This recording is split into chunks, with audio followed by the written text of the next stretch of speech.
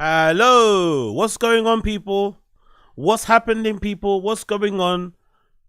It's me, Agostino Zinga. Welcome back to the Random Show, Part 2, episode number 296. What's happening, people? Strong Bench, Part 2, episode number 296. It's me, your boy, Agostino Zinga. How you doing? How you feeling, people?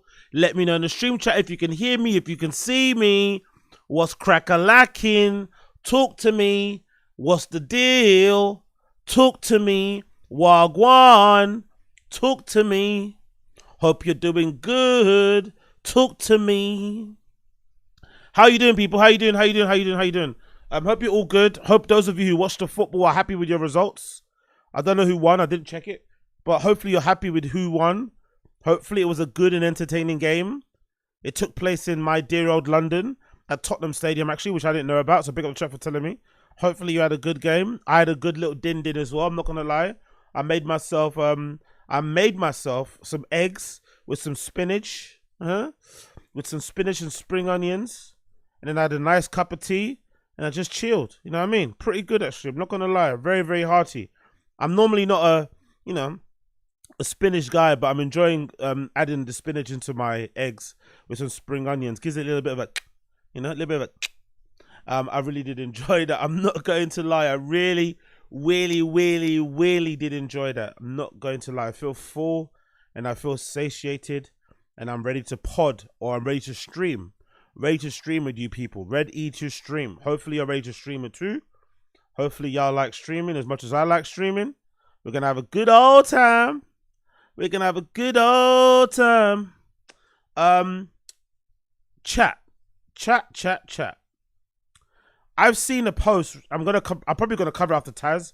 I'm gonna do actually an episode of Taz after this. So if you're still around and you want to check out Taz, make sure you join me over there. So I'm gonna do an episode of Taz after this. I'm probably gonna go for about a couple of hours, maybe 3, maybe 4, who knows? And then I'll do a Taz after this to catch up on it properly. But I just saw a post recently of Chunks, who's the partner of Young Philly, the British YouTuber here, who unfortunately has been accused of rape in Australia and is now on bail, awaiting his court date, which is in December. And I was wondering, right? And obviously his friend Chunks came out and said, hey, I can't talk about it. It's an open case, blah, blah, blah, right? I was wondering, if you actually were accused, for all the mandem in the chat, all the fellas in the chat, if you were, God forbid, let's touch wood, what? God forbid, but imagine a scenario where you were accused of rape by a lady that you did have sexual relations with, consensual ones, right? But this lady then goes and reports and says it was rape. What would you want? Would you want your friends to come out and defend you? Or would you just want to go to court and make sure that you can clear your name?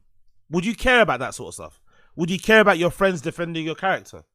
Would you care about your ex-girlfriend coming out and saying, nah, that guy's a good guy, he treated me well, this doesn't sound like the guy that I know? Like, do you care about that sort of stuff? I'm not going to lie, I wouldn't. I'm not going to lie. If anything, I kind of think it does more bad than good. His friends coming out saying, I don't know, man, I just saw it. I just saw everything that you guys saw now. I don't know what's going on. Like, his friends all acting like they have no idea what's happening and being all vague. I personally would rather my friends shut the fuck up.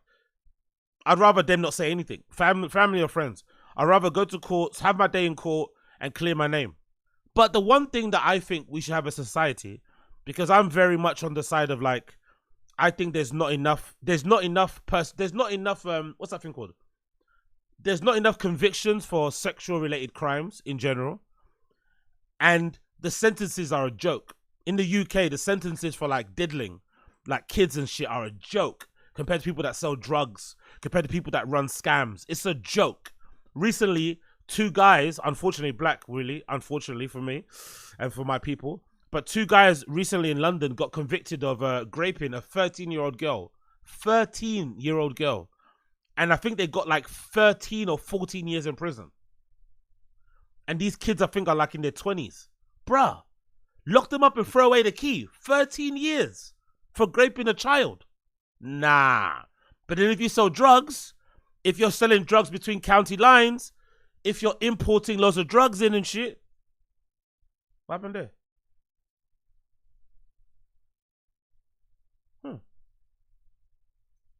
the light in one of my rooms went off. I don't know why that happened. Maybe the bulb is blown. Ah, the bulb is gone. Fucking motherfucker. One second.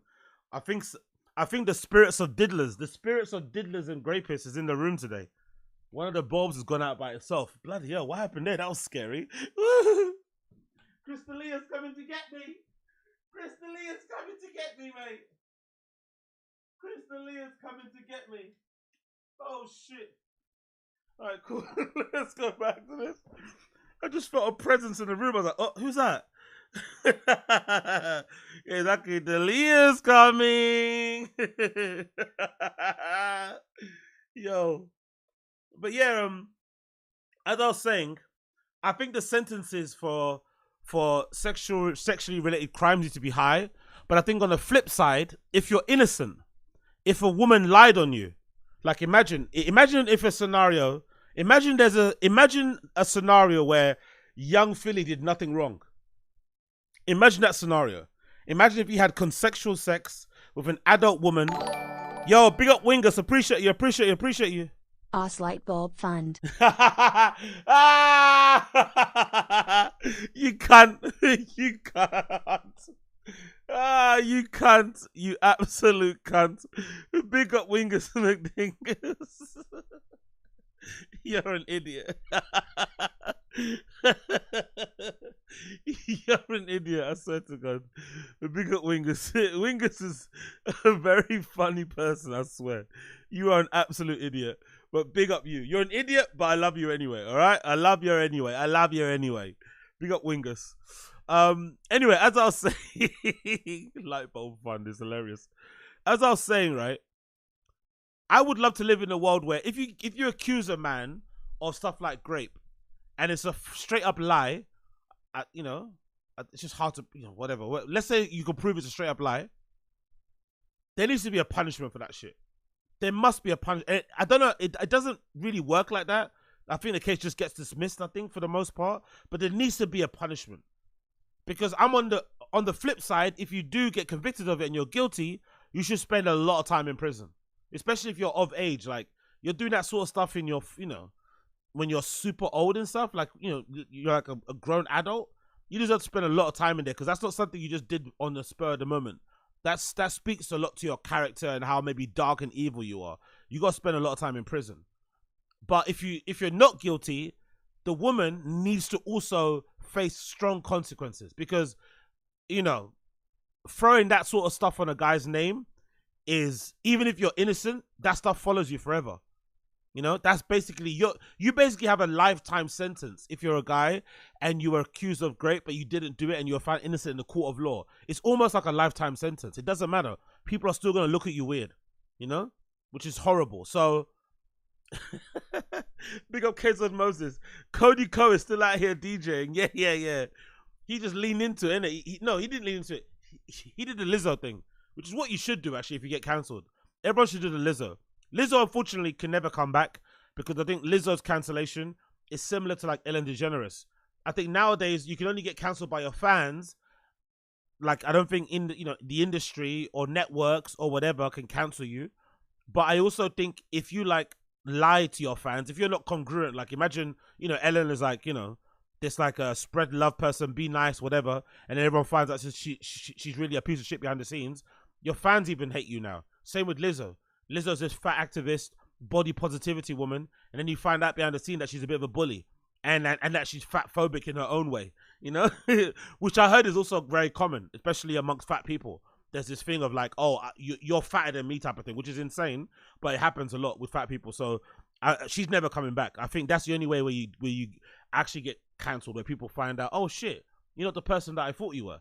But for the most part, your fans will hold you down, especially if you're just honest. Look at DSP. If you're kind of honest about how much of a piece of shit you are, your fans won't really go anywhere. It doesn't matter how toxic you are. Like, look at all the quote unquote controversial streamers out there. Most of them, they're quite upfront about how, horrible of a people they are. Their fans don't mind it. They put up with it, and here they are, continuing on. But anyway, I don't know, man. I don't know. I was just looking at the young Philly stuff. I was thinking to myself, I don't know if I want my friends. I don't think I'd want my friends to comment on that sort of stuff if that was me. I want to just shut the fuck up and let me focus on the case. And I especially don't want my ex-girlfriend talking for me. Like, what's the ex-girlfriend gonna add? Do you know what I mean? The ex-girlfriend's out here saying, "Oh, that young Philly guy is not who you think that the reports are not the guy that I know. He treated me love." It's like, yeah, you're his girlfriend. Like, what? What does it have to do with you anyway? Why are you making it all about yourself? Like, shut up. Let me focus on this thing. Stop distracting. Stop muddying the waters. But yeah, let's see. Let's see. But I'll cover it more on Taz. It's also funny to see the conversation on social, man, about it, because allegedly somebody's found out. Like, this is a weird tangent to go down, but just to kind of wrap this up, people on the internet have found out who the girl is. The girl's identity's been concealed, but her friends have exposed her because her friends think she's lying. Because allegedly this girl has done the same thing to other people, most notably being Bryson Tiller. Allegedly, she lied about him allegedly raping her too. The Bryson Tiller thing didn't really go anywhere because there wasn't any evidence.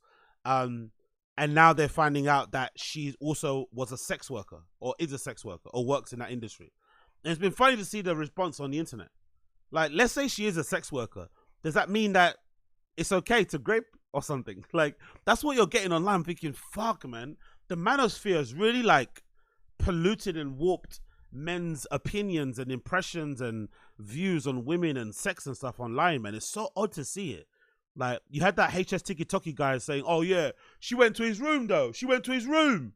What did you expect?" It's like, have you heard of consent? Does consent mean, like, if you say yes at 3 p.m. and it's now 9 p.m. and you change your mind, that consent doesn't matter? Like, it's just, oh no, you said it. It's keepsies. You said yes at 3 p.m. You said yes at 3 p.m. I'm covering your mouth now. I'm covering your mouth. Like, what? Excuse me? Same with the sex work thing. Oh, she's going OnlyFans. Like, I don't know about you guys, but I look at OnlyFans like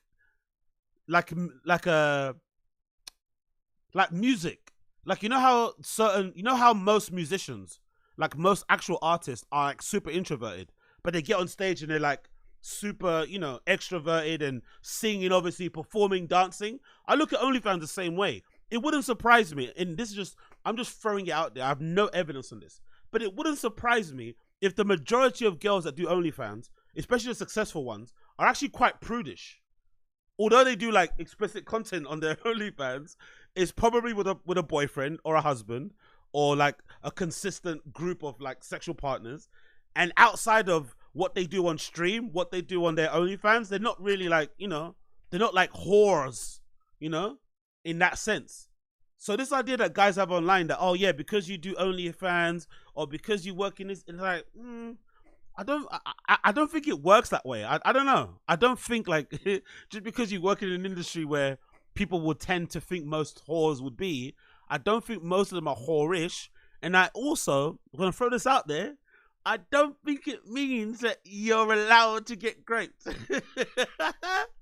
Just because you have an OF link in your bio doesn't mean you cannot take away or change your mind when it comes to having sexual relations with somebody. Do you know what I mean? Like, what? I don't know, man. I don't know. But let's see what happens. I'm curious to see how it goes and plays out and stuff. But yeah, it's been wild to see. But like I said, I think in the UK, man, he's fucked anyway, regardless, a young Philly. Because in the UK, we don't play with those type of things. Unfortunately, especially being a black man, or let's just say a non-white, he's fucked, man. Unfortunately, right? The endorsements, they're never coming back again unless you can categorically prove that girl was lying. Even just the whatever, the dark cloud over him, that money is gone now. No more McDonald's money, no more Sky Sports money. All that shit is completely gone. You just have to rely on fucking YouTube and shit, which is what it is, I guess, isn't it? But hey, what can you do, man? What can you do? All right, my G's, let's move on to the show. Have you guys seen this amazing thing? Amazing thing. Look at this, bro. Look at this. Let me get this up on the stream so you can see what I'm talking about, because for me, para mí, this was incredible. Incredible. Flipping credible, right? Let me get this up on the screen so you can see what I'm talking about. Bear with me 1 second here. I'm moving mad slow. But big up Autism Capital, one of the best social media, one of the best Twitter profiles to follow on Twitter. Have you seen what Elon did, bro. You see what SpaceX did. You see the successful capture, bruv, of the booster. Do you see this? Do you see this, bro? Do you see how nuts this is? People aren't talking about this enough. Look at this. Look at this. Landing burn has been ignited. We're now down to 3 Raptor engines. We can see those chopsticks now in the air.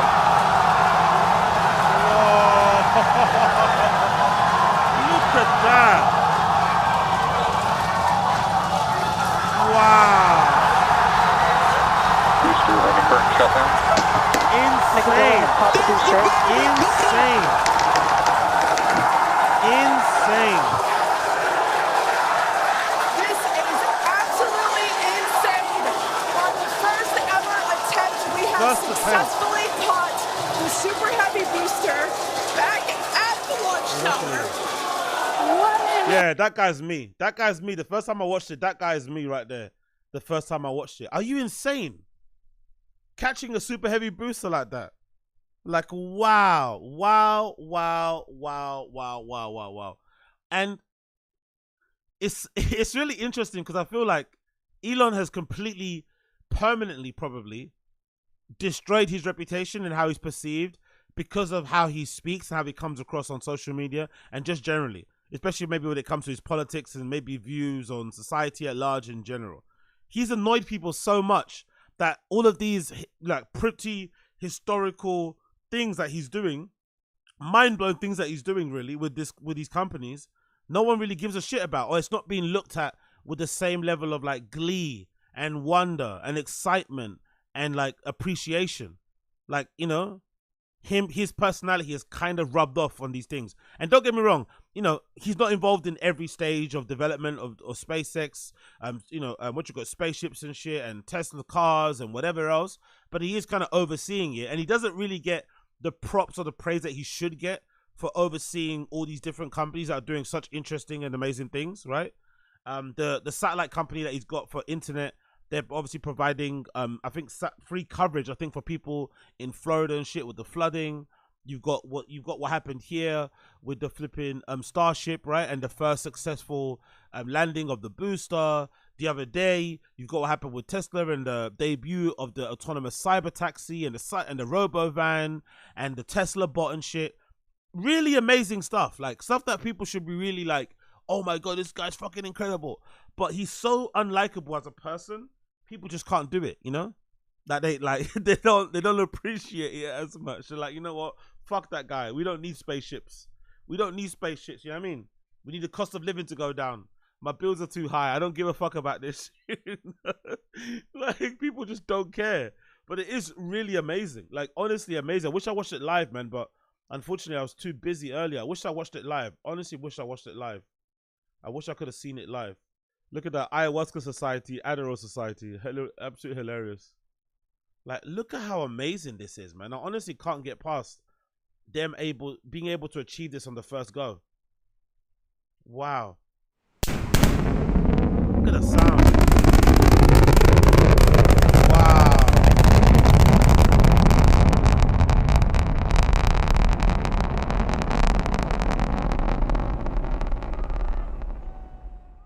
I wonder if they were able to achieve this on the first go because of all the attempts, like failed attempts that they had with the Starship and that development of that. I wonder if that was the reason why we've got to this point, you know, where if you fully iterate the Starship, you know, the main bit, and you have all those landings that went wrong over time, that also answers questions that you're going to need to address the landing of the booster.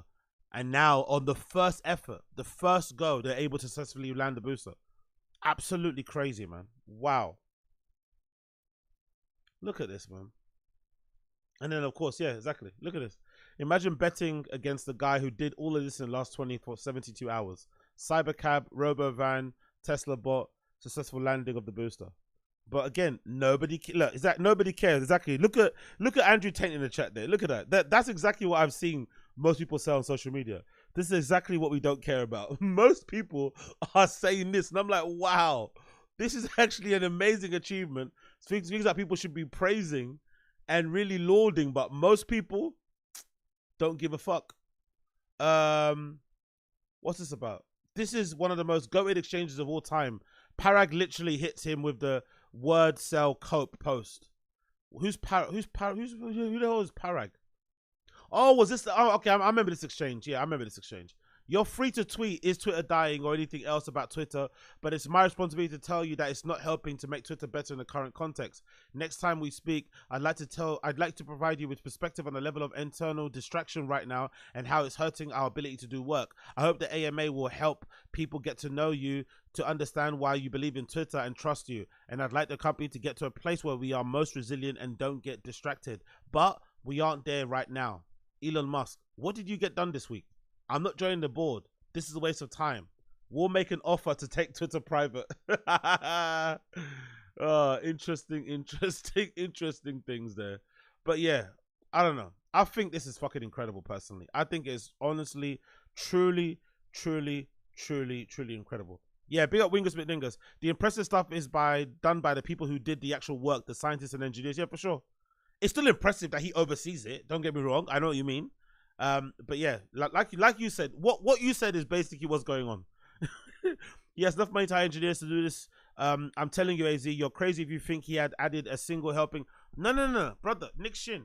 I'm not under the illusion that Elon Musk is out here solving engineering problems, at Tesla or at SpaceX, or even at the Boring Company. I'm under no illusions that he, is out here with his pen and his notepad on a whiteboard, in a all hands, whatever, really on his back, fucking working on. I'm under no illusions. But he still is the person that oversees all of these companies. He's still the main, kind of guy at the top of all three of these companies that we're talking about. So I'm just saying, for that alone, he should probably be seen as a more admirable person, or people should be lauding him way more than they do, but they don't. And that's because he comes across like a bit of a cunt online, and I get it.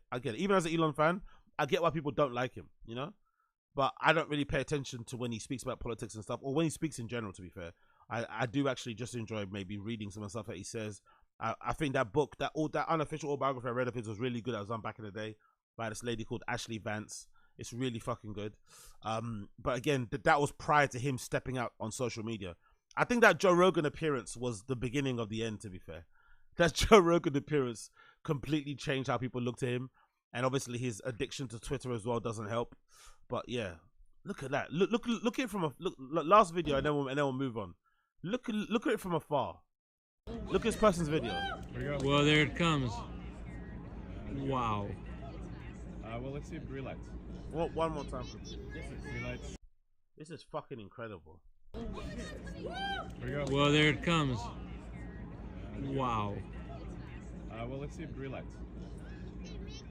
Green lights would be. You can see it. Oh yes.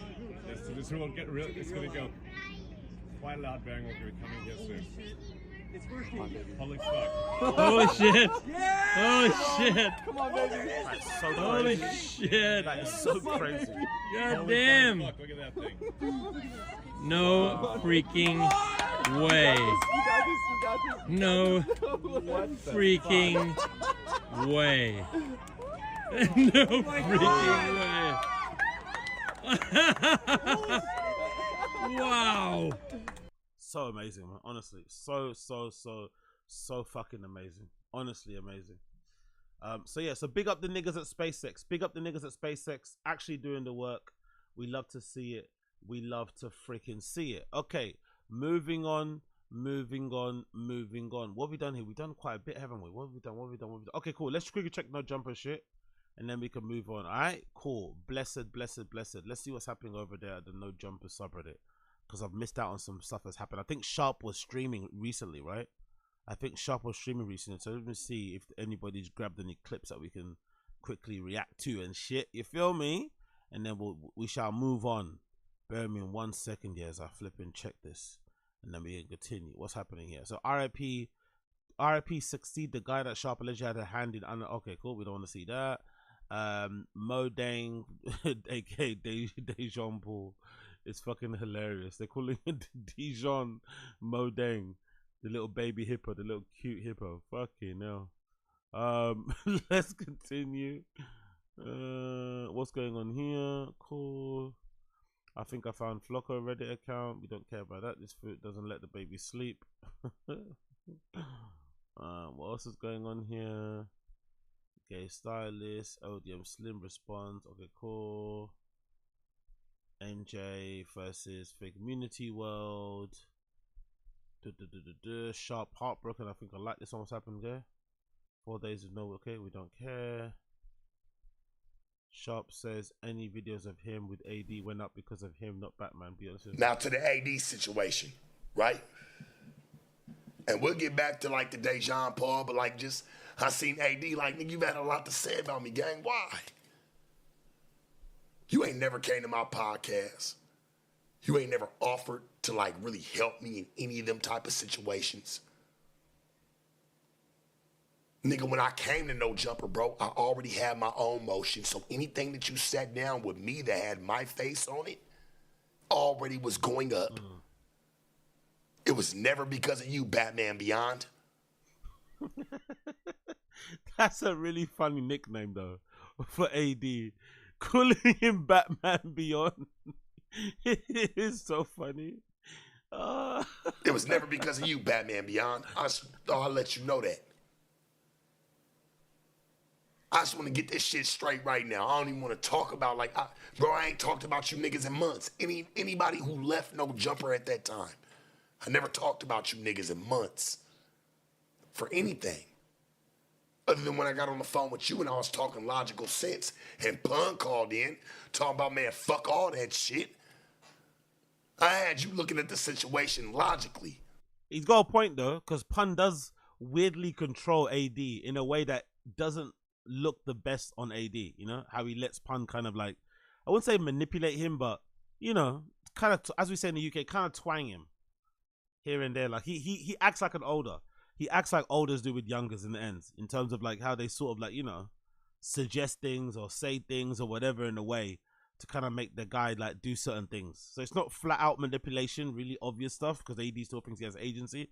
But Pun's a little bit, his influence on AD is a little bit spooky. A little bit spooky for me. And your whole situation, your vision got blurred. Blurred, you mean? Not blurried. It was blurry, homie. There you go.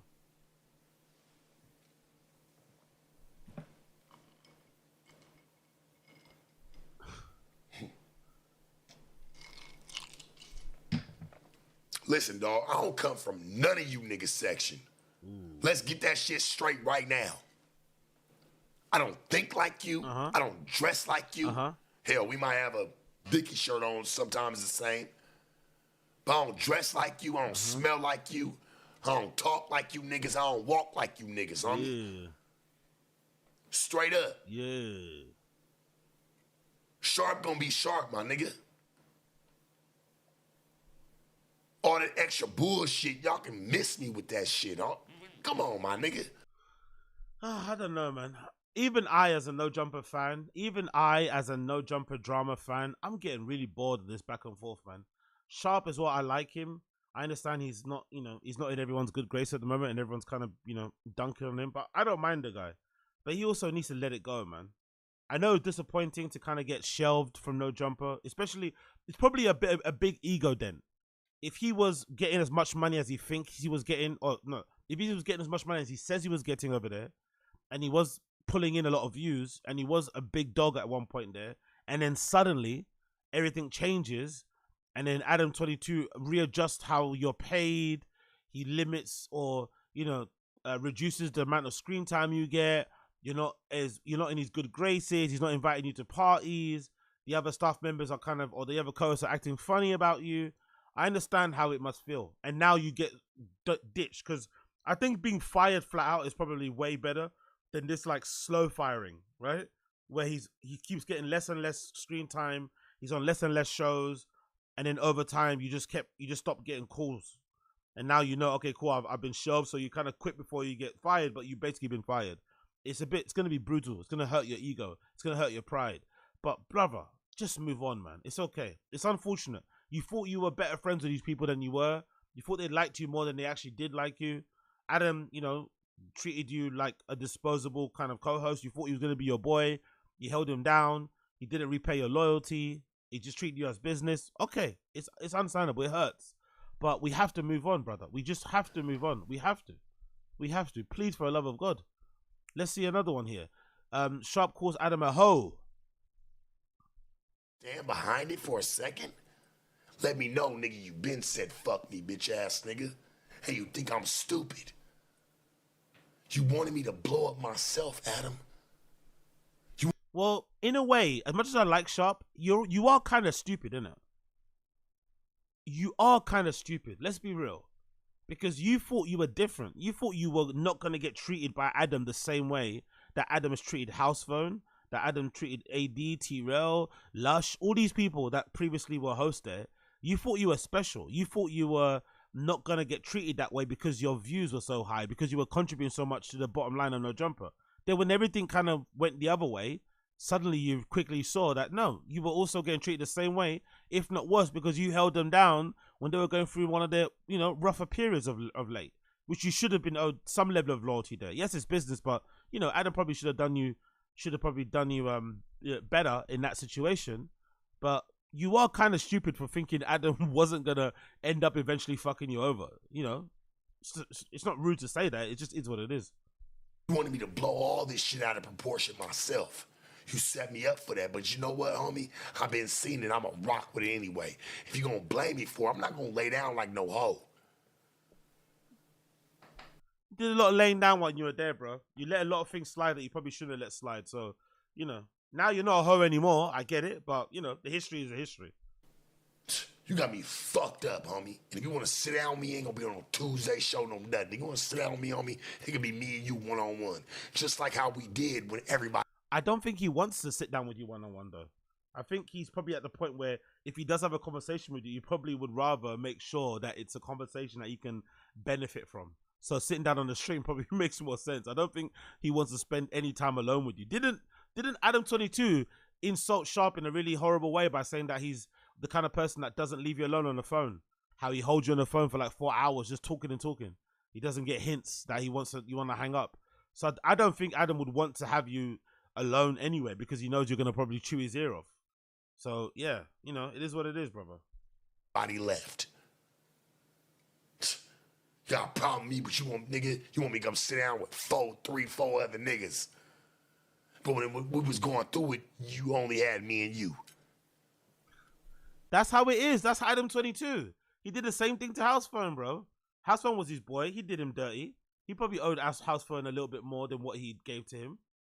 AD and Tyrell and all those guys, especially AD, that situation, that could have been easily avoided if you just didn't speak about AD's current, at that time, position at the show with fucking Lush of all people. Lush, loose lips Lush. You probably should have spoken about that with him, shouldn't he? It is what it is. Ho shit. That's what's a hoe. That's what makes you a hoe, homie. Because when we was going through it, when we was down in our lowest, nigga, shit, I'm sitting there taking the hit fucking with you.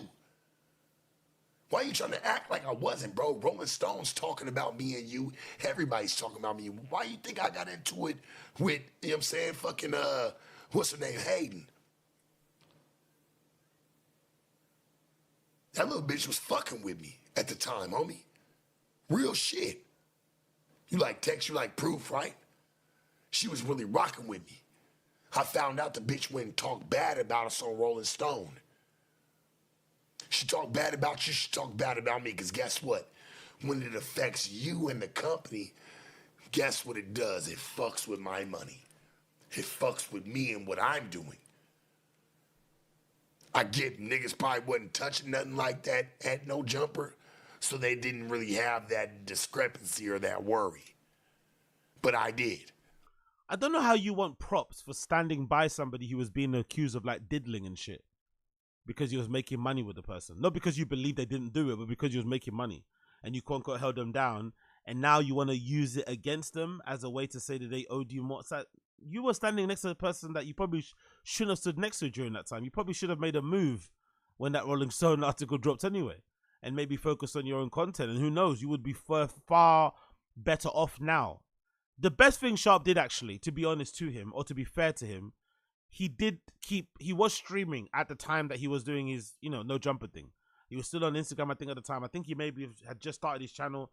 So maybe, even though he doesn't want to admit it, maybe his action spoke to how he knew he was being perceived in that office. He probably felt, okay, cool, these guys aren't fucking with me. Let me start doing my own streams. That's when he started doing it in that room of that other house he was in. Maybe it's the same house, I don't know, but of that other place he was in, that kind of space. But hey, man, it is what it is. It is what it is. The guy that ends up fucking over everybody and chooses business over loyalty as friendship did the same thing to you. I'm not surprised, bro. I'm really not surprised. Truth in the details. What's this one? Cool. SMA Von got checked. Sharp implicates Tone on the Dijon situation. I don't really give a shit about that. Let's continue. What else is going on here? Bear with me a second, people. What's that? No jumper staff. What's this about? No jumper staff. Okay, cool. Pun exposes cheeks. World Private Zero and Gummy Bear been flirting. We don't care. The people really don't know how to run content.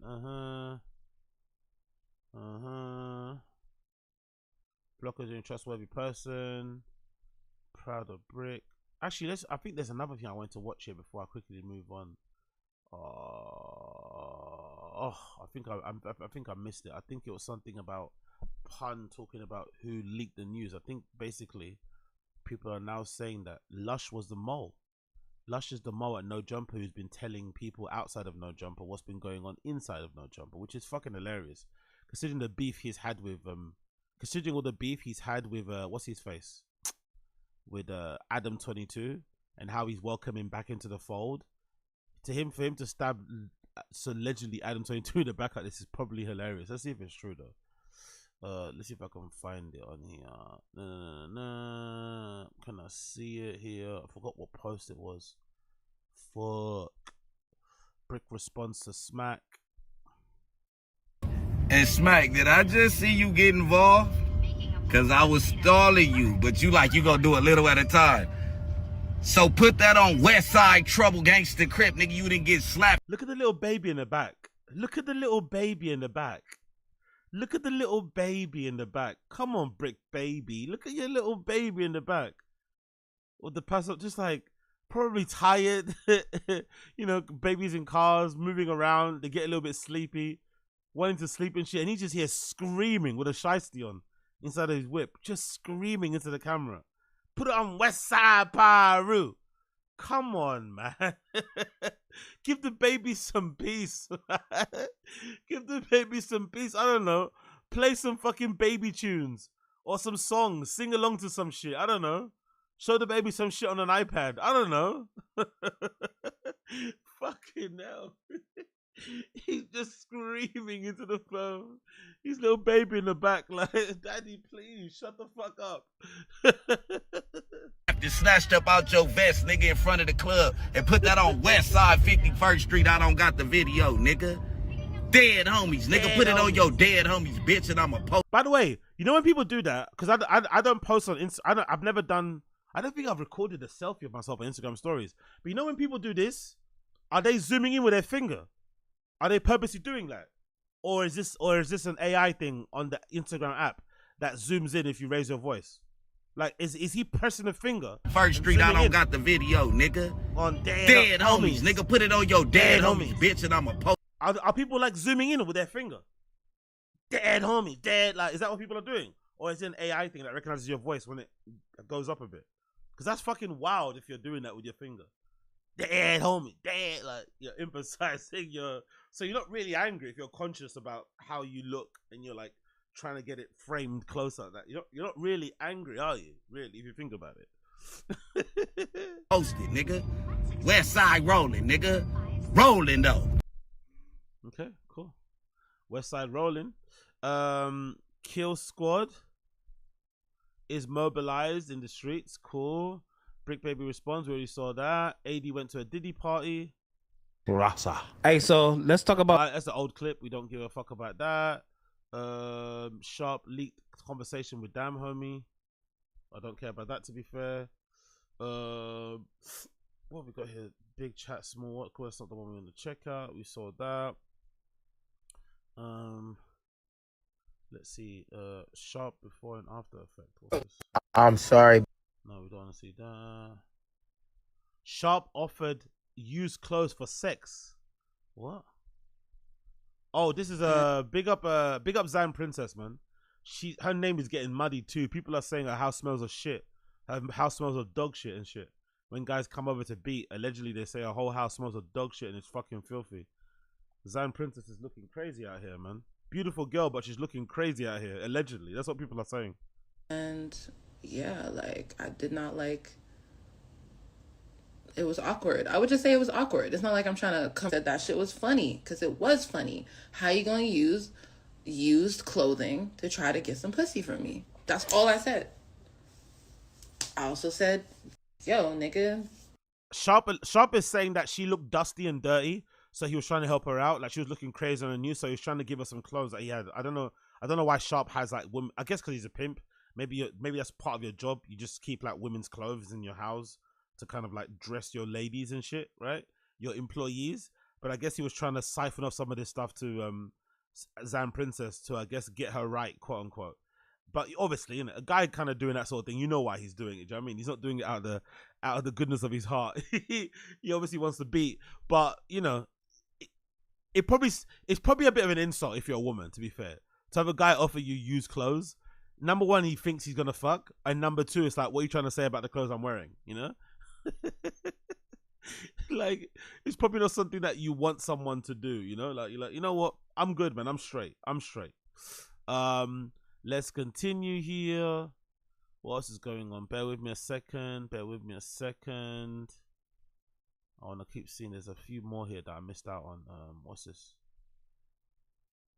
What's that? Flocko and his obese ABW sister. Jesus Christ. These people on the Reddit.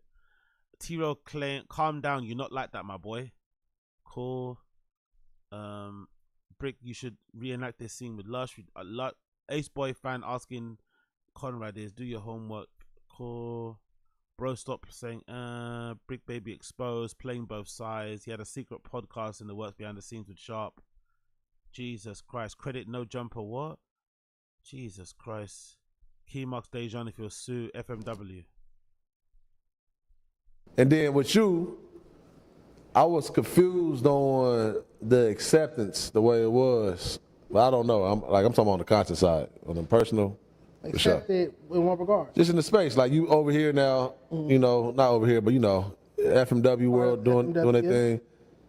And for like how he brought up earlier, the shit you said, you know, the shit y'all was all talking to each other. Yeah. So in my head, I'm like, I don't know how y'all even trust bro to be in the mix. He seemed definitely like a motherfucker that's willing to sue, because I thought you was locked in with the other guys. Yeah, big up. Yeah, exactly. Big up Kim for asking the question that needs to be asked. All of these guys like to talk, you know, in circles and a bit vague. Even here, he's kind of like, you know, he's kind of talking in circles. But essentially, you're saying, hey, you seem like a bit of an opportunist. And at one point, you were out there, you know, being team no jumper, and all of a sudden now you're all about FMW. You seem a bit disloyal. Why are people here trusting you? You know, that's the question that needs to be asked, which is an accurate enough question, I think. The way you seem like you had that flag, you know what I mean? Oh, that no jumper flag and that moon, huh? Yeah, to me, it came off like you was like firm on that, and you was firm on looking at the lay of the land, like, yeah, that's what they doing over there. This is what we got going over here, you know?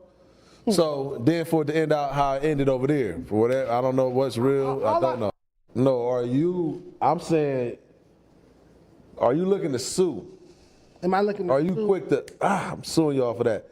No, and I'm not a W-9 employee at FMW, so what would be the legality to sue? You bother me. Okay, well, I'm pulling up off the strip of being invited. I fuck with the vibes. Yeah. I enjoy it. I feel like I found my niche, my fit. It's a great team, great vibe. Big up Kim. He didn't really answer the question there. He was just waffling a little bit.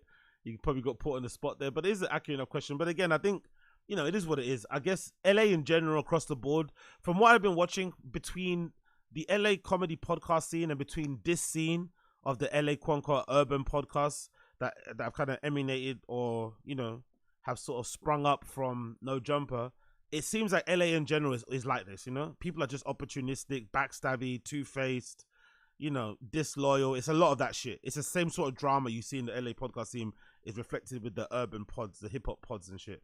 Like, it's all the same shit. They do each other dirty. They use each other. They talk behind each other's backs. You know, very manipulative, conniving. You know, like you can't really trust anybody. It's just weird, man. It's a weird scene, but it's very entertaining to watch on the outside in. What else is going here? Bear with me a second.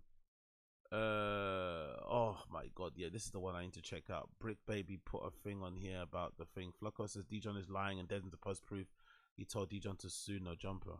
And just like the shooting incident, proof has been promised, but no proof has been delivered. Yo, where's the proof? Oh, look at fucking Flocko. He's got a new crib. Big up Flocko. He moved into a new spot in it. It looks nice. Flocko's got a new spot. Nice to see. Big up fucking Flocko. The fucking fat shit. Love to see it. Big up him. Right? And the reason why I'm so confident that Dejan is lying, because Dejan tried to lie on me as well. He tried to say that I said the same thing, that I told him to sue No Jumper. That's what he tried to say. And then I started to see like weird posts on Reddit begin to pop up claiming there's text messages of me talking bad about Adam to like Dejan, which is just false. Now he claims if anybody dares him to post the proof, he's going to post it. I'm daring you, Dejan. I'm daring you. I'm calling you an absolute... Fucking hell. Look how fat his arms are, man. Jesus. His arms are the size of my legs. Look at him. Look at how big his arms are. Look at those hands. He looks like he's, you know, like when you get like a rubber glove and you blow into it. That's what his hands look like. You know what I mean? You know, like if you get like a, what you call it, a rubber glove, you know, those like, you know, surgical ones and shit, or the ones that tattoo artists got, and you blow into it. That's what his hands look like. So they're not even like big, like, you know, like I've got big hands. They're just like, they're fat hands. They're like, he's got, oh, what's that Eddie Murphy movie? That's what he looks like. He kind of looks like that. Wow. He definitely has, apart from being fat, he definitely has some sort of condition that makes him look like he's got air inside of him, you know? I think that must be a unfortunate consequence of being that fat. There's definitely something there, man, which is really unfortunate because it means he's probably ill and doesn't know it. But apart from being fat, he's definitely got some sort of condition where his legs look like he's pumping air into it. They don't even look fat. They just look like inflamed, but not like swollen. They look inflamed like they got air inside or something, or gas. I don't know, man. It's wild. But congrats on the crib, though. The crib looks nice. I'm calling you an absolute flat-out liar. Now, post the messages. Oh, go on, Dijon. Post the messages, Dijon. Show us what you're playing with, Dijon. Prove everybody wrong, Dijon. Of me talking bad about Adam or telling you to sue, post it. Or post the call. Right? And it's sickening, bro, that, yo, people like us embrace this man. We show this man love. We haven't said a bad word about Dejan since he left. But because we embrace him, he's choosing to now lie on us. You know what's funny, though? He does make a good point, Flocker. Dijon's a weird one because at one point, do you remember that epic episode where Dijon sat down with AD and T-Row and called them employees? You're working for the white man. I've got my own thing going on. Hip-hop report card. He was really stunning and flexing on them. And at the time, he might have had a point. Yeah, they're employees. You're working for the white man. I'm doing my own thing. And then suddenly, when they get, quote-unquote, fired or they leave, he starts working for the white man and everything. So he's you know, he doesn't mind being an employee. And then when things go wrong with him at Adam 22, now he runs across the FMW. Now he runs to hang out with Community. Now he runs to hang out with fucking, Macwap TV and all those guys. It's like, come on, man. Come on, bro. Where your loyalties at, huh? Where your loyalties at? What flag do you really bear? Come on, bro. Is Adam really a Judas? I don't know. Flocko needs to look. What's that? What is that? Adam really a Judas? I don't know what that's about. Oh, is that the thing that... Oh, was that the thing that... Is that the poster that Sharp was meant to have on his wall? Painted or something that he never got done? LOL, man. The Last Supper, and it features all the people that were at No Jumper or used to work there. Fucking, that's pretty cool. Let's see another one. Wacko lets it known that Compton Crypt. I don't know about that. We did that. We did this. Bear with me a second. What are you guys saying to me? People calling me racist in the chat. Balloon animal is very racist. Okay, then I'm racist then, man. Then I'm racist, bro. Call me Ku Klux Aggie. Call me Ku Klux Aggie. I'm out here. Ace Boy Pun wants to catch the fade with Brick Baby. Really? His own fights, nigga. Who the fuck is Shay Whitey? Josh. Shay Whitey. Who you mean? Who's sticking up for him? Brick was sticking up for Josh, like taking on his fights. Nigga, like, oh, if you talk Stick up for Josh when I say come outside, then, nigga. You can come outside, nigga. Fuck you, me. Stick up with me, nigga. Oh, yeah. Give you everything you want and more, nigga. But you gotta cook it out. Swear You to too God. big. I got I don't want to hear none of that. Oh my God. Who said that? Cub be saying that. Who, Brick Baby? Brickisha, he said Man, that. niggas cuz. I don't want to hear waiting, none of Ken. that. And the set, because you can't do that in the countdown. When you get You to can't the do countdown, none of that. You across gotta your run it. opposite ain't no you size shit. Nigga, it don't matter. Big nigga, you gotta get your Ain't issue no size in shit, for nigga. sure. Go get your issue, nigga.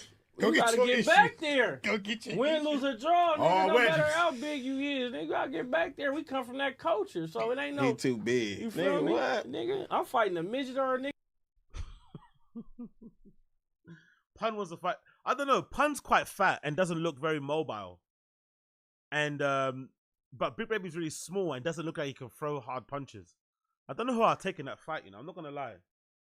I think Pun has this thing where I think Pun, when he was younger, probably could scrap and had squabbles. But I think he thinks of himself as that young guy. You're like 40 plus, maybe whatever old he is, and you're fat as well. You probably haven't been in a fight in a long time. I think Pun overestimates how he can handle himself, you know, a little bit. I think so. But then Brick Baby also, we've seen him get choked and get lifted up from his feet, you know? He doesn't look like... I think Brick Baby is... Someone said earlier that Sharp is a chihuahua. I think Brick Baby is a chihuahua. I think he's all bark, no bite. I think he talks scary. He talks like a gangster. But I think when it comes to it, he's not that guy. I don't think so. He's not that guy at all. But maybe Pun is also, you know, he's an older dude. Maybe he's old school in that way. Maybe he's one of those kind of fat dudes who doesn't look like he can fight, but can actually fight, kind of thing. You never know. But I'd love to see that. I'm not gonna lie. The discrepancy in size and shit, I'd love to see that fight between Pun and fucking Brick Baby. It would be fucking hilarious to see what happens there. To see Brick Baby running rings around Pun and Pun trying to chase him. Trying to catch him. To put the beats in it would be fucking hilarious to see. Let's see the other one here. Sus says Beast had, yeah, you see, like, so this is from the other day, right? This is the type of stuff that I want Sharp to respond to. Sharp does this thing. Maybe it's a pimp thing where he talks in circles and he talks about other things that don't really matter. But I want to hear him address the exact things that Zan Princess alleged that said he's told her in private that he was crying over. I want him to directly address suspects saying that he was tricking on Gina views and buying her shit. I want him to directly address this story too. Like, allow all the other shit talking about, you know, whatever. Let's address these things, because these things make you look a bit wild. I don't know who was here when Beast and Whack 100 was in here. Josh, you know what's coming. Wait, what? Boy, that nigga Beast got up on that nigga Sharp, nigga. On my mama. I was right there. Look, y'all should see Josh's face right now. I was right there. Nigga, the nigga Beast, I didn't know who he was, nothing. Somebody called Beast, also being somebody that's willing to intimidate and, you know, scare somebody, is very on brand, isn't it? And I didn't know who Beast was. All I know is I heard a nigga talking greasy to Sharp across the office, nigga. No cap, nigga said, yeah, nigga, weird ass nigga, you lucky we up in here, nigga, or I would have had to do something to you. Nigga, he said something along the lines of that. Like, see, Sharp, I want to hear what you have to say about that, my brother. What will Sharp have to say about this? I want to hear what he has to say about this. Can you please explain why you let this guy called Beast come into your place of work and punk you like this? What happened, bro? Like, nigga, I would have did something to you if we wasn't in here, nigga. And as soon as I heard that, and I got the text to say it too, as soon as I heard that, and this wasn't because I fuck with Whack and Beast. I just didn't know if they was going to jump this nigga or do whatever in the office. And I always say this, even if I don't fuck with you in the office, I'm not going to let nothing happen to nobody. Take it outside, please. Yeah, so I immediately, nigga, drop. Take it outside, yeah. No, he means fucking Lush, the scary cat. He doesn't mean that, yeah, take it outside. No, Lush, you fucking scaredy whatever cunt you are. He means, even though he doesn't like you in the office, if somebody tries to step to you in the office, a place to work, you guys are a team. You're a family. No jumper. nobody's gonna beat you up or punk you in there. He's gonna back you. He's gonna back the beef, even if it's not his issue. That's what he means. He doesn't mean take it outside. He means he won't let anybody disrespect you, like in the same building that he's in, which is the No Jumper building. That's what he's basically saying, which is quite an honorable thing to say. But Lush is out here with these scary ass. Yeah, take it outside. Yeah, take it outside. Take it outside. Call the police. You gotta love Lush. Take it outside. On my backpack and get ready to go over there, like, you feel me, like niggas gotta chill and all of that shit, you feel me? But then Wack, I didn't know if Wack was on what Beast was on or he wasn't, but he wasn't. Wack was telling Beast like, chill, bro, chill, you feel me? And the nigga Sharp was terrified. No, it's a family. I mean, it is a family. That's what happens in families. My parents always told me that growing up. Doesn't matter how much me and my brothers would argue at home, we'd go to fucking church, not speaking to each other at all in the car, and go in there and completely blank each other. But if something happened and somebody tried to bully or step to my brothers and shit, would swarm on them. Do you know what I mean? It's like, it's not happening. We're not running that play. I might have an issue with this guy. I might not like him right now, but outside, you know what I mean? We're together. We're a unit. You step to one, you step to all. So I kind of understand what Suspect is saying. Unfortunately, what Suspect is saying is also a bit naive because he works at No Jumper. So he's like got this honor code thing that he's doing, but it's also sad because I don't think it'll be reciprocated. If somebody tried to do the same thing to Suspect, I don't think they would hold him down the way he would hold other people down. You know, he was willing to step in front of some guy called Beast, who probably looks like a beast, to protect Sharp, who he doesn't like.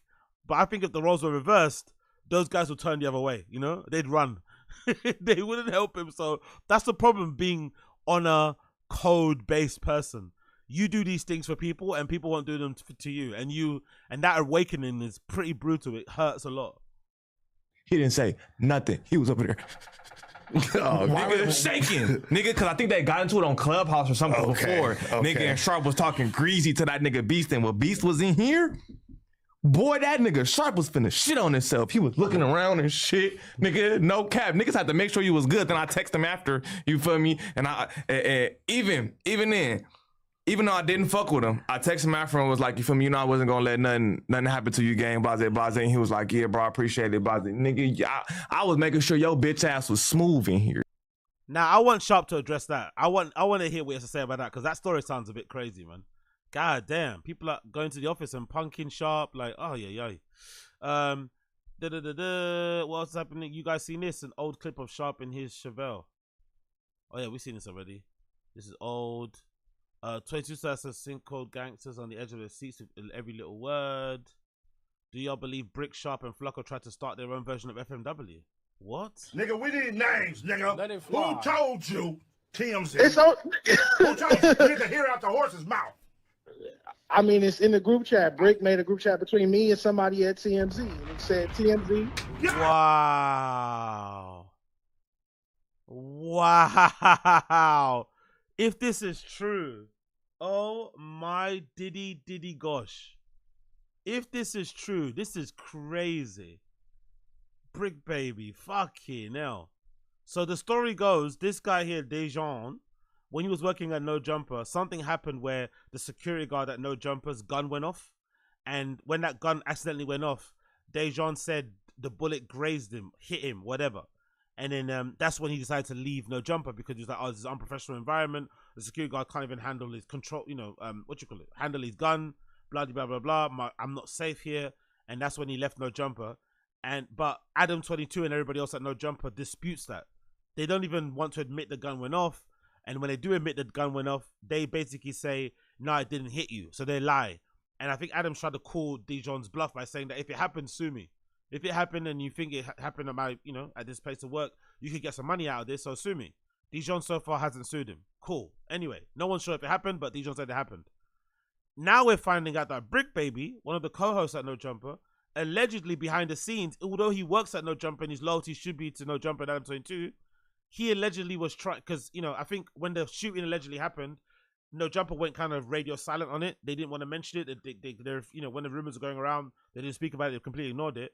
So now they're saying, or Dejan is saying, that Brick Baby behind the scenes was connecting him with somebody he knew at TMZ to basically, talk on the story and maybe break it or something about the shooting incident that happened at No Jumper HQ, which is fucking crazy if true.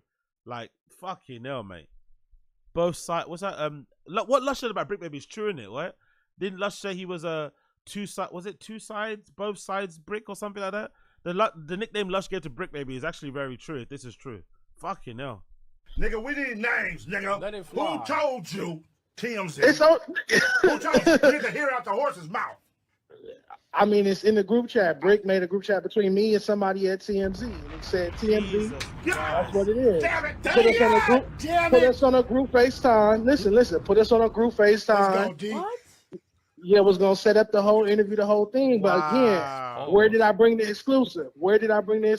Shame on you. Yes, sir. What you did? What Yes, you did? Like a real- So, But that Good play on his part though to gain their trust and whatnot, right? To bring the exclusive over there. But God Almighty, if this is true, this is fucking wild.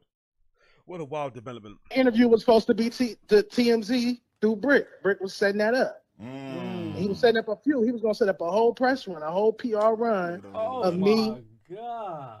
That's according to his word. whoa. Well, he knew somebody at Press TMZ. run. He connected me with somebody at TMZ. Hey, Yeah. Adam Grant Mason, are you listening? This is your man. Your man right there. Your man. Wow, he was trying to get you out the. Everyone's always, but to be fair to them, to be fair to Brick Baby, this is something I think happens all the time in LA. I think people are always running plays. Whatever you think, whatever someone says to you, take it at face value, take it at surface value, or I mean, like that's it.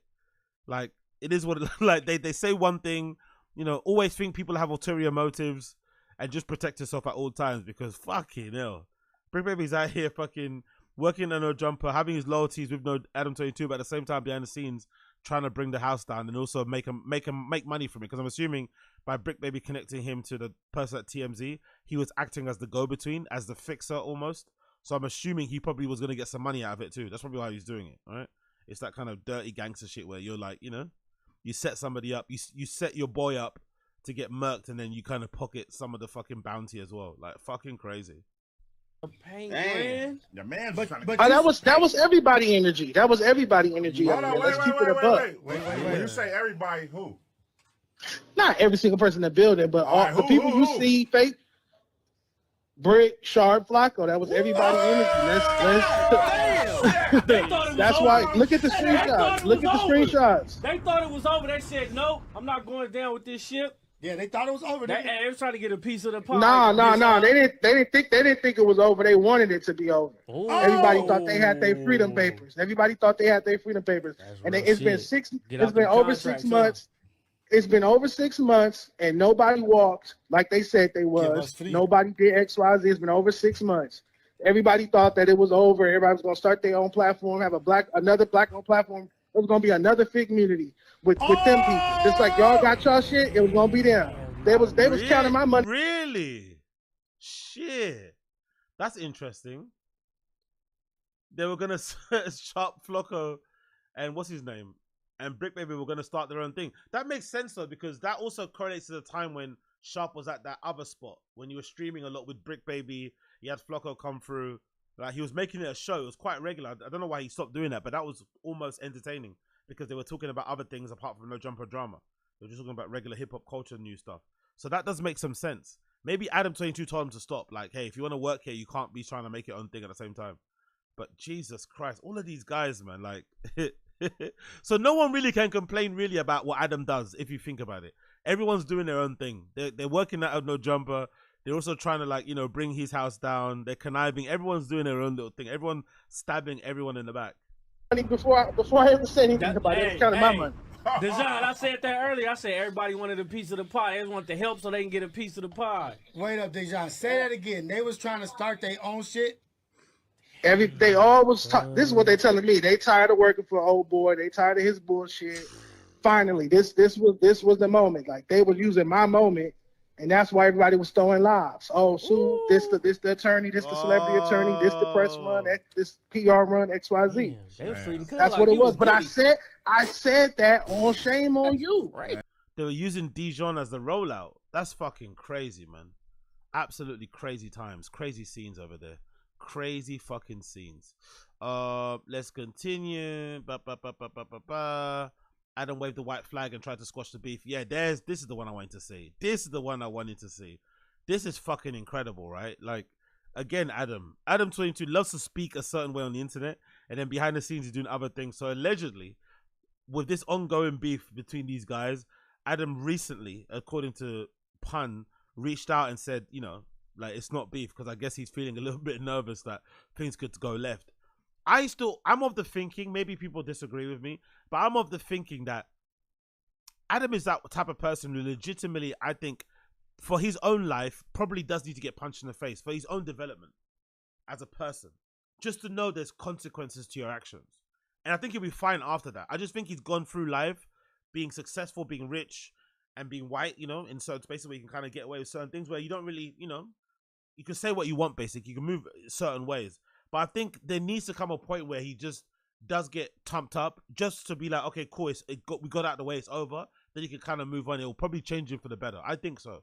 Because he's, you know, the way he talks about people online, especially these guys, it's like, it's fucking crazy. It's like, why are you talking about these people like this when you know some of these guys are like, you know, not to be mean to them, but they're, you know, they're like middle-aged gangsters and stuff. They're waiting for an opportunity to reprove themselves to a new audience. They're waiting for an opportunity to fucking, you know, show what they're really about and what all that malarkey, right? They would love that. They would love nothing more. So you keep giving them an opportunity to do so, they're going to take it. Especially some of the guys connected to them. Like, they're going to want to crash out. So I've never understood why Adam was trying to pick beefs with these guys. Like, actually, like, saying really crazy shit.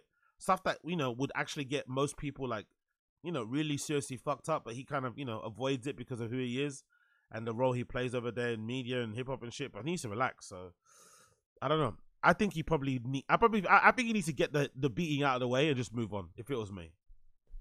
Cub miss niggas, bro. He don't know who the fuck he can trust. And I get the motherfucking text today. But you feel me? That's all mind games and shit. Like, hey, cuz, you talking to yourself, bro.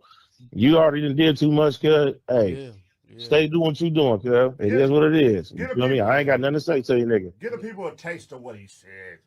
They the homies saw it. Yeah. Just give him one line, because it was a paragraph. Just give him one line. Just one line. Just one line. The one well, line. Look, he just said. I mean, he just said why he posted me with the guns and whatever, the BB guns and shit, or whatever. Like, you know, nigga trying to make small talk and shit like that. But I see through all that bullshit, cuz. Like, them days is over on the set. I love how Adam is still trying to talk to AD to get on his good side, because he knows he's the one that he could probably, you know, manipulate and make see sense a little bit. But at this point, it's probably gone too far in it. But it's still funny that he's DMing him. Please help me, please. Hey, you already know that dry snitch had me hot. Oh, I was hot. Nigga, I immediately tapped in. You already know. Man. Yeah. But I got some plays. You know what I'm saying? So it's all good. I mean, no. If Cuz wanted to play dirty with me, I got some shit. You know what I'm saying? I ain't even gonna, you know, we gonna show that later. The people said that AD respond. Respond to what? The people said did AD respond? Oh, to the text. Did I respond? I know. Listen, this ain't about me. What I know, it's about they want to hear out the horses. No, I didn't respond. What am I respond for? What's there to talk about? He definitely is trying to make amends, but it's not happening. Because look, you gotta think about it, bro. It's delusion, right? Yeah. So look, I just tell the people, right? Some of this shit. The nigga basically saying like he, you know what I'm saying, he don't be trying to put me in shit. But I'm like, cuz, you talk about a nigga every week. So how the fuck you don't put me in shit? Right. Right? How is it not trying to put me in shit and you post what you post? My nigga, you know, every week. You know that shit. So how the fuck you leave a nigga out of this shit? Fuck, you know. I don't know, man. It's got to get to a point where they have to just move on from this, man. They just have to move on, innit? They really do have to move on. Please, for the love of God, can we all just like agree to disagree and just move on? Is that possible? Is that actually possible between these guys? Because I don't think, maybe with the exception of MacWop's channel, I don't think either of those channels actually just talk about hip hop culture stuff. It's always drama. It's always a beef in between. Like, it's just, don't they get tired? Like, don't they get fucking tired of this shit? Don't they get fucking tired? I'm tired and I'm interested in it. You know what I mean? I'm tired, but I'm interested in it. Can you imagine how tiring it must be if I'm the one that's actually interested in it and I'm flipping tired?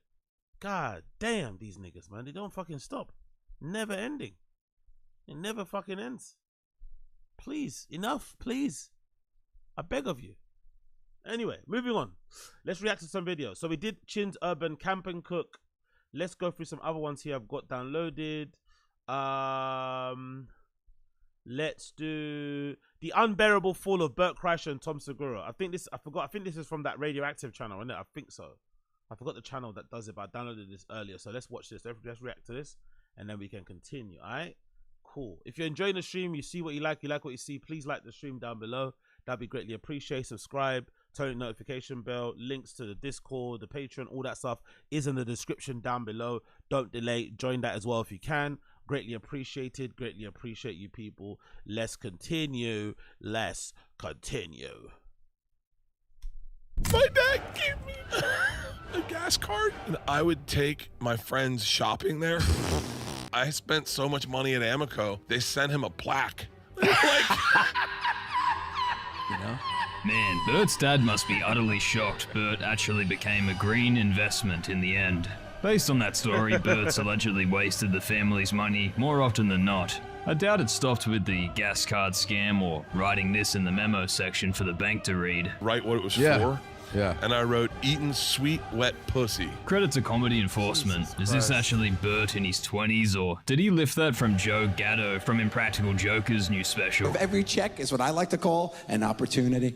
And if you're not writing the words sexual favors on that line, get out. They both use the exact same similar premise, but who knows? Maybe it was parallel thinking, but good old Bertrand shines. Yo, by the way, big up comedy enforcement. He's watching a comedy special of somebody called Joe Gatto.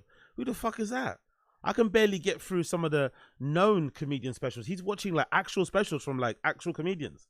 Fucking hell, man. God bless the guy, bro. Like, I don't think I could put myself through that. So big up comedy enforcement for doing the Lord's work. Bright regardless. A true rascal. One of the 250 chosen disciples have advanced ways beyond our understanding at producing arena tour quality comedy. My dad came out, oh, these are my tax returns for this year. And he goes, do you realize that you earned more this year than in my entire career combined? Wow, as the comment said, is this just an attempt to not appear as... That's a hilarious comment to say out loud, isn't it? It's a hilarious thing to share out loud as well. It's fucking hilarious. I guess it works two ways. It can be seen as a way to kind of appear regular. Like, oh, your dad he didn't earn that much if you earned more in 1 year than he did in his entire career. Or it can be a way to sort of like flex about how much money you're actually earning. Like, no, my dad earned a lot of money and, you know, I'm doing this. So I get it. The alleged rich kids they're rumored to be. I'm pretty sure the first VP at Merrill Lynch isn't on minimum wage, Tom. Do you realize that this was like just talking about my dick and farts and stuff? What's crazy is your kids will never have that with you. If better not. Yeah, my daughters will never make more money than I make. Bert is that insecure in his accomplishments. I love how Bert is. I think, again, these guys all are the same, especially these comedians, especially when it comes to podcasts. I've said it plenty of times on here. I don't know why they correlate the fact that they've got a successful podcast with them being like business savvy or like smart or like, you know, intelligent. I don't know why that correlation is there. I don't know why they don't just see it as like a thing that happens because, you know, of timing really. You start your pod when you started your pod at the time when there wasn't a lot of pods, and you also happen to be friend one of the most popular, if not the most popular podcast of all time in Joe Rogan. Those type of things, you know, happen, and the kind of luck of those things happening and you being alive to capitalize on it would lead to your outsized success, because the pods aren't good, you know? It's not like they have objectively good podcasts. They're not. They're fucking terrible. So why are you as successful as you are? Is it because of your hard work, because of your talent, or is it to do with the timing and the luck and of the opportunity? You know, obviously you did the thing at the first place, but that's what timing plays a lot into it. But these guys actually think, nah, it's actually because I'm a fucking super smart person, super intelligent, super fucking, you know, entrepreneurial, business savvy, blah, blah, blah, blah. To the point where now he's thinking, oh yeah, my kids will never achieve the same. It's like, but who's to say that? When your success is mostly based on luck. It's not like you've done this because you're one of the best comedians in the world. It's like, you know, it's mostly because you're friends with one of the most popular people in the world. That obviously helps, which is not a bad thing. It is what it is. He's gleeful that his kids will never out-earn him. Yikes. So he is hoping Bert's kids solve cancer or something, but with burps like that, my daughters will It's kind of nice. And also, don't you, as a father, anyway, even if you're successful, isn't there more pride? Like, why are you competing with your kids? That's what I want to say. Why are you competing with your kids? Wouldn't you have more pride in the fact that your kids can eclipse your achievements, can become more successful than you? Isn't that what you want to leave behind? Wouldn't that, wouldn't that be something good? Like, oh my God, fucking hell. Yeah, I think I worked hard. I think I did amazing. I think I was really hustling. I was doing sets and reps, but my kids are killing it. And they don't have a Joe Rogan. You're like, shit, they don't even have a Joe Rogan. They have me, obviously, to help them financially and shit, but they don't have anybody in their field that kind of, supercharge them and plug them in or put their arm around them. They did it all themselves. Wow. You'd be super proud about that sort of thing. Most dads would anyway. Most parents would. You want your kid to eclipse you in their field that they're doing, right? Or whatever, or even in the same thing that you're doing. But this guy like takes pride in knowing that his kids rely on him or something. Like, that's what you're meant to do. You're the parent. You make the money. Like, what, they're your kids. You love them, no? And also taking pride in that, oh yeah, they're studying social sciences or something. That's why they're not gonna be successful, or they don't care about entertainment or celebrity. They're not gonna. It's like, it's a strange thing. It's almost like he's competing with these. It's almost, which is not shocking. And I have to do it actually. So please forgive me. I'm gonna have to do it one stream. Maybe I'll do it tomorrow. I have to do it one stream. We have to watch an episode of Leanne Kreischer's podcast that they did recently, where it's Bert and his two daughters. So it's the whole family in the pod. I think that might be very revealing in terms of understanding how Bert is as a person and why he's the way he is. Because I think there's a part of me that gets the feeling that he kind of despises his daughters a little bit. Because, I don't think they respect him much as a guy or as, as a man, probably, as a dad probably, but they probably don't respect him, his political opinions, the way he kind of conducts himself, all this sort of malarkey. And they probably maybe look down on him a little bit for how he earns his money, right? Taking off his t-shirt and shit. So I wonder if he feels that, and that's why he kind of has this attitude towards them. Like, they look down on him, they're kind of embarrassed by him, and he's like, yeah, you can be embarrassed by me. You can think I'm an oaf, I'm a bear, I'm disgusting, but this disgusting man is the reason why you have this house, is the reason why you go to this college, is the reason why you drive this car, is the reason why you go to this backpack, gap year in fucking, Delhi or something. I bet you, I think there's a part of him that really does not like his daughters too much. It's kind of nice. And by the way, I want to just point this out to bring this full circle. All of my life happened while I was drinking. Yeah. Who knows how many... Imagine bragging about that, man. Honestly, this guy... And you wonder why people don't like you.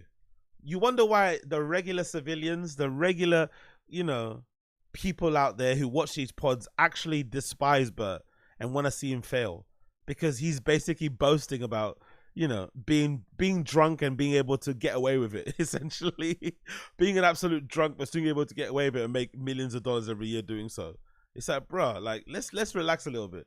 Like, even if you think that, let's maybe keep that to ourselves, Episodes of the Bears we have before, logically, the kids inherit and everything Bert said becomes null and void, sadly. The circle of life. Not sure where the comedy or jokes are in there. Yeah, big up King Bear, exactly, true. Bert doesn't like anyone who doesn't bend the knee, of course. But I also think Bert's weird, like, he doesn't like to be judged in a way for his alternative lifestyle, which is strange, because I feel like most people... Like, I think about Doug Stanhope. I don't think he gives a fuck if people think negatively of him for how he drinks or smokes or how he lives his life. He's made his life in a certain way that is beneficial to him. That's how most people that live like that are, right? They kind of make sure they can set themselves up in a way where, life works the way that they want to work it. They're not working the other way around. Whereas Bert is like this, this functioning alcoholic who's able to indulge in all these vices and shit and all his desires, gets away with it, which is great, but then also really gets his knickers in a twist when you call him out on it or when you like have something to say about it. It's like, bro, why do you care? You're making millions anyway. Like, taking your shirt off, showing your shit-stained pants on stage and shit. Why would you care if people think you're a bit of a loser and you're disgusting and shit? It shouldn't really matter, really. But he wants, as most people in the world these days, he wants to have his cake and eat it too, He wants to be able to live that like that. He also doesn't want to be judged for living like that, which doesn't really work, but it is what it is. Yo, big up Coin in the chat. Wagwan. Podcast anymore. It's just dishing out personal info and financial brags. Maybe re-uploading old Brendan Schaub episodes of Something's Burning will save Bert and Tom. Since that's the show that performs best for Bert, it seems they're deciding to re-upload old episodes, often much like banking old episodes on Tube's. Hold on. So when you re-upload an old episode, are they just taking down the previous upload or making it private and then re-uploading it? Is that what they're doing? That's a little bit cheeky, isn't it?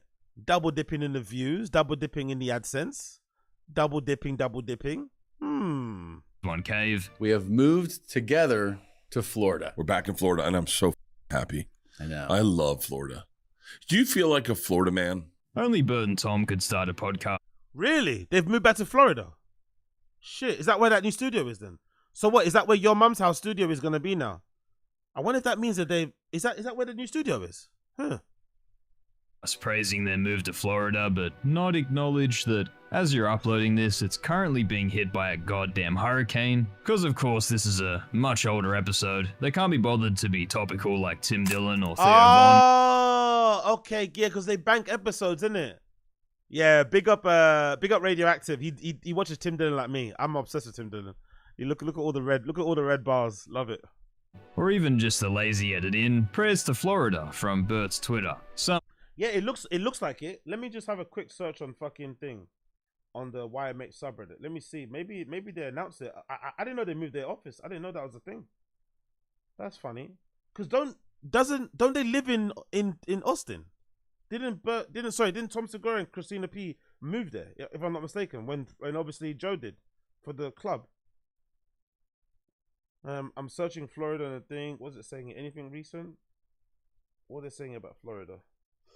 Burnt crystal spotted on the Florida news. Yeah, nothing about Florida so far from them. I don't know. Maybe they hadn't. I wonder when that happened, man. That's pretty wild. Maybe I missed out on it because I'm looking at the latest episode of Your Mum's House, episode number 780, and it looks like the same set. Does look like they changed the set, so maybe these are old episodes and we don't know yet. Maybe that's why, but it doesn't look like this is a new set in a new location. It looks like the same set from before. So maybe they've got 2 studios. Who knows? These guys make a lot of money. Maybe they've got 2 studios.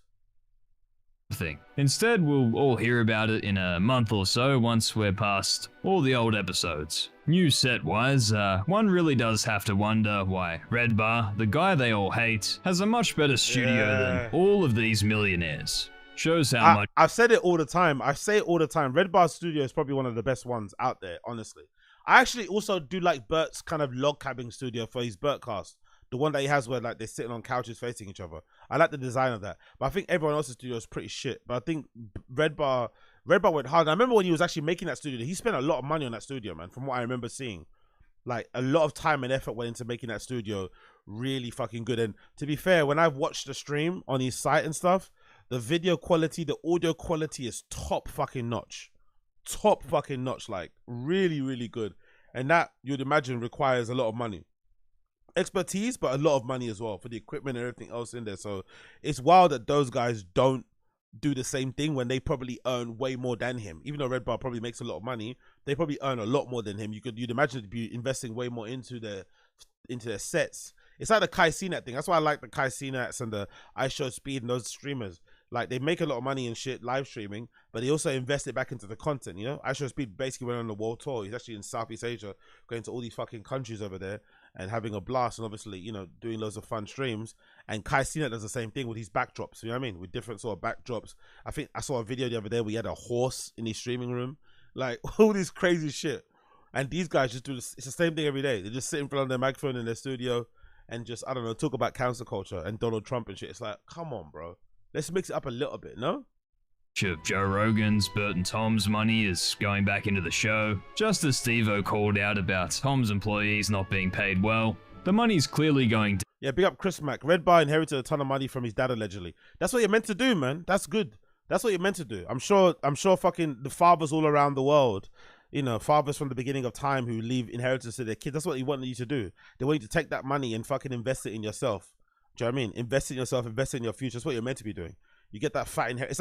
It's like me. I regret all those tax refunds I got back in the day. I should have just bought big things. But when you get, unfortunately, I feel like whenever you get a tax refund, you always need the money at the time. It never comes at the time when you have money. It always comes at a time when you don't have money, so you end up just spending it on bills. But when you get like tax refunds or sort of like large lump sums, you really should go out and buy things. I don't know, if you need a TV, bang, slap a TV down, get a fucking car, you know, get a fucking new computer, I don't know, get a camera, new cooker, fridge, whatever. All those big purchases that are gonna, you know, help your everyday life and stuff, or your future, should be what you should do. So Redbud did the right thing by taking that inheritance money and just splurging it all in a great fucking studio. Between the cheeks of men who told fart jokes and not those who did the. Oh, by the way, do you guys check out Steve-O's content? Has he done that tit thing yet? What happened? Did he get the boob job or not? Or did he walk it back? Remember when he was gonna do that attention-seeking, cringy thing of as a dare, as a fucking prank, he was gonna get fucking fake boobs done? Did he get it done or not? Work. Like their workers or their audience who made this all happen. It's not the alcohol, it's you.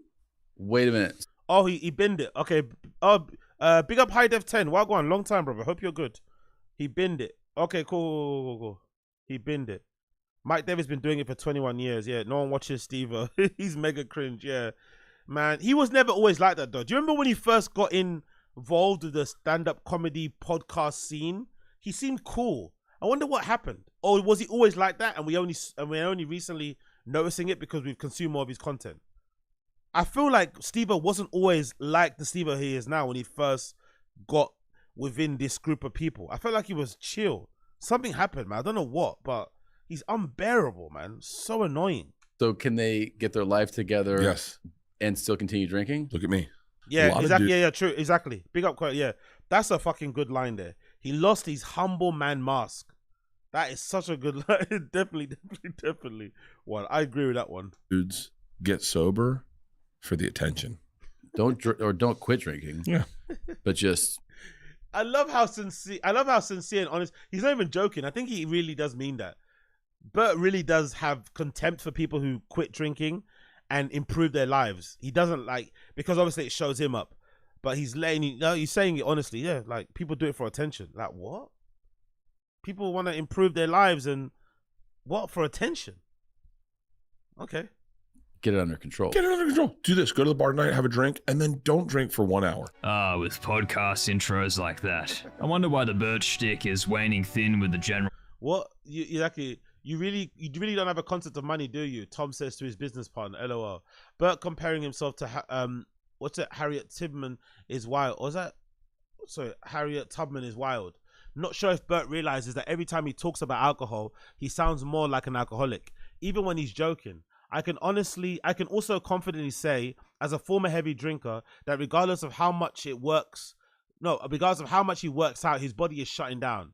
Exercise doesn't stop the poison. You're putting your body you're putting in your body from being a poison. He sounds, looks, acts just like my uncle did before he passed away from psoriasis.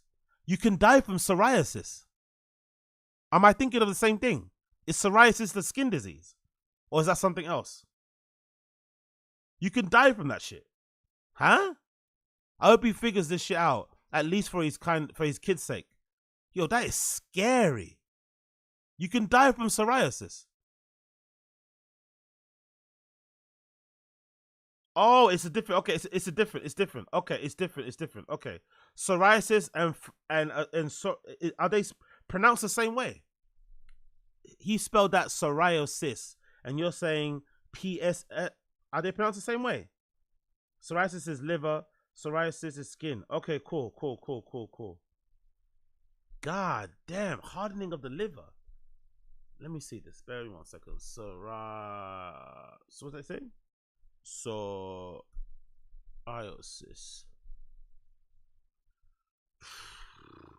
This sounds fucking bleak, innit? Let me see that. How to pronounce. Let's see this. Am I pronouncing it right? Let's see. Is it going? Come on, play. Brother. Cirrhosis. Oh, cirrhosis. I'm saying I'm saying the wrong pronunciation for the wrong word. Cool. Cirrhosis. This is cirrhosis, and what I said before was psoriasis, right? Okay, now I get why I'm going wrong here. Psoriasis, and that's Psoriasis. Okay. God damn. Imagine having both. Let's see this. A hardening of the liver. God almighty, that sounds so scary. Yo, booze is like, oh yeah. Cirrhosis is a chronic liver disease that occurs when healthy liver tissue is replaced by scar tissue, preventing the liver from functioning properly. It's also known as the end-stage liver disease. Cirrhosis can be caused by a number of things, including viral infections, toxins, hereditary conditions, autoimmune processes, and alcohol. Symptoms of cirrhosis can include fatigue, loss of energy, poor appetite, weight loss, nausea, belly pain, small red spider-like blood vessels on your skin. Oh yeah, you see alcoholics with that a lot, innit? Yeah, you see alcoholics with that a lot. Red spider-like blood vessels. Yes, true. Bruising and bleeding easily, swelling in lower legs and ankles or feet, swelling of the abdomen. Whoa. I wonder if that little swelling on Thingy's belly. I don't think that is, isn't it? I don't know what that is, that bit where Bert's got that weird swelling that looks hard above his stomach. Maybe that's just like, I don't know. I wonder what organ that is. Severe itchy skin. Actually, doesn't Bert also have skin issues? Doesn't he have like always rashes on his face? Eating cirrhosis can be fatal if the liver fails, but treatment can also slow the progression. Some things that can lower the risk of developing it include eating a varied diet of low processed foods and added fats, keeping alcohol consumption within recommended guidelines, maintaining a suitable weight, using a condom during sex, avoiding sharing needles, and getting vaccinated with Hep B. God almighty, mate. Fucking no, could you imagine? Oh, a hardening of the liver. Hardening. It needs a multi-millionaire living like this, like purposely putting your body like, it's like, I have way more sympathy, empathy for the fucking alcoholic around the corner sitting on a bench, you know? Like, way more for how he ended up in that condition, how he ended up in that place, how he can't, get out of his own way. But a multi-millionaire stand-up comedian podcast guy, willingly, purposely, and recklessly putting himself through that and being in that sort of condition. Nah, you don't deserve any empathy or sympathy, personally. It's like Wings of Redemption at the moment. Wings is going to get his gallbladder removed and everyone's feeling sorry for him. Now, fuck feeling sorry for him. You spent most of your life looking and living that way. Like, whatever happens is the consequence of your own actions. It is what it is. Public. We all know a few Berts, and without being allegedly born rich, it doesn't... Bert, what's the most annoying state for a man to say he's from? Also, Bert, is it Boston? Even Blarp's words sound overweight and sluggish. Such a good point. Fall into place as easy as Bert is describing there. It's one thing if you're funny with... What's that? My coworker recommended this podcast to me. After listening to it about 10 minutes, I realized my coworker must not like me. Hilarious. Playing life story horrors. It's another thing if you're just framing your self-centeredness, who wants to deal with this guy in their life level stories, as the endearing beginnings of a comedian. Remember, it's all about Bart. This means if he enables others, it gives him an excuse to keep going. He could meet a struggling alcoholic who's been told their next drink is the end, and he would encourage. Wasn't your dad like, hey, what the f with you taking this long to graduate? Wasn't he like, hey, like, you're my son, do something? No, we didn't. Really? No. Yeah, I had a big deal 6 months into doing comedy with Will Smith. I had another big deal, and then I spent it all. Isn't that crazy? I spent it. It's crazy it turned into Van Wilder and all that success, and it really speaks to Bert's lucky superpower. Yeah, that's what Podcast Cringe says. He has really failed upwards, isn't it? That's the reality of it. He's legitimately failed upwards. Like, got a development deal with Will Smith super early in his career. All those good things lined up for him, and then he wasted all that money, but was still able to have like a second, third, fifth, fourth win with the whole Rogan thing. Pretty incredible. Most people have that and then just disappear and have to work a regular job. Not Bert. He somehow stumbled into another career, and now he's probably making more money than he did back then. To somehow waste all of that money, end up friends with Joe Rogan, and hit the jackpot all over again. Exactly. I've been sober for big stretches. Really? Yeah, 3 months. He's literally won the lottery twice. It's pretty crazy, isn't it? And he's so undeserving of it because of how he speaks, how he acts, isn't it? It's not even like he won the lottery twice and he's like really appreciative of it. And he understands how lucky he is, how privileged he is, and he's always like talking about how grateful he is, and he's always trying to put like joy back out into the world, and give something back for all the good luck, like that kind of positive person that you want to root for. He won the lottery twice, and he's a piece of shit. No one's rooting for him. Everyone's like, how the fuck did that happen to him? That's not fair. I want that to happen to me. And that's probably overestimated. It might not be a lie when your arms and face are different colors. And I didn't know this was the... Now, I don't think big up Shades Car. I don't think it's just Rogan's fans. I think it's a combination. I do think he has legit fans. I don't think he's like Brendan, where Brendan's like 90% of his success is definitely with Rogan's friendship. I think with Bert, he actually has his own fan base. I think his fans actually love him despite all his shortcomings, because he's a mess. I think a lot of people identify with messes, like whether you're a former mess, whether he's like somebody that you used to know, whether you are really straight-laced, and watching Bert is almost like a otherworldly experience, because like, fuck, he's such a freak that he kind of fascinates you. I'm sure he has his fans that hold him down. I'm sure of it. But let's not discount what it must mean to stand next to someone like Rogan. Like, I don't think there's been a single person in comedy who has had an opportunity to sit across from Rogan who hasn't benefited from it in some way. It changed people's lives. Like, it does. Let's just call a spade a spade. So, but it's also funny that the people that it does change their lives for, they don't acknowledge it. They try to undervalue its importance in the success that they've had, which is weird because we know, most of us might have actually only discovered these guys through Rogan in the first place. So it's like, hold on, I would have known you if it weren't for Rogan type of thing. So how did he not contribute to success? Last amount of money I had, I didn't know that I was spending all my money on this trip to Italy. Didn't you also do that in your honeymoon? Yeah, I did that in my honeymoon too. You really don't have a concept of money. I do not. Probably the most rich kid thing ever to not know how much money you have and run out. Exactly. The most rich kid thing ever. He could actually be fun though, if he actually figured out a way to kind of like not be as insufferable and annoying, he could actually be quite a fun person to follow. With this ability to be like, free and do your own thing and not be confined by a job and be able to drink and all this malarkey. You can actually be quite an interesting person, but unfortunately, not really, you don't really get much out of Bert, unfortunately, like his opinions on the world, politics and shit. Do you really care? Do you really care about his opinions on society? Do you really, like he's probably only good trait, I think, is how passionate he is about comedy. I think when he interviews comedians, he's quite good when he gets down to talking about the business, but you have to be into that sort of stuff. And if you hate hearing comedians talk about, coming up and open mics and going on the road and touring and all this shit, you're not going to enjoy it. But I think that's actually one of his best things that he does, actually. Everything else is like, God almighty, who is this person?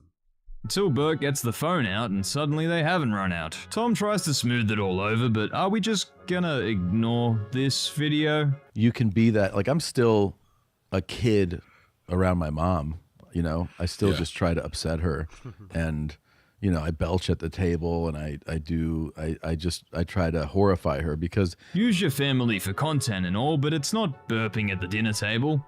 All fun and games until... Oh yeah, I remember. Yeah. Big up Chris Mack. Yeah, that was actually, that was actually really good because it almost made you feel vindicated.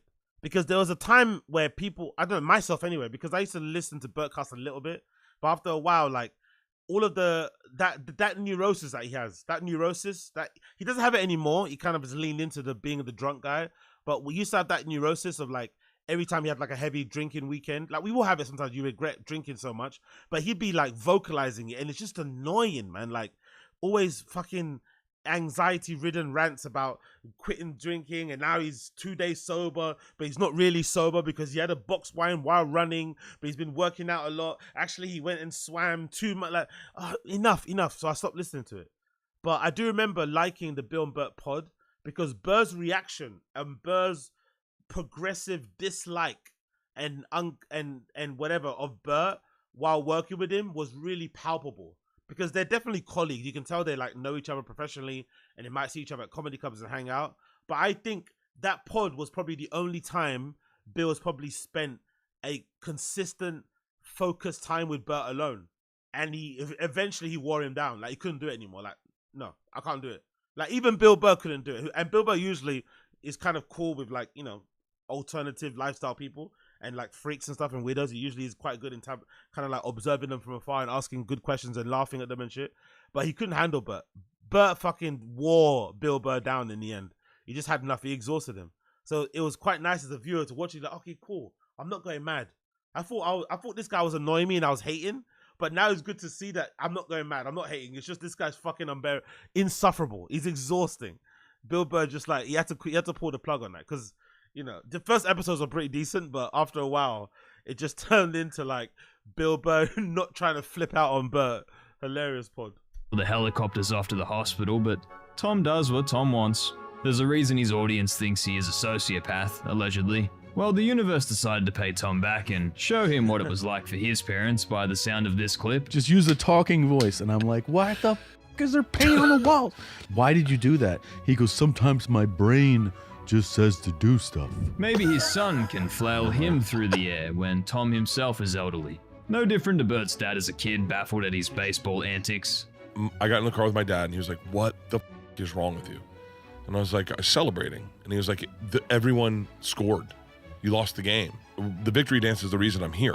I'm not here for the catching the ball. I want the victory dance. Losing the game to celebrate and take off his shirt instead is the most Bert thing that could ever happen. Seems like the Bert was built in from the beginning. That for me was the end. Like that recently was like, okay, cool. There's no saving this guy. There's no saving for me. This crying thing that you posted on Instagram, okay. There's no saving this guy. It's over. Just watch the freak show. How it ends, but there's no saving it. Posting this as a grown-ass man for attention and likes and shit. Enough. Can't do it. Enough. And not encourage. Both alleged rich kids who were just a little bit off. Just as Tom Segura's disease is apparent too with this. And they're like, yeah, they sold out for like 6 months. Like he's top tier. Do you remember his name? I don't remember his name. I met one of the most renowned magicians. I still find it hilarious that Tom is peddling vodka when he doesn't drink.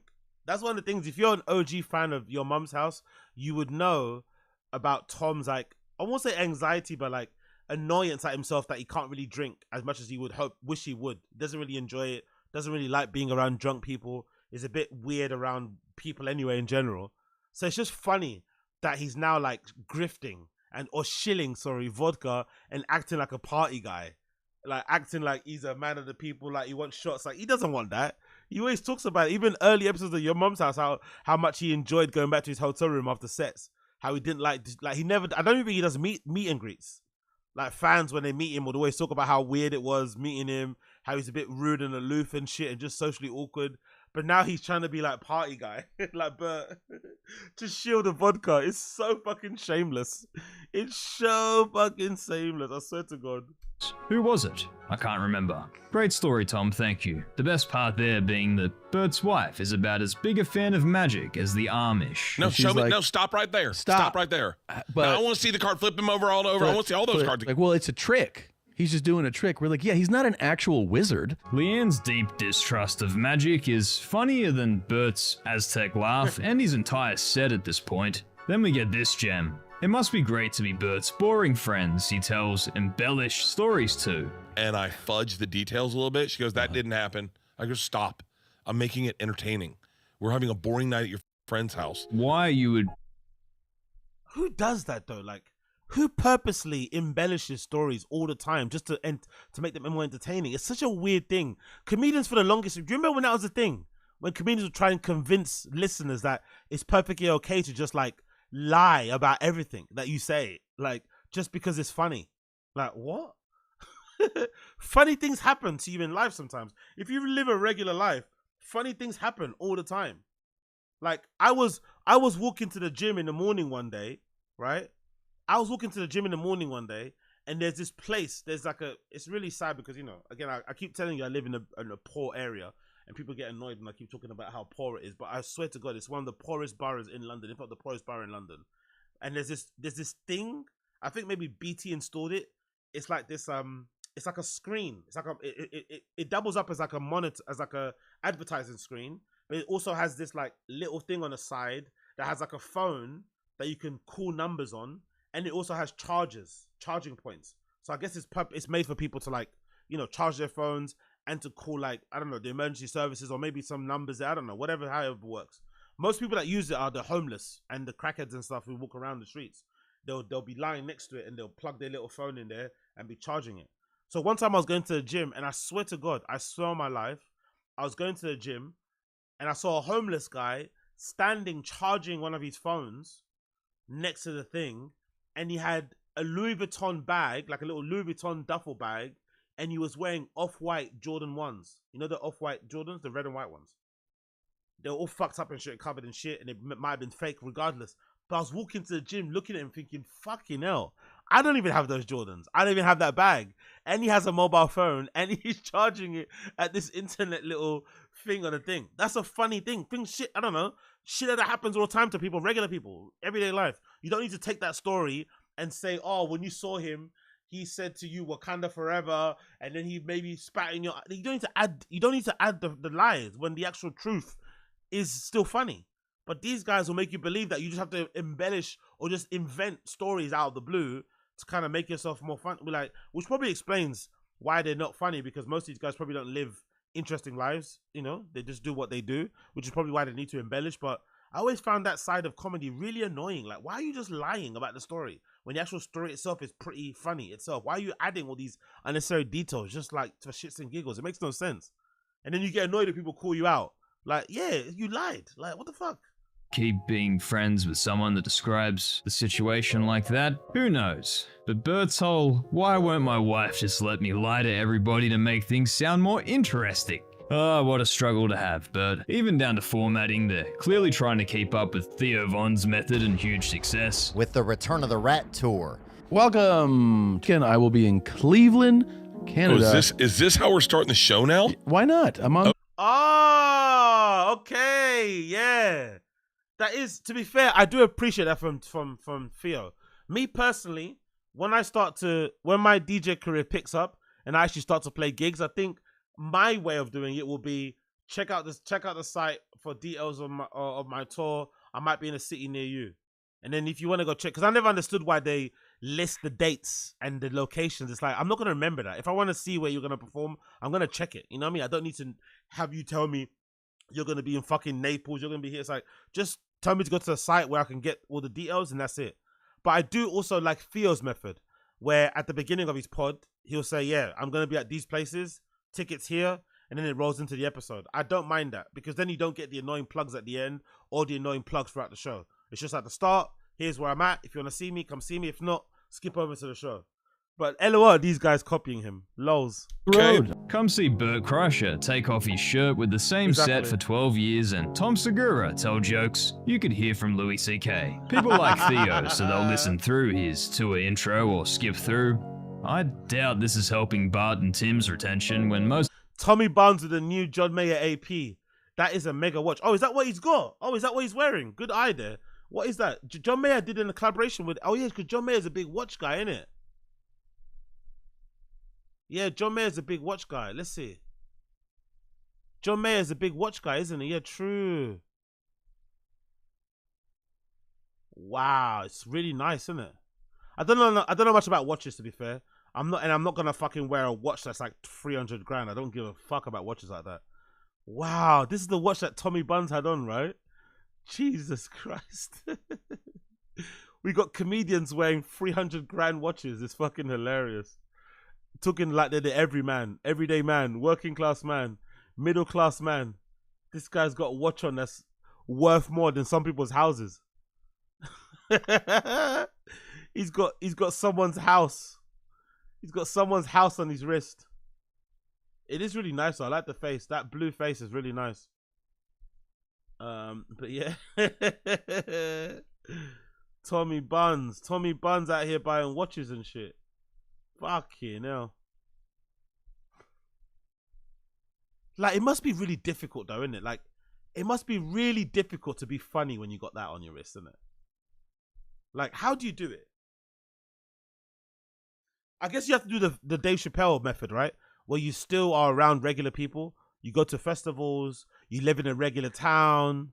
You're not in LA, that type of thing. That's really the only way you can really maintain your funny. It must be hard to be funny when you've got like $500,000 watch on your wrist. Like, what do you really have to complain about, you know? And why would people even want to laugh at your complaints? What are your complaints? Like, private jet didn't get there on time. Private jet had to like refuel. Like, Ferrari broke down, so I had to use the Porsche. Like, you know, it must be difficult to do. It must be difficult, but I'm sure it's possible. I think Dave Chappelle, like I said, does a good job of it. I think even Louis C.K. does a really good job of it, actually. Louis C.K. might be the best one. Because he's really, like, I don't think Louis C.K. has had a bad special since he's been cancelled. He's really fucking good at it, and he's really successful and rich. So, I don't know. Maybe that's not an excuse, my money. Maybe it's just, if you're funny, you're funny. If you're not, you're not, you know? Let's continue.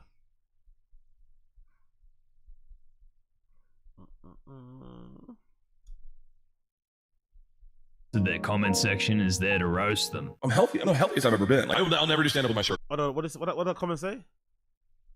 It's hilarious that Bert, who is a legit alcoholic, is trying to give alcoholics advice. It's an oxymoron. Agreed. Is there to roast them. I'm healthy. I'm the healthiest I've ever been. Like, I'll never do stand up with my shirt on. What about like in your 60s? Well, luckily I'll probably still be jacked as fuck. I'll never do stand up with my shirt on. Jesus Christ, man. Isn't he aware that he's just a hack? Doesn't he know that? That he's just doubling down on the hackiness. Isn't he aware of how much of a hack he is? Or not? You're getting absolutely hammered that you ate a dozen donuts. Are we telling all our secrets? The joys of watching two of the elite funny men not experiencing delusion at all. Bert almost had a chance with the thumbnail of this video. He's crying as now he cares for his daughters going off to college and got emotional. But instead it just comes off like he's making the moment about himself at 9 AM with some Tito's fueled tears for Instagram. Slightly performative, you might say. Very Bert, performative. will he and Tom ever get out of their spiral? Or are they destined to evolve to their final form? The next Brendan Schaub and Brian Callen. And thank you for watching. Well, that was close. I got it, Pete. Oh, we good. Thank you. So, Jesus Christ, man. You nearly shit your pants and you're drinking another beer. Okay. Great way to deal with that solution. Great way to do that situation. Fucking hell. Oh, yeah. Pick up the stream chat. To you, what's that? What are you saying here? Why is B screaming? To you are watching a month-old pod and have to waste time with the I'm alive at blah blah blah. To you're watching. Okay, cool. I don't know what that means.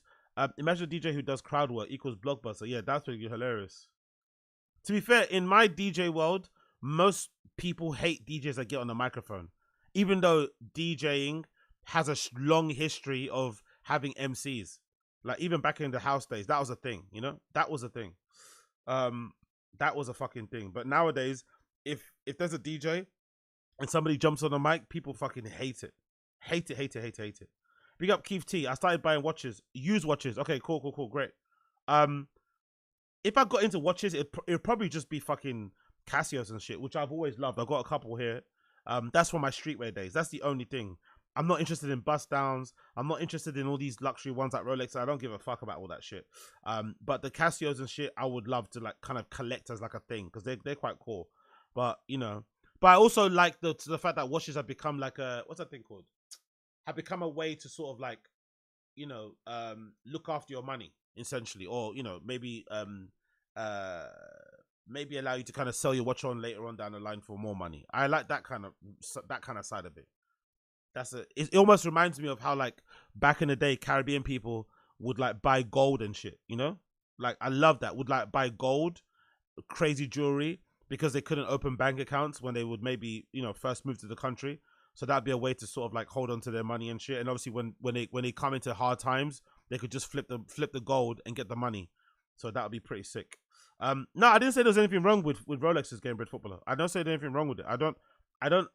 I'm somebody that tells people to do whatever the fuck they want with their money, whether it's even very, very destructive like buying fucking heroin and shit. Do what the fuck you want. I just don't feel like it at all. Don't care, you know? Don't care for it at all. I feel like I should because everyone speaks about it, but it doesn't do anything for me. Like it's like cars, you know. It's like cars. I feel like I should be like everyone else and like want a car and this, that, all this. I just don't give a fuck. I really don't. You know. I'd rather have someone drive me around, or I'd rather use the money for a car to like go on trips and shit, you know? Like, or go on vacation and shit. Like, I don't really give a shit about cars at all. Zero. But I do appreciate people that do. I like that people that do. I like watching videos about people that have good car collections and shit. But me no caring, really. Me no care. Yeah, exactly, Super Jello. A personal chef. Oh, I would love that more than a fucking watch. Give me 300 grand and I'd invest that in a personal chef for sure. That would be fucking brilliant.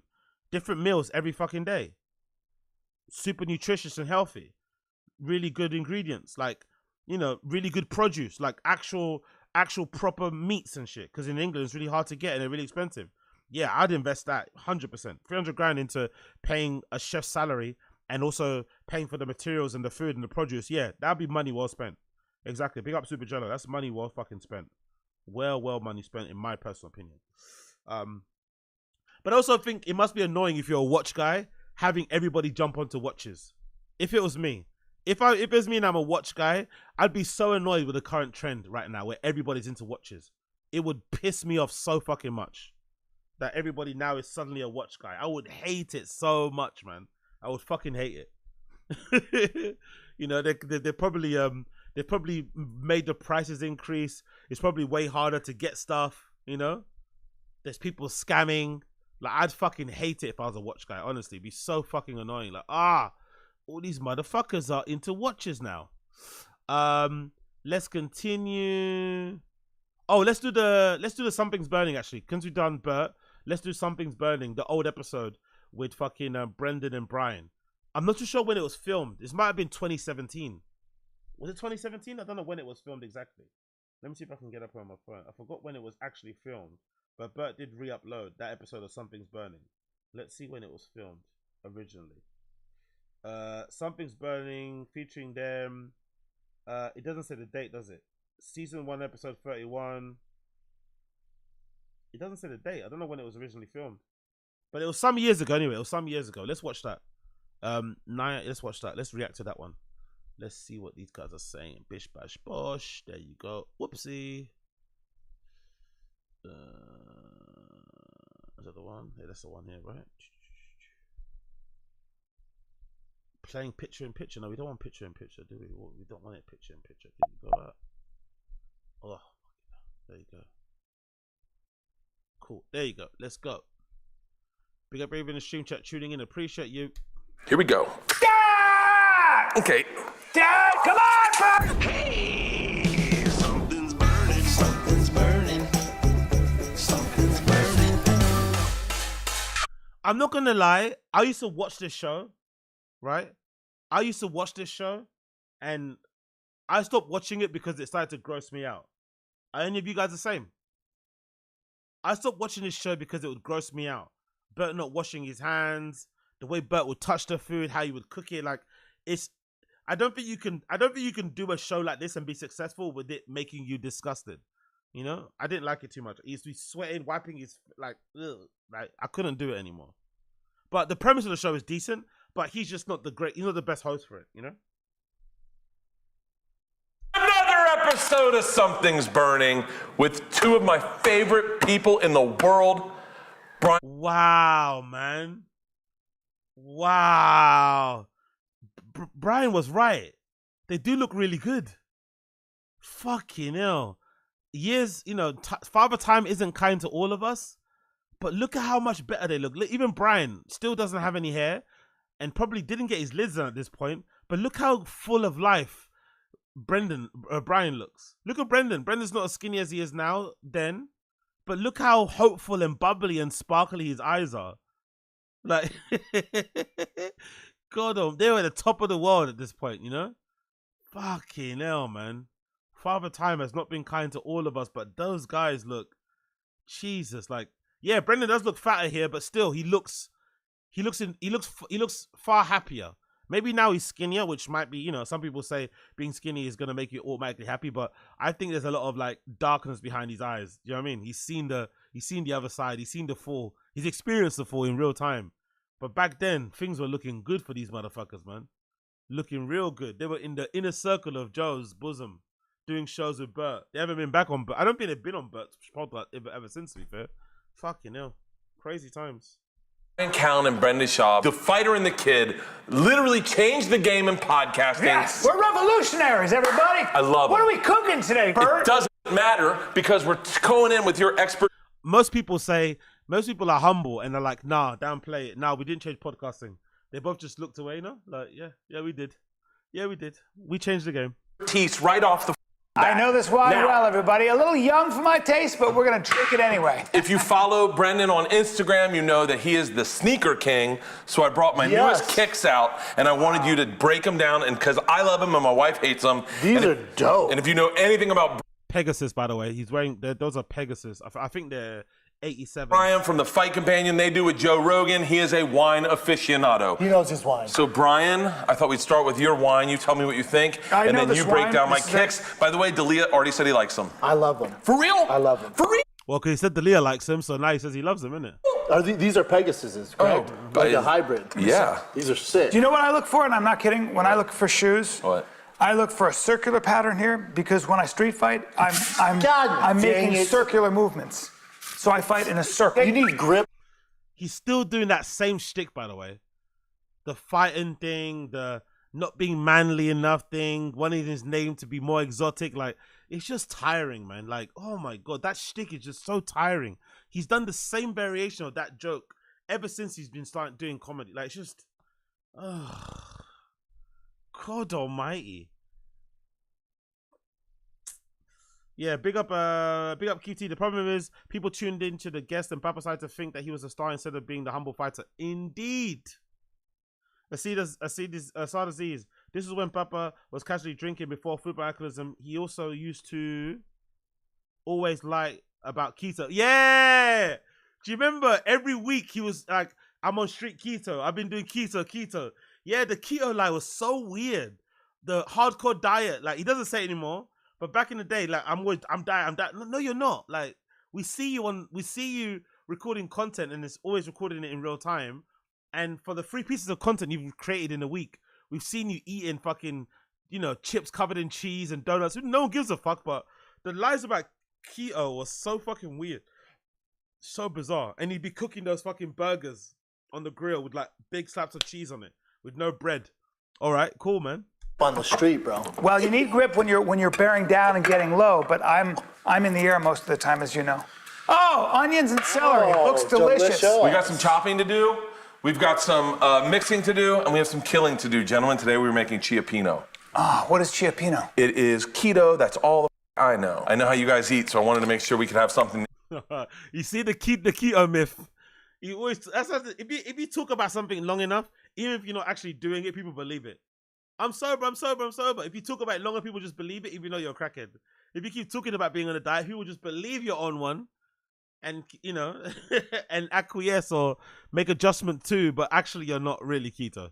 You actually want cheese-covered fries, You guys could eat just vegetables and protein, brother. Yeah. Well, don't call him brother. And he's the picky one. Okay, Asad Aziz says he doesn't think Brian looks good.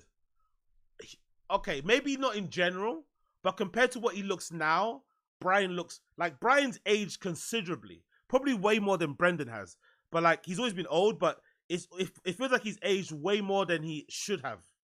But obviously we know why, rape allegations do that to you. But I personally think he looks a lot more hopeful, a lot more optimistic, a lot more. He's got a spring in his step here. Now he looks like a defeated old man. You're the one with allergies. Wait, are you allergic to shellfish? No. Okay. I'll eat the shit. I would ruin this whole thing. No. It'd be great. No, we're making Chiapino. So we've got clams, we've got shrimp, we've got vegetables, we've got onions, celery, jalapeno. When you said we're killing something. This is the video that's going to get flagged by YouTube, gentlemen.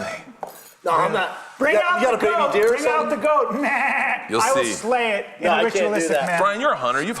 By the way, notice how Brendan's struggling to just like hang. Like he's like a bit lost. This must be like a constant. I wonder why like going into stand-up comedy and not being able to just like riff and hang and banter and shit, chill, must be weird, isn't it? To be in rooms of stand-up comedians while they're like, going line for line, zing for zing, and you're just sitting there like you're watching a fucking tennis match. Like, come on, man, relax, get involved, man, chill, have a drink. Get involved. You're just sitting there. There's not what to do. hunted? Yes, I have. Easy, you're not a hunter. I'm a hunter. No, this is what I love about Brian. You do something once, and then I do it. Yeah, no, I do it. I've hunted 4 times. Yeah? And I've slain a number of deer. This is not true because Rogan and Brian are always trying to get me to go hunting with them. I refuse to. My mom's like part of PETA. She would kill me if she Are you saw. serious? Yeah, big deal. Your mom I grew is up not like gonna that. like this Mom, episode. you're gonna hate this. So with Brian. Wow, there was a time when Rogan and Brian would be begging or asking Brendan to come along with him on hunts. I bet he regrets not going now, innit? That would have really, like, you know, maybe strengthened his bond with Rogan and definitely given him another grift, another angle to go down. But he probably just is too lazy to do it, innit? Or whatever. But that would have been actually a really... I would have loved to have seen that. I would have loved to have seen, like, the hunting arc. The hunting saga. That would have been so interesting to see Brendan try to LARP as an outdoorsman. You know, like, that would have been so fucking funny. He always talked about hunting. I never want to go with him and Rogan. And then the one time they went deer hunting, he sent me a picture, and this is exactly why I don't go. It looked like they dropped the hottest mixtape of 1980 because Rogan's behind this little baby deer who's clearly sick that they killed. Rogan's behind it like this with basically a rocket launcher. Brian's in the front like this. And this little poor deer was so sick, man. Yeah, it had a runny nose. We slew it, though. You guys made the picture that makes everyone unlike it on Facebook? Yeah. The thing was, it was nibbling grass, and I felt like it was insulting me with its freedom. Wait, did you shoot it or bow and arrow it? I shot it from a long distance like a coward. This little baby I deer. shot it with a Win Mag 300 like a coward. What's wrong with you? From 150 yards, which anybody can do. Do you still hunt? Yeah, no. Damn it! I want to be a macho guy. How is hunting macho? I don't know, just like you're in there. It is. I love the insecurities there. Brian thinks hunting is macho and he wants to be more of a, or Brian thinks that he wants to be more of a man. And Brendan, obviously, who doesn't hunt because he's lazy and probably is afraid of sleeping outside, doesn't think hunting is macho because it kind of soothes his ego because he doesn't want to consider less of a man. Interesting. Using your ass off. No, but like Cam Haynes and Rogan does is hunting with like arrows and stuff like Cam Haynes, that. But if you have arrows, you mean arrows? Arrows and stuff like that. Arrows. What's an arrow? No, but like Cam Haynes and Rogan does is hunting with like arrows. Arrows. Arrows. You mean arrows? Arrows. Does is hunting with like arrows and stuff like. How do you pronounce arrows? Arrows. You could even say arrows or something. Arrows. Yeah, exactly, Chris Mack. Eros, exactly. Roman God of Life. Or gyros. Yeah, exactly. Yeah, exactly. Maybe that's his ancestry, right? Because Brendan does look a little bit Greek, right? Gyros. Gyros. If I go hunting and I'm only going to go hunting if you bring gyros. Okay? I'm not hunting if you bring gyros. And they have to have some fucking feta cheese too. If there's no gyros with feta cheese, I'm not hunting. But if you have a GPS system and heat-seeking bullets and stuff, the only time I went heat-seeking bullets. Hunting, we were hunting boar in Hawaii. They showed me one of the baby boars who was cute as hell, and I squeezed his nose, and I went, I'm not killing that thing. And they went, be very quiet while you hunt these boars. So what I did is I pointed my light directly up and was really loud. You spooked the boars on purpose. I warned all of them. And the guy goes, this is the first trip we've never caught anything. I went, that's crazy, man. You guys ready? Yeah. I don't know, man. This calls for crabs, and so we got to kill and clean the crabs. Is he gonna wash his hands? Now the key is there's a humane way to kill a crab and an inhumane way. Yeah. And it's a matter of time. It's 10 seconds. Really? So you've got to shoot it in the dick and shoot it in the eyes. What the? And so you lift up its dick and then basically, no just watch. All right, let me get my hand on my pants. Who told you it's the best way to kill a crab? This is so cruel. Okay, by the way, grab them from behind. Oh, they pinch hard? Yeah, they got pinchers. They're alive. Dude, he's a cool crab. Nah, you gotta kill him. You know what? He's in the insect family, You know what? bro. Why don't we make these pets and I'll go buy everyone lunch? Nope, he's in the insect family. We have to kill it. Brendan, you're a fighter. Yeah, don't. Doesn't mean we kill animals. So this is his penis. Oh, nope, not for me, bro. Hold on. It's not as bad as you think. I'm out, man. You stab it right there, and then you got to real quick, within 10 seconds, stab it right there. Okay. Nope. Go ahead. Here we go. Dad! Okay. Dad, come on, Bert! Is he spitting? Was that spit? Was that spit? What the fuck, man? What the fuck? This now I know why I stopped watching this show. Now I know why I stopped watching this show. He's spitting all over the food he's about to cook. He hasn't washed his hands. He's probably scratching his ass, picking stuff out of his ear. Like, what are you doing? This is what he's doing for comedy, by the way. This is obviously to be funny, right? So you're lying, you embellish stories to be funny, you're exaggerating all this shit and making it a big deal to be funny. You're slobbering and spit. God almighty.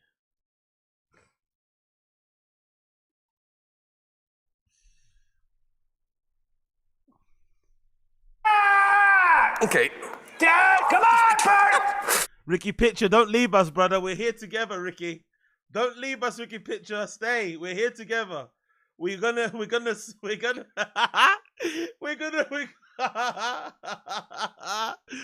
go through this pain together, my friend. Don't leave.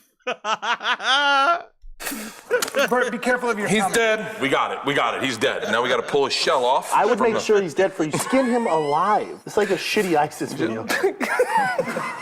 If someone was like, "Hey, Brent, you want to drive to Burbank and skin a crab alive?" You haven't YouTubed how to do this, have you? I did. I didn't see how to take the shell off. Oh, Bert. And then we got the shell off. This is the good stuff right here. And so what we got to do... You're going to cook that? This right here is what makes the sauce. I don't think you know that, dude. God, I have a hard I don't time. think you know that. I think you're... This show's a mess, isn't it? This show's kind of disgusting. I'm not gonna lie, man. I don't blame Ricky Pitcher for leaving. I don't blame him. This is kind of disgusting. This show. I can't believe I used to watch it. I used to actually watch a lot of Burt content. You know, I'm one of those redacts. I used to watch TFATK. I used to watch Burt the show a lot. I listened to basically every episode of Rogan. I'm a little bit of a loser, innit? I'm a little bit of a loser on the sly. It's not obvious when you look at me, but I'm a little bit of a loser. Winging this, and that looks like poo. That looks like throw up. No, Yeah, this that looks definitely terrible. is what makes the sauce. And we only have 10 more crabs to go. No. I don't have time. I have to box of I five. can't kill this many crabs. Come on, guys.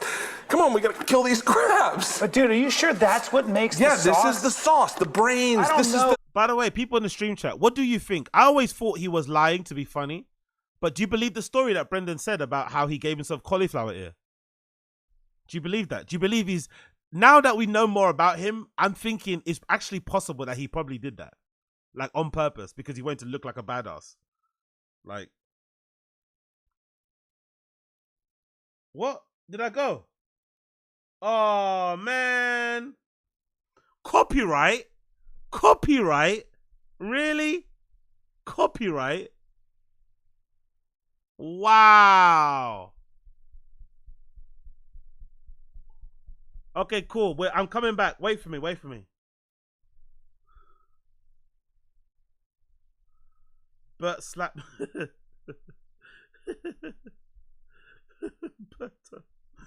Bert turned. Bert turned. Bert turned. Bert turned my lights off. Bert turned my lights. Bert turned my lights off.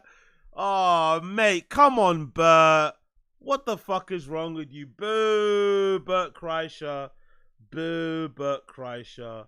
Boo, boo, boo, boo, boo. Boo, Bert Kreischer, man.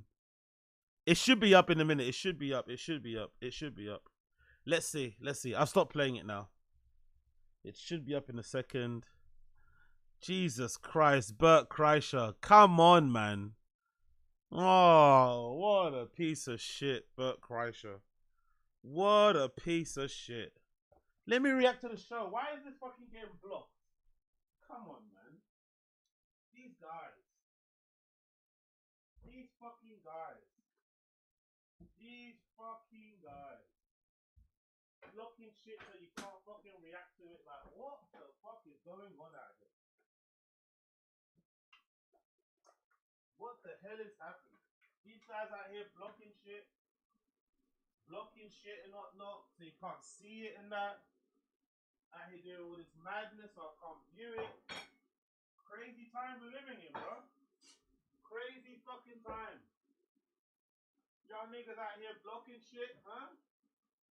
So you can end me? So you can take me out? So you can turn my lights off? Y'all don't know me like that. Y'all don't know me like that. You don't know where I'm from. You know what I've seen, where I've been. Huh? Block me. You can't block me. You can't block me.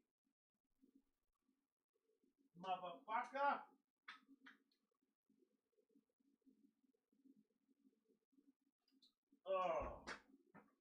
Oh, we're back. We're back. We're back. We are back.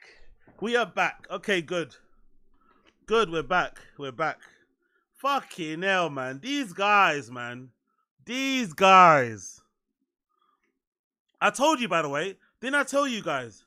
I did tell you guys. There's going to come a point where some of these comedians aren't going to let people like myself or other bigger channels, like, you know, react to their content the way we've been reacting to it. They're going to, honestly, there's going to come a point where they're going to start slapping people.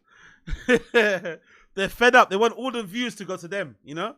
They want all the views to go on their channel, which is understandable. But there's gonna come a time where they're gonna turn everyone's lights off because they now know how much like podcast cranes, Too Lazy to Try, and all these guys, they know how much money they make and they know the views that they're getting. They want all those views to themselves. So there's gonna come a time where, unfortunately, some of these channels can't use clips, you know? And you're gonna just have to listen to those guys talk about stuff and you're not gonna watch the clips and shit. So, you know, what can we do? It is what it is. It is what it is. It is what it is. Let's continue then. Let's do. Oh, we've done quite a few, haven't we? Fucking hell. Let's actually go quickly on the TFATK Reddit. Let's see if we move something there and then we can continue on. Madness, isn't it, bro? He slapped it down, you know. That might be why. That might be why they uploaded it, re-uploaded it. Maybe re-uploaded it to get out all the swear words and to re-upload it so you can get all the views. Maybe that was the whole point of re-uploading it. That makes a lot more sense, to be honest. Let's continue here. Let's see what we kind of missed. Anything else we want to check out here on the Fighting the Kid Reddit before we continue? What else happened here? We've seen most of this stuff already. Okay, cool. Let's maybe just watch let's react to the Golden Hour then. Let's do the Golden Hour. The episode of the Golden Hour just dropped. The people say I look like something. What episode is that one? Does it say the number? People episode number what? 101. 1001. Let's see this one. Let's see what this is saying. And then I'm gonna also make my cup of tea. Oops. Let me continue. Bear with me 1 second on here. Let's put it there. What you guys saying here? What? I cannot tell you how much money. What's that? What you saying? What's that? What you guys saying in the stream? What's that? I missed something here. You did say it, but people will forget who they are and make fun of them. Yeah, true. Big up Black American. Keith T. AZ, I cannot tell you how much money is on TikTok. Streaming. What do you mean? Like IG live streaming on TikTok? Or do you mean there's another part of streaming? Maybe I'll look into it. To be fair, I don't know. I'm on too much social media at the moment, man. Even if there is money in it, I just don't. I'm on so much social media. I feel like I've been social media'd out. I don't know if I want to go on another platform, but I do know a lot of podcasts put their clips on there and they do numbers and shit. So yeah, that might be something to explore. Maybe with a random show, I'll make like a random show TikTok account and put clips on there. AZ OnlyFans is hilarious. Welcome back. Big up Eduardo Madeira. I'd rather watch Condom Fish. Big up Gabriel Footballer. Gonna have to react to podcast reenactments. Exactly, Super Jello. What's gonna happen is what happens to. I don't know if you guys watch. You probably don't, but if you do, guys watch Joe Budden podcast. There is a community of channels that react to Joe Budden podcast the same way, you know, people do with the Bapper verse and the JRE verse. And in the Joe Budden podcast world, Joe Budden is known to strike videos, copyright claim or whatever, right? No, I think he copyright claims. I think Vlad is the one that doesn't even let you use his clips. Vlad will just get your video blocked, so you can't. So that probably is the reason why Vlad's videos always get so many high views, because you can't actually watch them in any other platform. Like if you re-upload Vlad's clips, he knocks it down. If you try and react to it, he blocks it. So with Joe Budden, he claims copyright. So a lot of people that are doing the reactions are obviously trying to, make a name for themselves, make some money. So they stop reacting to it. So all the channels that do react to Joe Budden's podcast, they basically just have their faces on the screen or the screen or a screenshot of them. And they kind of like, as Super Jello said, they reenact it. They just say, yeah, oh, Joe said this and that guy said that. And no. It's like, you don't actually see the clip. They don't ever play the clip. Because if you do play even a 5 seconds of the JBP, he'll completely fucking copyright your whole thing. So I think that's what's gonna happen in the future. I have a feeling in the future they're gonna start doing that a lot more because they're not gonna give a fuck about the blowback.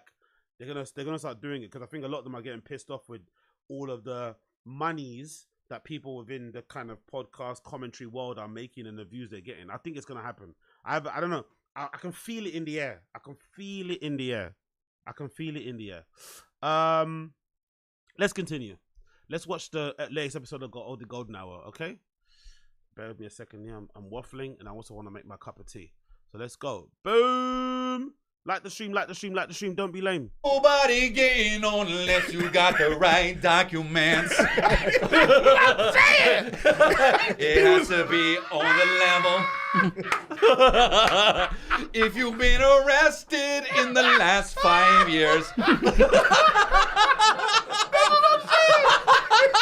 We're friends that laugh, we're friends that shout. Sometimes we don't know what we're talking about, but that won't stop us. Nothing can stop us. Ooh, yeah. 'Cause I can show you use the love, just rebrand it enough. It's stronger, better, bigger power, 'cause it is the golden hour. It's the golden. I was just thinking while I was making my tea. You have to give these guys credit. It's actually quite impressive how they've been able to make it to 100 episodes, Considering how rough it started, considering the circumstances of how they all got here, and considering how unfunny it is, it's actually quite admirable in a way that they've been able to get to 100 episodes. It shows you the power of money. Because this must make a lot of money to make it make sense for these guys.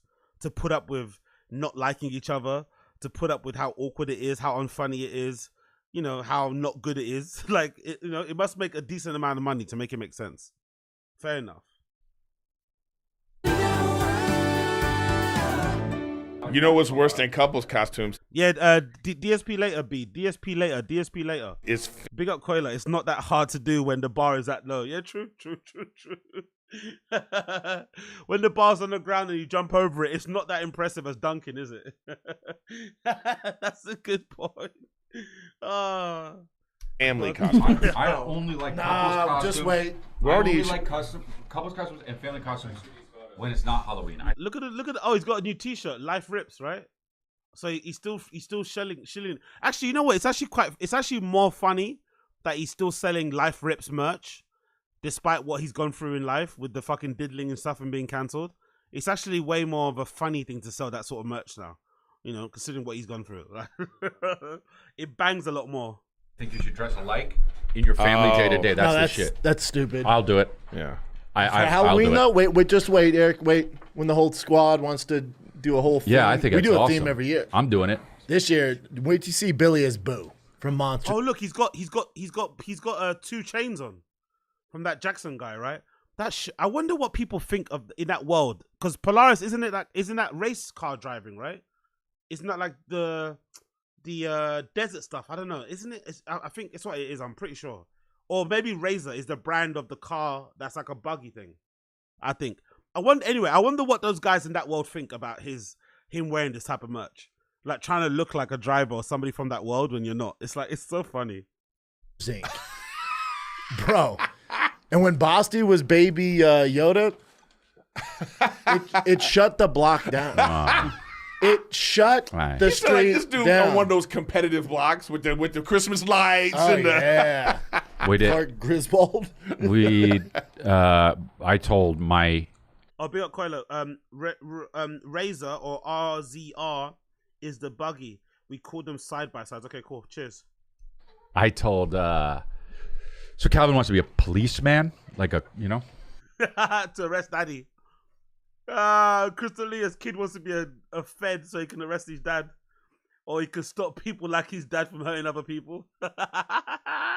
And I told Calvin, I said, interesting. I'm gonna be Pants for Halloween. I thought it would make him laugh. Like he said, "What are you gonna be for Halloween?" I said Pants, and he laughed.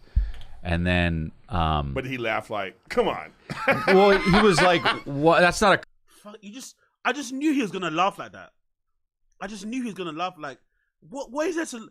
Maybe it's a tick. To be fair to Eric Griffin, maybe it's a tick. Maybe that's what he does, a tick. But like, what he said, why would that elicit that kind of reaction?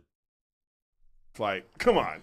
Well, like full eyes closed. Was it really that funny? But he laughed like, "Come on."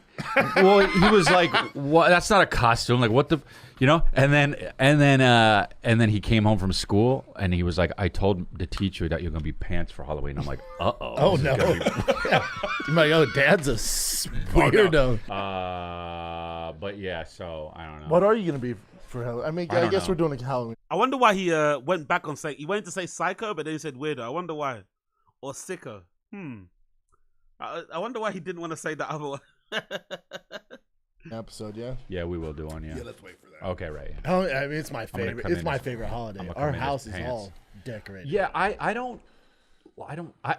personally don't like Halloween. I love it because of my kids. Yeah. But before that, did you like it? Love it because I'll watch a horror movie every night. Yeah, in but October. you can just do that anyway. Yeah, but it's weird. If you do that year round, you're a dude. psychopath. Come on, Well, that's what I do. Me too. It's like having Jesus Christ. Like, Mr. Me Too guy is like so annoying, isn't it? That's what I do. Me too. You just said you didn't do it. You just said it's weird, and now you change it because oh yeah.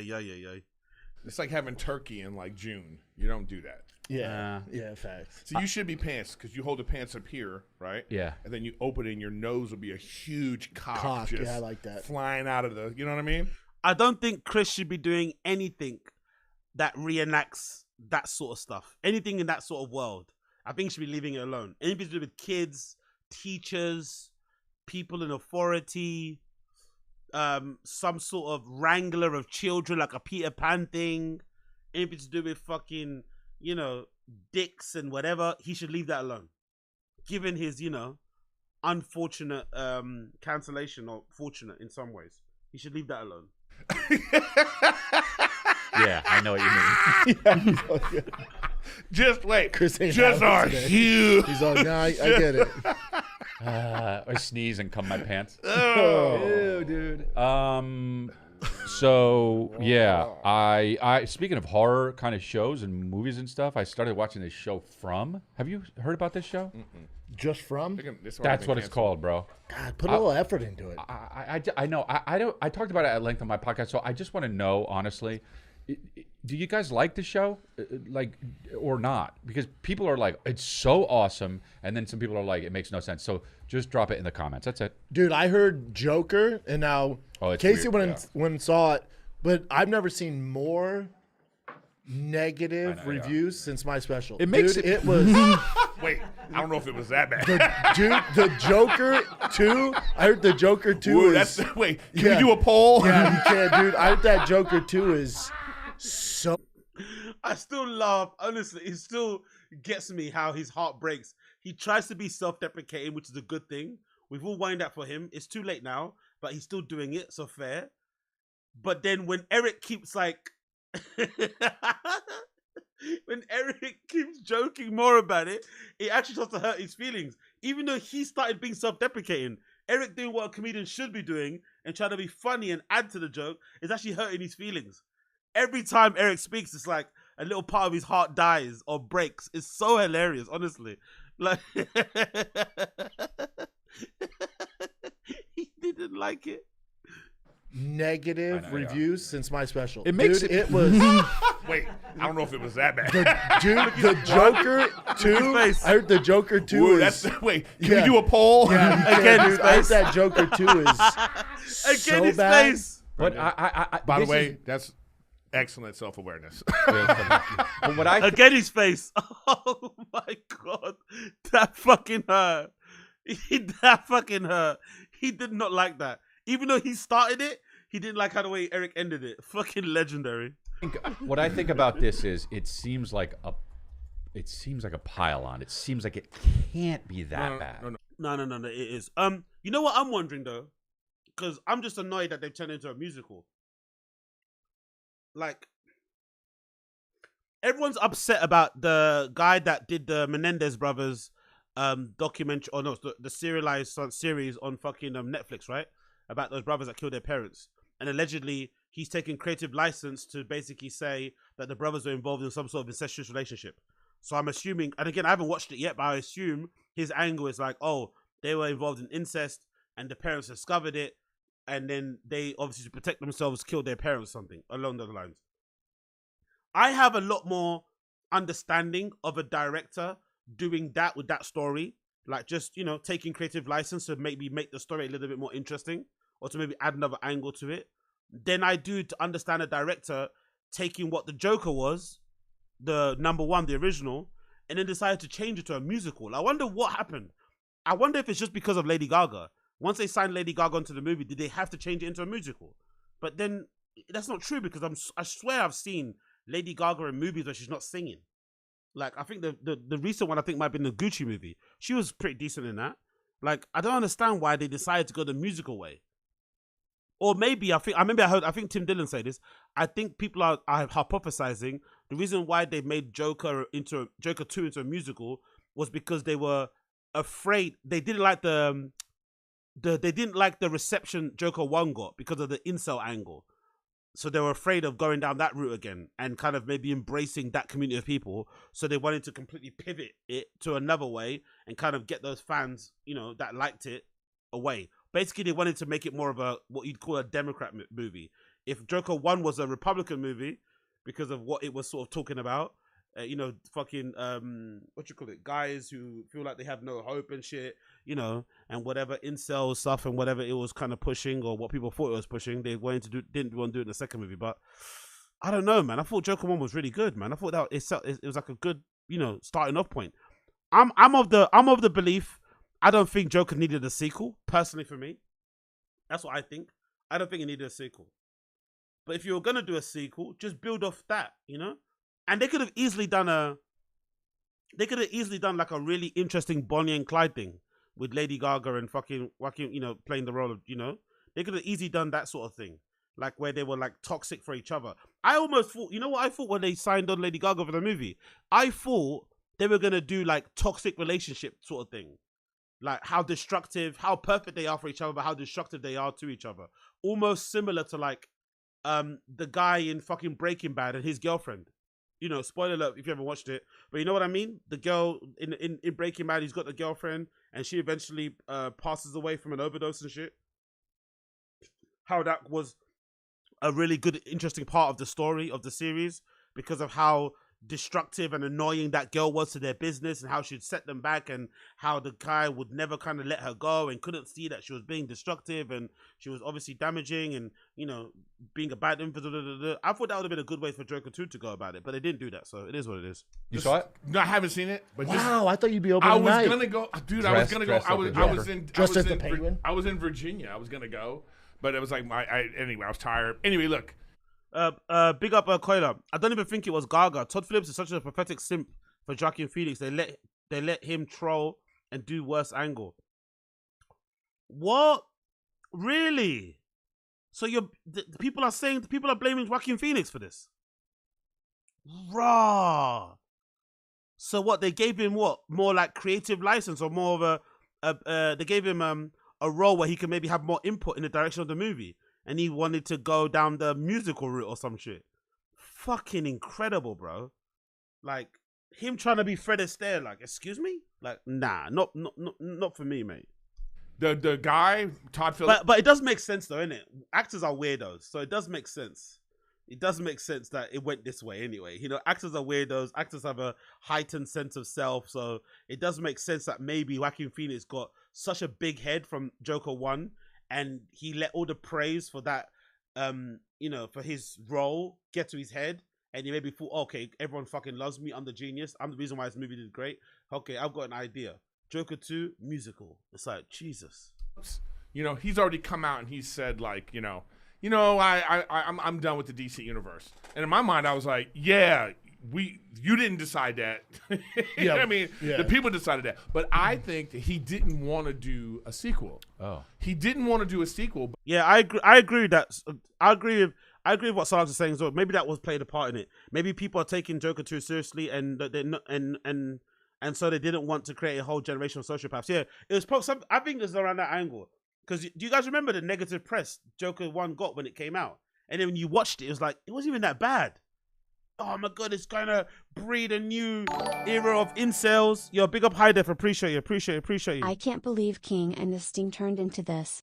Brendan has a talent for ruining everything. Yeah, exactly. I'm just happy they'd been the name King of this thing, because that used to be annoying, because obviously that's the Theo fucking show. Yeah, I don't know. In a way, he did well to like pivot it into this and keep this going, but it doesn't really need to exist, does it? Like, let's be real, it doesn't need to exist. But all these guys need this. They need this a lot. They need this extra little income that comes from this. For sure, they need it. I think Eric definitely does need it, because unfortunately his podcast isn't doing as good as it does during the pandemic. Chris, although he's still getting good numbers, isn't as good as he's doing in the past. So yeah, that's unfortunate. But I just never understood why he doesn't just take the back seat as a host. Like, even in this show, Chris and Eric are the comedians. They're way funnier. I don't understand why he just doesn't lob them topics and just like sit back and like act as like the laughing track. He always wants to be like, you know, him. It's even down to him sitting in the middle. I'm the boss. I'm the show. It's like, really? I don't know. I think, weirdly enough, even though I'm not a fan of either Chris or Eric, I think most people watch this show for Chris and Eric. The actual fans of the show. You know, like he's actually not that important to the show, if anything, which is weird just to say that, because, you know, he thinks he is, but I don't think he actually is. So big up High Def anyway. Appreciate you, but there was so much money. There was $1 billion. Yeah, I get it. Sure. So he probably made so much money. But why fuck it up and do a musical, like a weird thing? I don't, because the Joker he did is unbelievable. Oh no, I love Todd. You know, Todd and Brian are close. Nah, love Todd Phillips awesome. Good dude. I don't think he wanted to do it. Joker. Oh, what's that? You know what I would love to see? I think I might have saw it on what's that comics channel I like to watch? Comic Storian. RIP to him, by the way. I also like to watch Comics Explained. I like a new guy that I've been watching now called Danny Melt. I think his name is fucking brilliant. There's a comic I remember watching video of a version of Joker, and they made it into a series. Actually, is it the older one? They made it into a series where the Joker is locked up in a crazy house in a psychiatric ward. But he manages to manipulate one of the psychiatrists in there and convinces them that he's getting better. And then the psychiatrist organizes Joker to go on a TV show to basically talk about how he's now being rehabilitated and he wants to come back into society and people should forgive him and shit. They obviously end up going to the TV show, and spoiler alert, it doesn't work out because the Joker, you know, has a plan and he ends up fucking killing bare people. But that's actually a really good one. That's actually a really fucking good one. Like, because, you know, the Joker kills a bunch of people and it's really kind of dark. I would love to see them make that into like a movie or something. It's probably not possible, but yeah, I'd love to see that happen, man. Yeah, big up Black American. Yeah, Comic Storian, he died recently, innit? Maybe a few months ago. I think it was like a car accident, someone said. I think it was a car accident. Really fucking tragic, man. RIP to him. I'm pretty sure it was a car accident. I'm pretty sure. Some sort of car accident happened maybe a few months ago. RIP to Comic Storian. Fucking legend in the game. That movie was awesome. The first one. It was awesome, dude. It was awesome. And that's fine if he didn't want to do it, but it still doesn't equate to how bad. Yeah, big up Andrew W. Yeah, him. I just saw it. Yeah, big up Andrew W. Yeah, that guy. Saying it is. I get. Look, when I heard it was a musical, I wasn't like, what? I went like this. Oh. Because Todd Phillips is really good. He makes a strong choice. Exactly. I was like, all right. Lady Gaga's in. I was like, oh, all right. I like her. But I heard that it's already, they didn't write music for it, which is a little like, oh, so there's just like popular songs from, I heard, like the 80s. By the way, how much did they spend on it again? Was it like 300 million? Was it Joker 2 budget? I forgot how it was. It was an obscene amount. Joker 2, let's say budget. 200 million. God almighty, bro. 200 million. Could you imagine what they must have paid Lady Gaga and Joaquin Phoenix for the role on their own? Or maybe that's included in the cost. I don't know, but bloody hell, mate. The money they spend on movies nowadays, it's just like, you look at you like, hold on, you spent 200 mil on that. 70s and 80s in it, and they just break in. But okay, sounds like I'm gonna like. But it. also, it's kind of weird because like how they have to fit them into the story. Then Casey, give us. You're the only one. No, are you the only one? breakdown. Is Casey the only one who has What's seen up? it? Kev, have you seen it? Wow. It looked awesome. It looked amazing. Oh, okay. It starts and you're like, oh, this is Joker 1. Like Right. he's walking down in the cells and he's all skinny and you see his spine and his bones. And then all of a sudden music numbers start and it's like you're watching a Disney movie. Oh, really? There were 6 times where me and Jess looked at each other and just rolled our eyes. We almost left. It was There's nothing. There's nothing like it looks amazing. Yeah, It you keep looks saying just that. like one. Yeah, I don't like Who that. cares though? Yeah, I'll buy a It's photo. it's a of movie. Yeah. I mean, it's like a hot chick with an STD.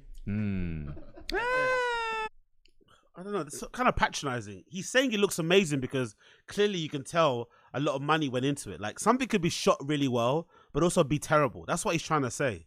These guys are so dense. Like you keep saying, like, yeah, that's how to describe the movie.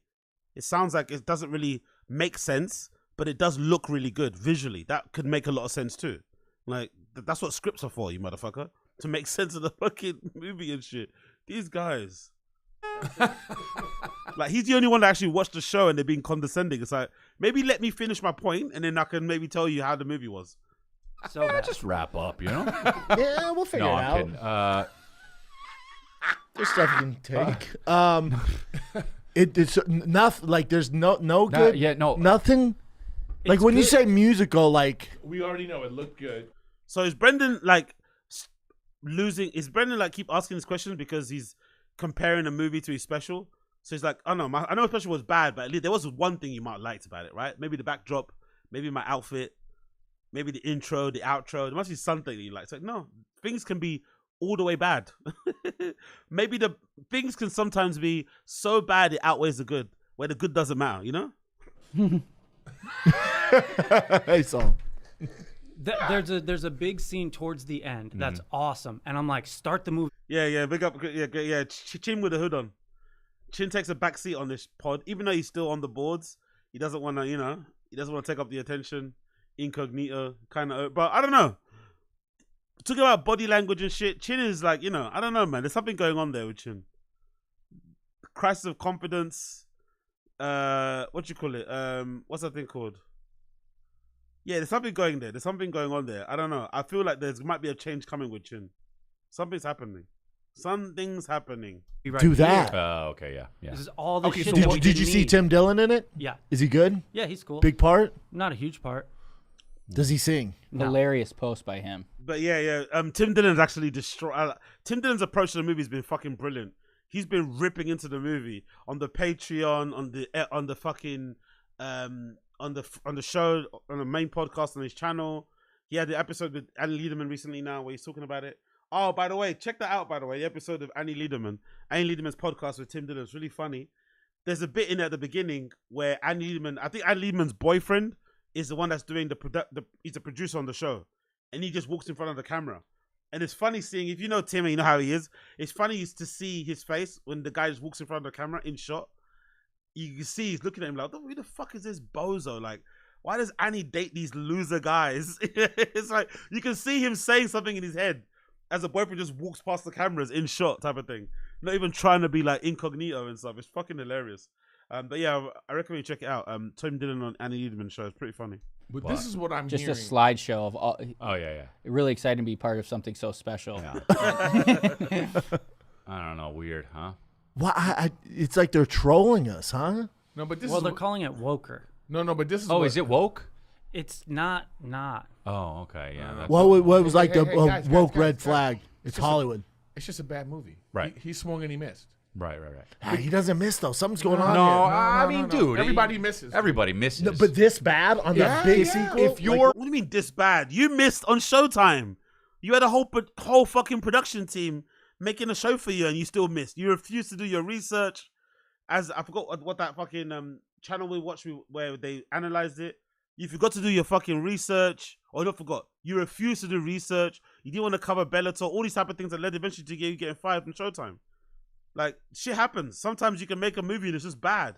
Like, if what Coyle is saying is right, and this was a conscious effort to just get Joaquin Phoenix involved in the creation process of the movie, and Todd Phillips wanted to make it all about Joaquin Phoenix, all about the Joker, it makes sense why it went this way. It just was a bad choice. The guy even said it looks really good. It's just a shit movie. So it's been made well. It's just terrible. It happens. He swung and he missed in a big way. I'm still of the thinking it didn't need a sequel, personally. I'm of the thinking it didn't need a sequel, but in Hollywood, it's impossible. If you make a movie that makes money and as successful as Joker was at the time, you're going to get a sequel. Even if you don't want it, they're going to give it to you, and if you don't direct it, they'll give it to somebody else, you know? If you're a great filmmaker, you have some misses. Yeah, man. Because you have to Not take at this chances. level, though. I think That's so. like choke. He's so fucking dominant. This argumentative thing that he does is just so he can appear, smart and I think he thinks if he's argumentative, then that means he's got critical thinking skills or something. It's like, bro, you can be a great director and just make a terrible movie objectively. It's like art. It's just what it is, isn't it? You sometimes put out stuff and it's not good. It doesn't mean that you're not good. It just means you put out one thing that wasn't good. Not that big of a deal. In the World Series. No, man. No, It's Joker it's because you and I could ride it. No. It's because it's on this level. Why it's such a big miss. Right. Yes. Because if it was like some little indie film, those are the ones you like. Yeah, but you see an indie film and you go, oh wow, that was really great. Now, but then once you get now there's like expectation. Yeah, but there's misses and then there's like Mister. Bro. I mean, that's not you're not in the same ballpark. When's the last time a movie? That was actually funny. No one laughed at that. I think someone did, didn't it? That was actually funny from Chris. And then there's like get like now there's like expectation. Yeah, but there's misses and then there's like Mister. Bro. I mean, that's not you're not in the same ballpark. When's the last time a movie ate shit that hard after like Joker? It was Morbius, really. Morbius took with Jared Leto. Yeah. I mean, it's not even comparable to Joker, though, right? But why not? It missed like that. Sequel, like a big time sequel. I don't know. Isn't Dumb and Dumber 2 different though, right? Because they were 40 years older. No, I don't even think it was them, right? It wasn't. No, they were in it. It was. They in made a second one. There was one that was like the younger version, but then there was one so where it's both of the same. Dumb and Dumber was different. Yeah, actors. so stupid. Some of the like Star Wars. Do you know that world? Is some of those second ones bad? Yeah. Anyway, I want to see it, but like I don't know. I thought that movie was so good, the first one. So it's weird, but a lot of people say that though, and I still think it's really good. I really enjoyed Joker 1 or the original one, but a lot of people say it was overhyped. But I just think we're just living in a time in the world where there's not a lot of great art. So when a decent movie comes along, people probably overhype it because there's so much shit stuff out there. It's almost like The Mandalorian. Remember The Mandalorian? The first season.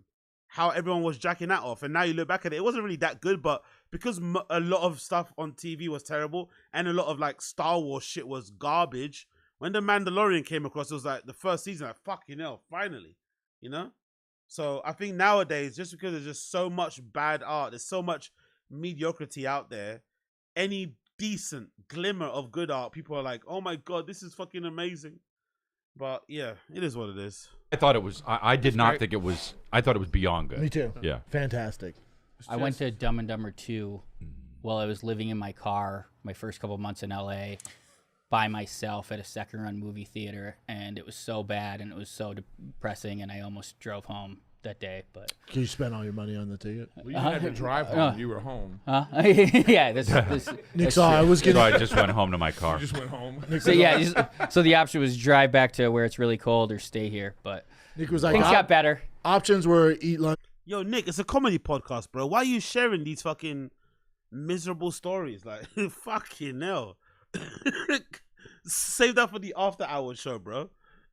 Like, what was that? I remember watching Dumb and Dumber 2 when I was living in my car, a Honda Accord, and it's like, okay, does this story get good or something, or? That day or see Dumb and Dumber 2. It was bad, huh? I went to someone's family Christmas later that day. Just showed up. Sometimes okay. That sounds even more depressing, no? I watched Dumb and Dumber 2. It was terrible. I had to go back to my car, and then I had to go to somebody else's Christmas that wasn't my family's. Fucking hell, Nick, mate. You know, I like when musicians do this too. So you have a person that has like a style, and all of their albums are that same style, right? Mm-hmm. Then you might have somebody who like they did this, and then they come out. The next album is like a techno album. Yeah, or something. Kanye West. Sometimes you might go, what is this? But that's the fucking Brendan. The person he thinks of is Machine Gun Kelly. Machine Gun Kelly. I said Kanye, and he said Machine Gun Kelly for somebody who takes chances with every album that they drop and switches up genres and whatever. And Machine Gun Kelly, you know. Trying to be artsy. Well, they should just do what they want if it's art. Like, but I feel Not like with the movies, When was that discussion? Yeah, they should. Like, No, when give was me that my discussion? fucking Joker too. I don't properly. I don't subscribe Give it to up that, proper, dude. Daddy. That's like making Goodfellas. You know what, and then though? Scorsese does a There's- fucking musical. The second one. Wait, what's his I've name? passed on that. Scorsese. Be cool. What's his name? I always No, what's his name? I call Scorsese. That's the fucking porno guy. I always struggle with his name. I call him Mr. Martin. Mr. Martin. Mr. Martin. You know what's funny, right? I kind of see where Brendan's coming from in terms of being a director and almost it also being like a service job in that you are making a movie that you like want to make, but you're also making a movie for the fans in a way. It's almost like fan service. But the reason why you can't take him seriously is because in Brendan's even comedy career, he hasn't done that, you know? Or even in his content, he's not really servicing the fans, really. Not really listening to the fans. It's just all kind of like, I'm going to do what I'm going to do, the bare minimum to get the most what I can get out of it type of thing. So if anything, I kind of have more respect for directors who just, I don't, even this Tom Phillips guy, fuck it, I'm just going to do my own thing. I'm just going to do this other thing, which is probably going to not, because allegedly, I don't know if you guys know about if this is true, allegedly, there was no early screeners for this movie. They kind of kept it close to their chest, how it was going to be, because they kind of knew that the fans who liked the first movie wouldn't like the sequel because of the, musical angle they were going for. So they obviously knew, it was bad. So, I don't know. I kind of have a little respect for that because at least you tried something, even though you know it was going to be not received well, as opposed to the person that's just like doing everything for themselves and only not even listen to the fans at all. But then is telling movie makers to listen to the fans. It's like, So Scorsese. Scorsese. If you want to watch another Joker movie, watch any of the other 900 Joker movies. No, bitch, you owe me the second one. No, he did it. He made it great. He can do what he wants. Right, can I? No, he can't though, because he owes it to the fans. Can I nerd out for a second here, I don't please? like that shit. I'm nerding for a second. Excuse me, gentlemen. Pardon me. First of all, they shouldn't have made a sequel to this movie in the first place. Exactly. Okay? That's what I'm saying. The fact that you're even getting one. Exactly. Yeah. Oh, you guys are some Hollywood hoes. No, wait, what? That's not Hollywood. Can I make my point? Yeah, sorry, man. What? He's being a hoe. I'm saying this. They shouldn't have made a sequel. Okay? The Joker in this movie is 50. I like Bruce that, though. Wayne is 11 in this movie. Well, yeah, I know. Okay, I no. With the fucking logistics. No, dude. Yeah. If he's 50 and Bruce Wayne's 11, by the time he becomes Batman, this 70. fucking this Joker's gonna be like, I'm 60. coming to get you. Yeah. No. They shouldn't have made a sequel. It wouldn't have made Batman's sense. 21. That's a weird angle to go down. It doesn't matter with the ages. It's just more so they shouldn't have made the sequel. Simple. You could have easily explained why he's older. Maybe another one came up as his son, whatever. They just don't make the sequel. It's not that hard. Yeah, that's fine. They've said it's not part of the same universe, though. Yeah. But that's ridiculous. Well, look, dude. You know what, dude? Joaquin Phoenix could have had a son, and he's the next Joker, and he fights Batman, dude. You I'd don't rather you have that in your head than you make some nonsense. have that in your head. Yeah, it's okay to have we don't know where it's gonna go. Here's why you can't do this is because the studio that provided all the money, the funding, you got to give the fans what they want in the studio. Yeah. And that's why notice there wasn't a ton of marketing around. No, but that's how it doesn't work though in Hollywood, isn't it? That's how it doesn't work. They don't actually give the fans what they want ever. That's the annoying thing with all comic book adaptations. What Brendan is saying is actually right. If you're gonna adapt a comic book, you should give the fans what they want because most fans of that type of shit are nerds, like myself and others, who fucking know a lot of the lore, know a lot of the history, I've read a lot about the comics, know a lot of the characters inside and out, We just want to see a faithful adaptation of comic books depicted on the big screen with some creative licenses here and there. But these motherfuckers don't even get the basics right. They don't even get the basics right when it comes to comic book adaptations. They take creative licenses, they neuter certain characters, they completely change them gender-wise, race-wise. Look at the Green Lantern. For fuck's sake, look at the Green Lantern. Have you guys seen the stuff happening with the Green Lantern at the moment? They want to make a movie about the Green Lantern, and instead of just casting a guy that looks like the Green Lantern in the comic books who's a bit darker, they cast in the guy from the Ridge movie, the hot guy that everyone likes now, the mixed race dude with the fucking beautiful eyes. They're casting him as the Green Lantern, and it's like, you're only doing that because he's really hot now, right? And obviously he looks the way he looks, but it's not a faithful fucking reflection on who the comic book character was. So you're getting the first thing, the casting, wrong. So how am I going to trust you the movie's going to be good? What's the point? It's like fucking Ghost in the Shell. Ghost in the Shell. You make a movie about a fucking legendary fucking anime, and instead of casting somebody that looks like the person from Ghost in the Shell, you cast fucking Scarlett Johansson and you put her in a wig because she's famous. Like, come on, man. And you remember that walk? What was that walk about in Ghost in the Shell? What the fuck was that walk about in the movie? What the fuck was that walk? What the fuck was that walk that she did, man? Honestly, I love Scarlett Johansson. Absolute dimey, but she had no business being in Ghost in the Shell. No business. The student went, oh shit. Yeah. That's what happened. Yeah, that last Joker, there was marketing everywhere. Tom Phillips went like this. He showed it to the marketing and everybody. Then the lights came on and he went like this. Yeah. Told you I didn't want to do it. But what would you think of the meeting? He's like thinking about, what are we going to do for the next one? And who was the person that was like, musical? I don't know. Him? Yeah, I would love to know, like, there's more to that story. How they came up with that. Because that is so off the beaten path, man. Kind of. I like how they replaced Brian Callen for Tim Dillon, though, if you think about it. Brian Callen was in the original one, right? He was it that or the Batman? No, it was Joker. And obviously Brian Callen's cancelled and out of the picture. And the next like hot guy or the next hype guy now around is Tim Dillon. So Tim Dillon gets a role. Hollywood is brutal, man. Hollywood is brutal. For if you think about it as Big up Black American. But that guy with his voice will make a good Green Lantern. There's a place for blind casting in fantasy movies. Yeah and no. Yeah and no, brother. Look at Game of Thrones, for instance. Look at Game of Thrones. Why was Game of Thrones season 1 to 4 really good, or just in general? The casting on Game of Thrones is pretty fucking good if you read the books. Look at House of the Dragon. Same with that. The casting is pretty fucking good. That kind of adds to the story. And even towards the end of House of the Dragon latest season, they took some creative licenses with what the actual source material is, and it actually negatively affected the show, even though that show is good.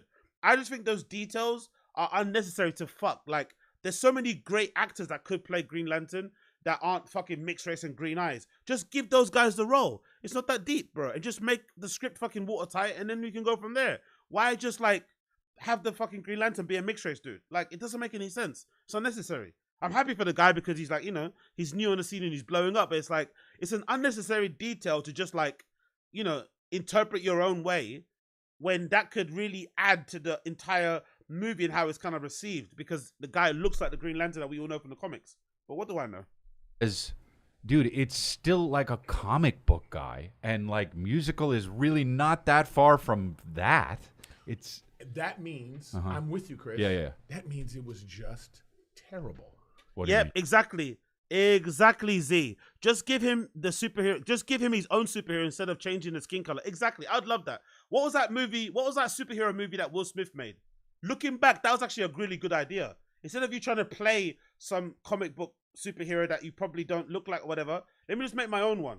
That was pretty decent, actually. The premise of that was actually pretty decent. Kind of in line with what we have with The Boys and all this sort of stuff, right? The kind of like, you know, the reluctant superhero. I think that guy was drunk, wasn't he? I forgot the name of it. The one that Will Smith did, where he plays like a super, with that guy, you know? But, you know, he's always fucking an alcoholic and shit. That was really fucking good. That was really fucking good. Why? They didn't do it good. Oh yeah, no, That's all. Yeah, no, I think You they know what could I have mean? done it good. Yeah, Hey, right, that's what I'm yeah, saying. for sure. Yeah, It could have been like, wow, I'm not. This is what the conversation could have been. You know, I'm not really into musicals, but this was great. Yeah, you yeah, know? of course. And it just didn't do. Yeah. Little Shop of Horrors. I love music. It's just a real shame though, because I think comic books are such a good source of material to make good movies. But unfortunately, as of late, comic book movies are kind of, I won't say played out, but yeah, they're basically kind of played out. But I think they're only played out because the ones that we've had of recent years are terrible. They're garbage recently. They're so bad. So I think if they actually would interpret comic books, like look at Penguin. Penguin now with what's his name? The Irish actor. Is he Irish? I forgot that guy. Bruv, that guy is acting his ass off in that fucking TV series. That Penguin series is better than many recent fucking superhero movies that have come out in recent years. Colin Farrell, that guy. That series is fucking sick. I'm only 2 episodes in. I think I'm about 2 episodes behind actually. I need to catch up on that today. But that is fucking good, man. They don't do that enough though. They don't do like faithful adaptations of comic book movies. They always take the source material, throw away most of it, and just like, you know, do their own thing, which is annoying, and then fuck it up. And then get annoyed when it gets bad ratings. Bro, you're making a comic book movie. Most of the fans that watch this know the lore, they know about the source material, they want a faithful adaptation. Just do that. It's not that difficult. Fuck, man. It's like Warhammer. There's a Warhammer movie coming out, and they fucking binned what's his face. They're replacing him with somebody else. They're probably gonna make the main character a woman, maybe a black woman. It's like, come on, bro. Like, stop ruining our things. Do you? Yeah. Oh, I love musicals. What's your favorite musical? Go. My favorite one? Little Shop the of funniest Horrors. one. Yeah, Little Shop of Horrors is my favorite probably. The funniest one was the Book of Mormon though. I couldn't stop laughing. I couldn't believe it. Oh, you talking about? So you're not talking about a movie? No, live. Oh, La La Land. There you go. See? No, live. I'm saying going to the. Yeah, I like going, but I bet he can't. I bet he can't even tell you what happens in La La Land. He's just saying it to sound, you know, whatever. He can't tell you a thing that happened in that movie. La La Land's on breathtaking. My favorite is Wicked. Wicked was great. That's a great Wicked show. was great. I think they're making that a movie. Yeah, they are. Yeah, they It's are. all It's gonna be trash. I don't know. Yeah, let's take a little break. Hey, everyone. This episode is brought to you by Manscaped. Yep, we're not doing that. We don't give a fuck about that. We don't give a fuck about that. We're skipping through that one. Yep, there you go. But I like that kind of story. The guy that wrote Wicked, I like that. Like, so if he was going to take the Star Wars universe, you know, that's what people are doing now. They just like stay in a universe. 'Cause that's what Wicked is. It's like, oh, so there's this evil part. Let's find out her origin story. Her story. Right. Yeah, I like that kind of too. stuff. I dig it. Yeah, that's Me cool. too. Yeah. Do a deep dive on that. Yeah, We should do that for Golden Hour. But that's what the Joker is. yeah, for all three of us. Yeah. And yours is a musical. Yeah. Yeah. Yes. You just get the Rockettes, and they're just like, why? Singular sensation. Yeah. So anyway, that's good. That's a bummer about Joker. I could use a good fucking movie, man. They just, you know what? I'm done with like Netflix just canceled a show I thought was great. What? Chaos. They just canceled it. They're You not know, doing a second season. I heard it. I think it's. I haven't seen it. I have no idea. I haven't heard anything about it except for what. The one that breaks my heart still that they cancelled was it Finding a Murderer? Was that the one? Was it Finding a Murderer? The one with the serial killers, and they interviewed and they would go around. It was about the start of like how serial killers were basically defined, or the definition of a serial killer, and how the division kind of built up in the FBI. I forgot the fucking yeah, I think that's the show. Was it Finding a Murderer? It was, wasn't it? Them cancelling that was the one that broke my heart, man. That show was so fucking good, and it's still fucking. It still is good now, man. It's fucking brilliant. But Netflix is weird when it comes to cancelling shows. Some shows that should be getting cancelled, like Emily in Paris, keep getting renewed. And then shows that shouldn't get cancelled, do get cancelled after only one season or two. It's fucking weird. You said I think it's bad. Oh, you know what? I meant to text That's you. terrible. I meant to text you. Watch it. It's I know. It's you, good. You fuck with Love Is Blind? Oh, I haven't God. seen this. It's good. No, Your but- chair's too creaky. No, listen. All of ours are. Yeah. Do we have Listen. WD for it? All of ours are. There's no budget for that, is it? There's no budget for new chairs, but there's budget for fucking Humvees, right? And TRXs and new shocks. I love this show. I love them in general. We need oil. 90 Day Fiance, before the 90 day, Like this season season 30? is absolutely crazy. Let me just. Oh, sorry, I don't care about those shows, but I did see a trailer and it looks really trashy and aggressive for a Love is Blind, a Middle Eastern version. And it looks like it's just pure arguing and fighting from minute one. That looks like something I might have to check out, honestly. Yo, big up a illusionary commission. Please call it penguin, not penguin. Big up, brah. What? Please call it what? Penguin and not penguin. What did I say? I said penguin. Bloody hell, bro. Imagine that. I said penguin and not penguin. Or penguin, not penguin. Penguin. That's why I'm Spanish, man. That's why. Sorry, it's my Spanish accent. Penguin, you know. Even though I'm sure penguin isn't, penguin in Spanish, but you know what I mean. Big up illusionary commission. I will keep that in mind. Penguin, not penguin. Penguin, penguin, penguin. Let me just go down. Listen. Penguin. There's a blind guy, a black blind guy, and a white girl that loves. I love how you're trying to say, like me saying penguin is what you call it is just as bad as this motherfucker saying arrows instead of saying arrows. Is that what you're trying to say, illusionary commission? Really? Really? You think someone saying penguin is worse than someone saying arrows? Arrows? That sounds like a hedge fund. That sounds like a place in fucking Dawn, right? Arrows sounds like a castle or a location in Dawn in Game of Thrones, mate. Arrows. Huh? Big up illusionary commission. Appreciate you, bro. Chickens, they're a couple. Sorry, illusory commission. Okay. There's a autistic black dude. I'm in. Okay. I'm in. So he just autistic black dude. So it's like a melting pot. And going to Ghana. Okay. I'm sorry, but if some of you guys are American, I'm not taking your fucking, I'm not taking any lessons from you when it comes to pronunciation. I'm seeing your super cello, Game of Thrones, bro. I speak English.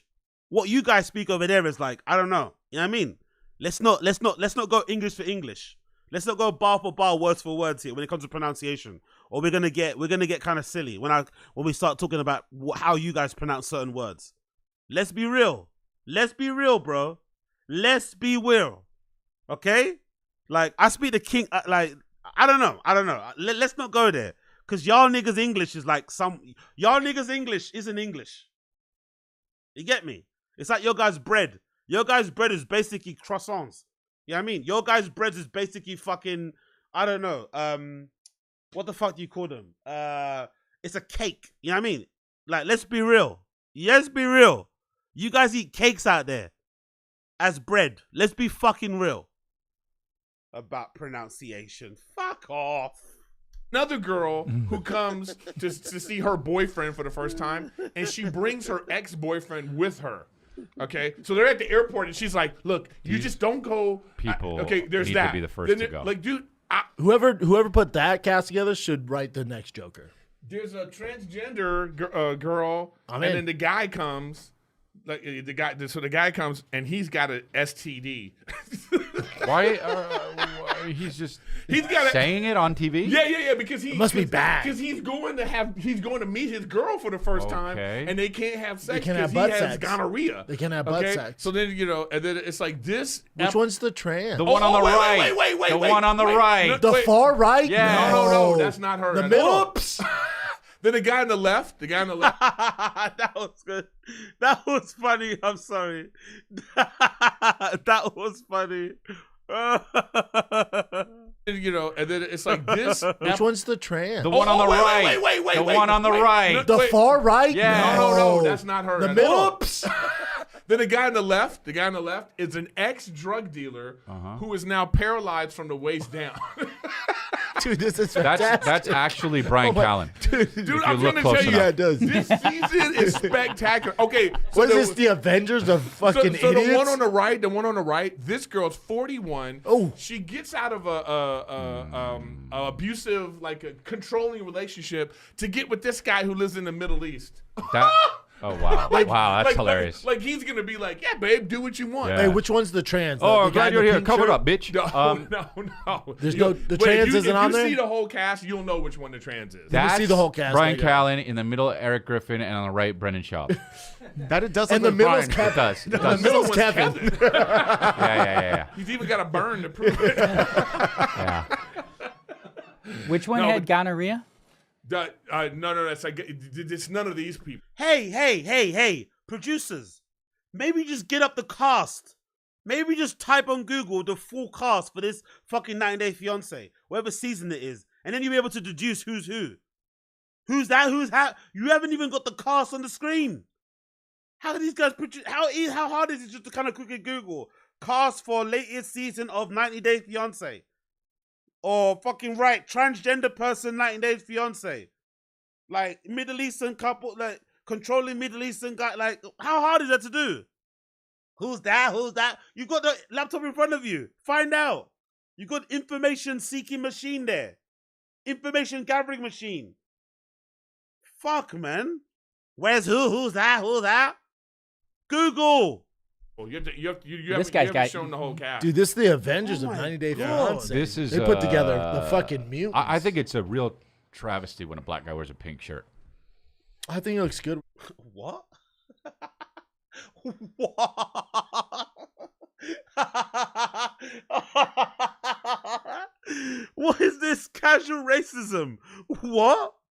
Black people can't wear pink shirts. Black women can't wear lipsticks. We can't wear lipstick. Sorry, like what? That's something Brendan would say. Fucking hell, Crystalia. What the fuck was that about? They put together the fucking. Hasn't he heard of Cameron? Hasn't he heard of Dipset? Hasn't he heard of Jim Jones? Huh? What? I think it's a real travesty when a black guy wears a pink shirt. Hasn't he heard of Kanye West? A travesty. Doesn't usually putting my fashion head on most runway shows, if they have a really fluorescent bright color, they usually like to have somebody that's really dark, way darker than I am, to contrast with that color. Because actually, somebody being darker and wearing really bright fluorescent colors actually suits you better. You look better. It's like black people usually look good in all white, bright yellows, reds, oranges, neons and shit. It actually, looks really complimentary in your skin. So it's funny to hear him say this because it's actually in every other walk of life, especially when it comes to the arts, it's actually the opposite, It's a travesty. Like what? I think it looks good with their complexion. Yeah. No, black guys can wear anything. It's worse pink shirt when is weird. Like real white guys wear pink. Well, that's bad. Yeah. We're gonna get you vote for Kamala. Wait, yeah. But why is he so offended by the pink shirt? And the guy's pink shirt he's wearing is like a pink shirt that somebody wears in the office. It's not even that pink. It's almost like a salmon. It's like washed out. It's like it's not even like a pink shirt. Like Barbie pink. It's like a pink shirt that you'd wear in office, like an Oxford shirt. Like an Oxford button up or something. And it annoys Chris. Look at his face. It actually annoys him. It's like, why does a pink shirt trigger you that much? Wonder what's going on there. Go to the guide for the cast. No. They do. You might be able to see all the. Or maybe it's not about a pink shirt. Maybe it's just about the black guy. Maybe the pink shirt's a red herring. Maybe it's actually he just doesn't like black guy people or black people. Let's see. Oh, brilliant show! I don't like these shows. I don't. They're good. I get why people like it's them. Kind of a waste don't. of your life, but it's yeah, good. exactly. Yeah. Sometimes it feels like such. I know, but I get need a that palate from cleanser. But I get that from like watching. Everything you watch is a palate cleanser, Brendan, bro. You need something to maybe stimulate your brain a little bit. Cause I don't mind garbage shows. I think garbage TV is really good to kind of like I said, palate cleanser to turn off your brain. But not all of your consumption on TV or movies should just be like garbage. You should try and watch some good things, some things that challenge your mind, expect a little bit. Do you know what I mean? It all should be just trash TV. Like I couldn't imagine living a life where all you consume is reality TV. I'm sure people that exist, but it just will be too much because reality TV nowadays as well. It's not even like reality TV back in the day. Reality TV back in the day was a lot more like there's a lot more variety. I think it was way more interesting, and it wasn't so manufactured. Now they put people in particular situations to get to kind of provoke a reaction. It's constant conflict. It's just too much for me. I want to relax. I don't want to watch every fucking reality show. It's people arguing and fighting and arguing and fighting. It's just too much, you know. Like exactly, big up Z. Yeah, big up Z. Reality TV was funny. Exactly, it's not even funny. Yeah, big up Gabriel Football. It's like a random show. Nah. I'm a minor person. I'm a nobody. But it was just good to watch back in the day. Big Brother, all these type of things were fucking fun to watch. Now not so much. But I wonder if people that do watch only reality shows actually enjoy the fact that they know what they're gonna get every time they tune in. Maybe there's comfort in that. Because if you try and watch a series and it's terrible, there's nothing more heartbreaking than starting to watch a TV series and then 3 episodes in or 2 episodes in, you realize it's terrible, but you kind of have to finish it because you're already 2 episodes in. So at least with a reality TV show, you know base level what you're going to get in every show. So it's kind of comforting and easy to just watch it. Maybe there's something in that. I don't really know, but I personally couldn't do it. Like all the shouting and the screaming and the arguing and the throwing of stuff and the fucking... Yeah, it's just too much for me. This is just... Okay, that's the Oh, blind yeah. guy and Big up Coiler. Below Deck. Goated reality TV show of all time. When I discovered that, I put a lot of my friends on it because I was one of the first people, I think, in my social group to watch Below Deck. I've been watching it since season 1.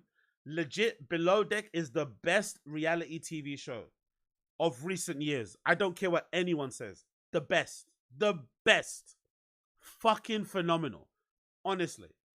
More so because of like it being about people that work on boats and shit and yachts and that whole lifestyle and that whole world, which I had no, understanding or knowledge of. So you obviously learn something on that side of things. But just in general, with the different types of characters and their backgrounds, honestly, Below Deck is goated. Don't care what anyone says. Fucking goated. This white girl loves chicken. That guy's blind? And then his sister... What do you mean loves chicken? She has a chicken as a pet. Like Chim And Crazy? then the sister took her to the market to buy a chicken and kill it. And so she's furious. And then, okay. Keep going. This is the guy. That's Drug Brian Callen. dealer. That's Brian He Callen. was a drug dealer and got turkey into hair. a bad act, got shot or something, so he lost his feeling. Next. Stuck there, conjoined twins. That's... I wouldn't be surprised if they had. That's the But go to the next one.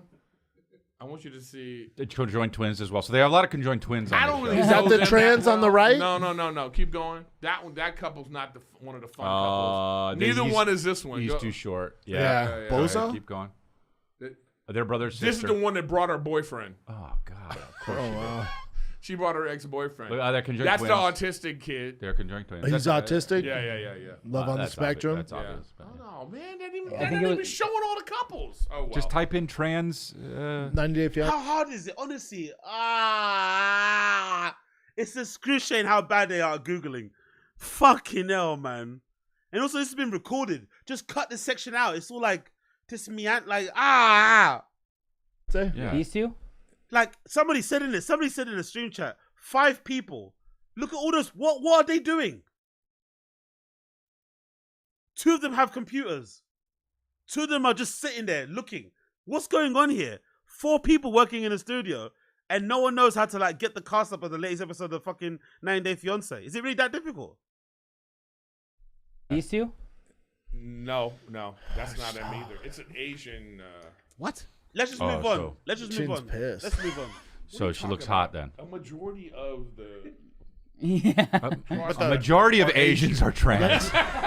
But more Because Thai. from the back you can't tell. But it's more Thai. Lady boys. Thai More is Thai. probably the biggest one. Still Asian. Japanese don't fuck with that. They'll kill you. Wow. What? What? Oz, do you wash your chicken? Cheers, penguin.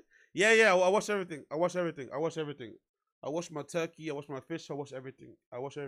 But it's not like I'm washing it. It's like when you're prepping it to cook or to season. I don't know about you guys, but meats and stuff that's sold in the UK sometimes it's got, it's got some extra fat in it you don't want. It's got whatever, you're just cutting off some of the stuff to make sure you have the, a nice piece that you want to cook with. That's it, really. And in the process of cutting that stuff off, you maybe have some stuff that sticks on it. You just want to wash it away. So that's basically what I'm doing. I'm not sitting there scrubbing it with fucking soap and shit. It's just standard. But I think most people just grab the meat from the fucking packet and just take it out and put it straight on the cooker and stuff, on the whatever. Just start cooking. I'll do a little bit of prep, like similar, like when you're gutting the fish. I don't know. Everyone's different, but yeah, I do technically wash my chicken. It's a lot, but yeah, that's true. Well, yeah. But anyways, this is like a well. Point is, you guys should check out Love Is Blind. Love Is Blind. Is that? Yeah, I don't. That's the I one don't where watch. you have I don't to like like that one.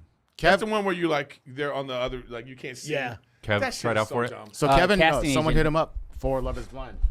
Kev, dude, every you have to season go I go, on. God, I wish I knew somebody on this show. You have to go on. Dude, you're about to find love. Yeah. It's for Columbus. I don't live there anymore, so I don't like. How does it work? I can't just. You can still go out there. What the fuck? Is this guy redacted? I don't live there anymore. I can't do it. Just do it.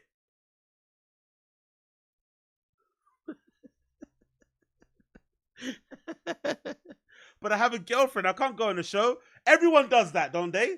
That's what they do on Love Island. That's the typical thing on Love Island. They go on Love Island to find love, and then there's some girlfriend that they just leave. I love that narrative, by the way. I love that fucking play when some guy pops up on Love Island and the girlfriend comes out on Daily Mail and is like, I thought he popped out to go get some milk. He told me he was going on a football tour. And next I see him, he's on Love Island. I love that. That shouldn't stop you. Having a girlfriend, not living near, who cares, man? Go get famous, make some money. It's like 6 weeks. That's what I'm saying. Dude, I it's thought it was fake. But No, it's 6 weeks to find your wife, dude. Yeah, Brendan, you're missing the point here. Why are they doing Love Is Blind Columbus, Ohio? Because they do it in Dallas. They do. Oh, they do? Yeah. Atlanta, Chicago. Atlanta, But Chicago. Columbus? That's what the I thing. was thinking. That's what I'm saying. Like New York, I get. Chris knows all the locations for the baddies. Chris knows all the locations for the baddies, innit? Especially the underage baddies, allegedly. Look at Chris. Columbus? I never had the opportunity to take some girls into a hotel room over there.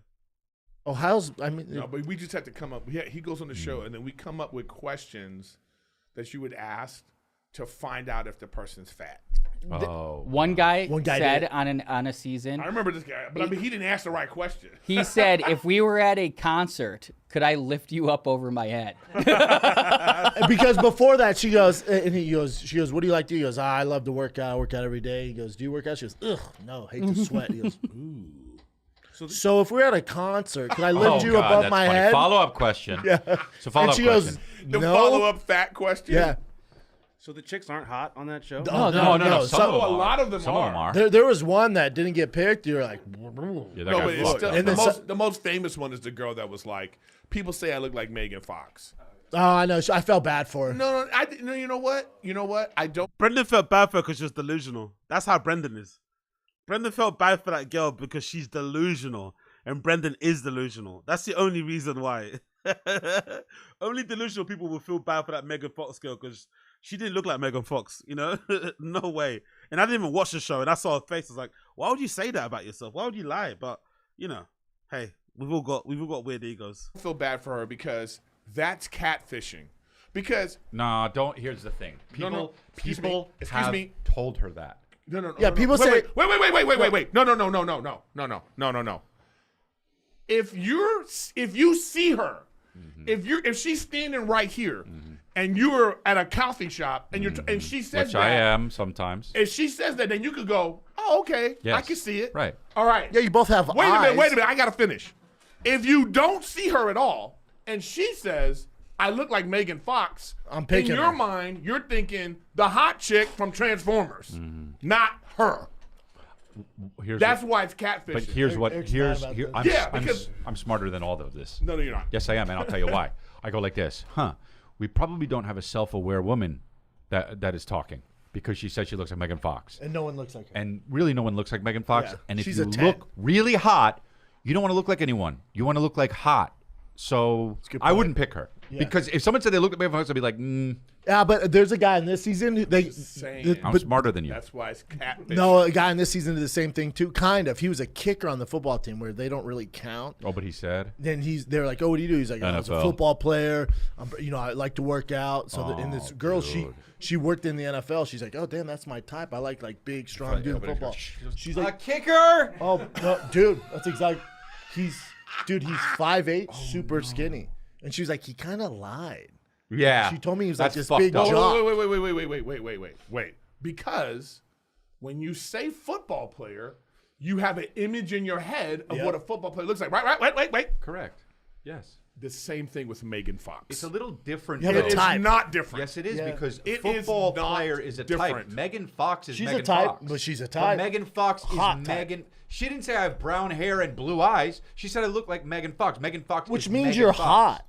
To be fair though, I think a lot of women do that. I remember once being at a fucking.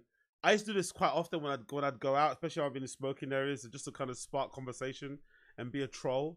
I remember I used to be like to girls, "Oh, if you had like all the money in the world, could you look as hot as Rihanna?" And without a doubt, all girls, 99% of girls I speak to in a smoking area of nightclub would say yeah. Even girls that had like a really bad base, because I think sometimes that's believable if you have a decent base, but if you have a bad base, there's no changing your face. You can't, you just can't change your face totally to look like, it's just not going to happen. So I think in general, women do have a little bit of I don't know. They have an interesting way of how they perceive themselves. I think guys are a little bit more realistic with that way. In how they perceive themselves when it comes to dating, but I think women are a little bit different. I think most women think once they get glammed up, they all look hot, whereas I think that's not the case. I think some women just look better than the others. It just is what it is. And even though they have a lot more help, they have makeup, they have dresses and shit and whatever else. Us guys don't really have much of that. So it is what it is. It is what it is. I think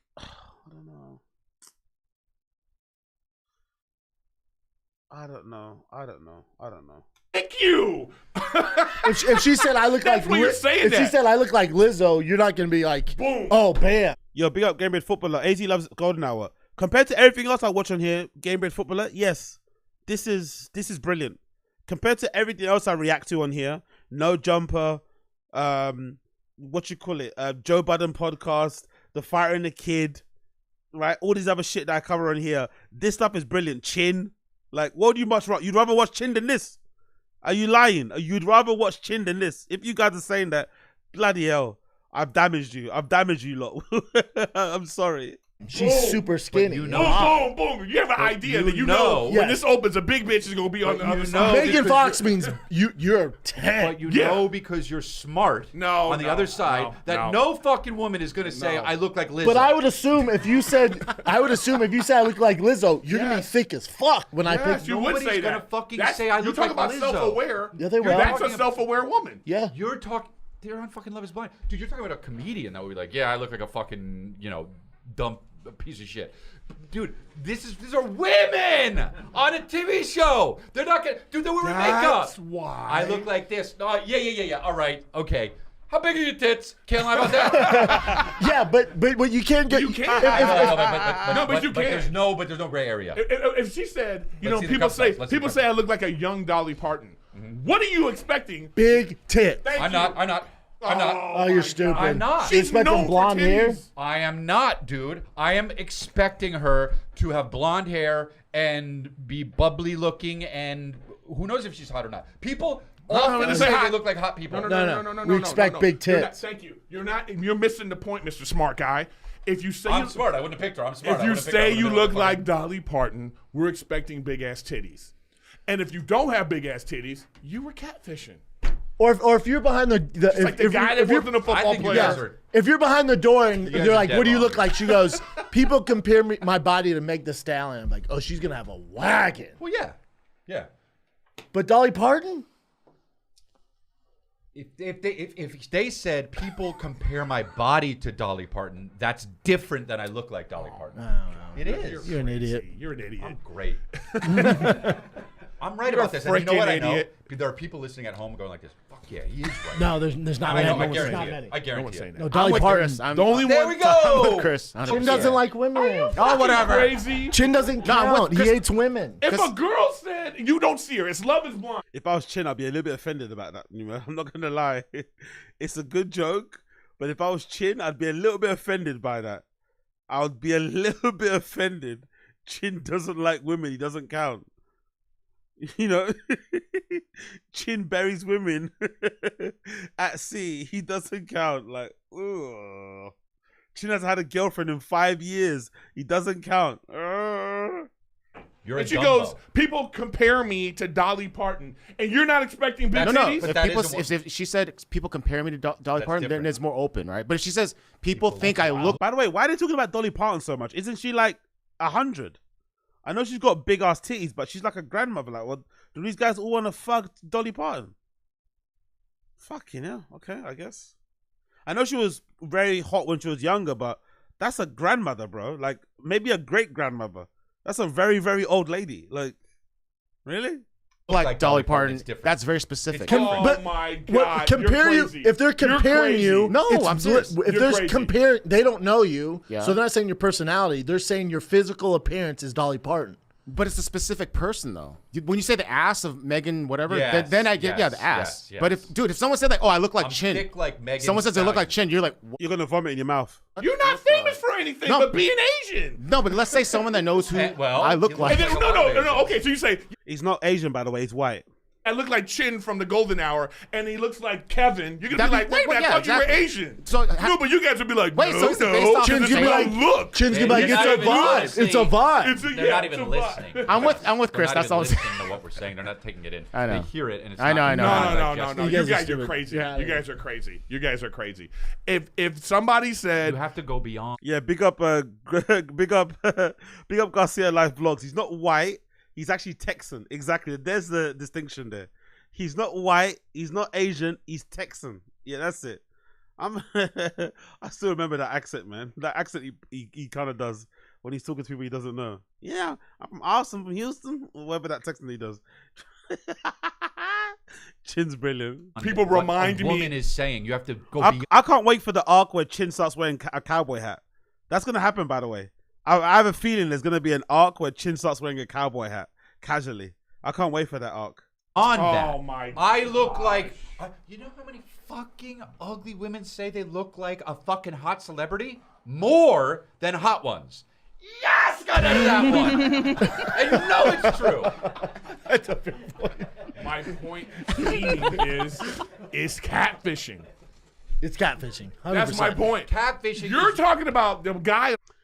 Eric talking about catfishing is interesting because you know for sure Eric's done a bit of catfishing himself, right? Taking pictures at a certain angle, not showing his body, and then he turns up looking like a bag of mashed potatoes and shit, or a bag of semolina, you know? Like, you can tell Eric has done a bit of catfishing in his life, in his dating life, for sure, you know? Certain angles, you know, the dye in the mustache and shit, you know? And then he's turned up and it's not been the person that the person thought it was going to be. And here he is, you know, hitting everybody else with the catfishing. Let people catfish in peace, man.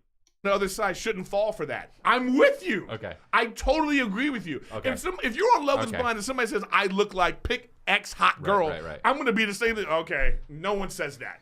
What I'm saying is the fact that he fell for that, he's stupid. He's dumb, yeah. But she's also catfishing. Yes. Now, to this other point, I don't care what fucking words you use. If you say Any reference. I look like Any or reference. whatever reference to Dolly Parton and you're not expecting titties, you're a freaking If someone idiot. goes, To be fair, though, I think most people in my life who I've met who think they look like somebody are fucking weirdos, and I don't associate with them, and they're not my friends.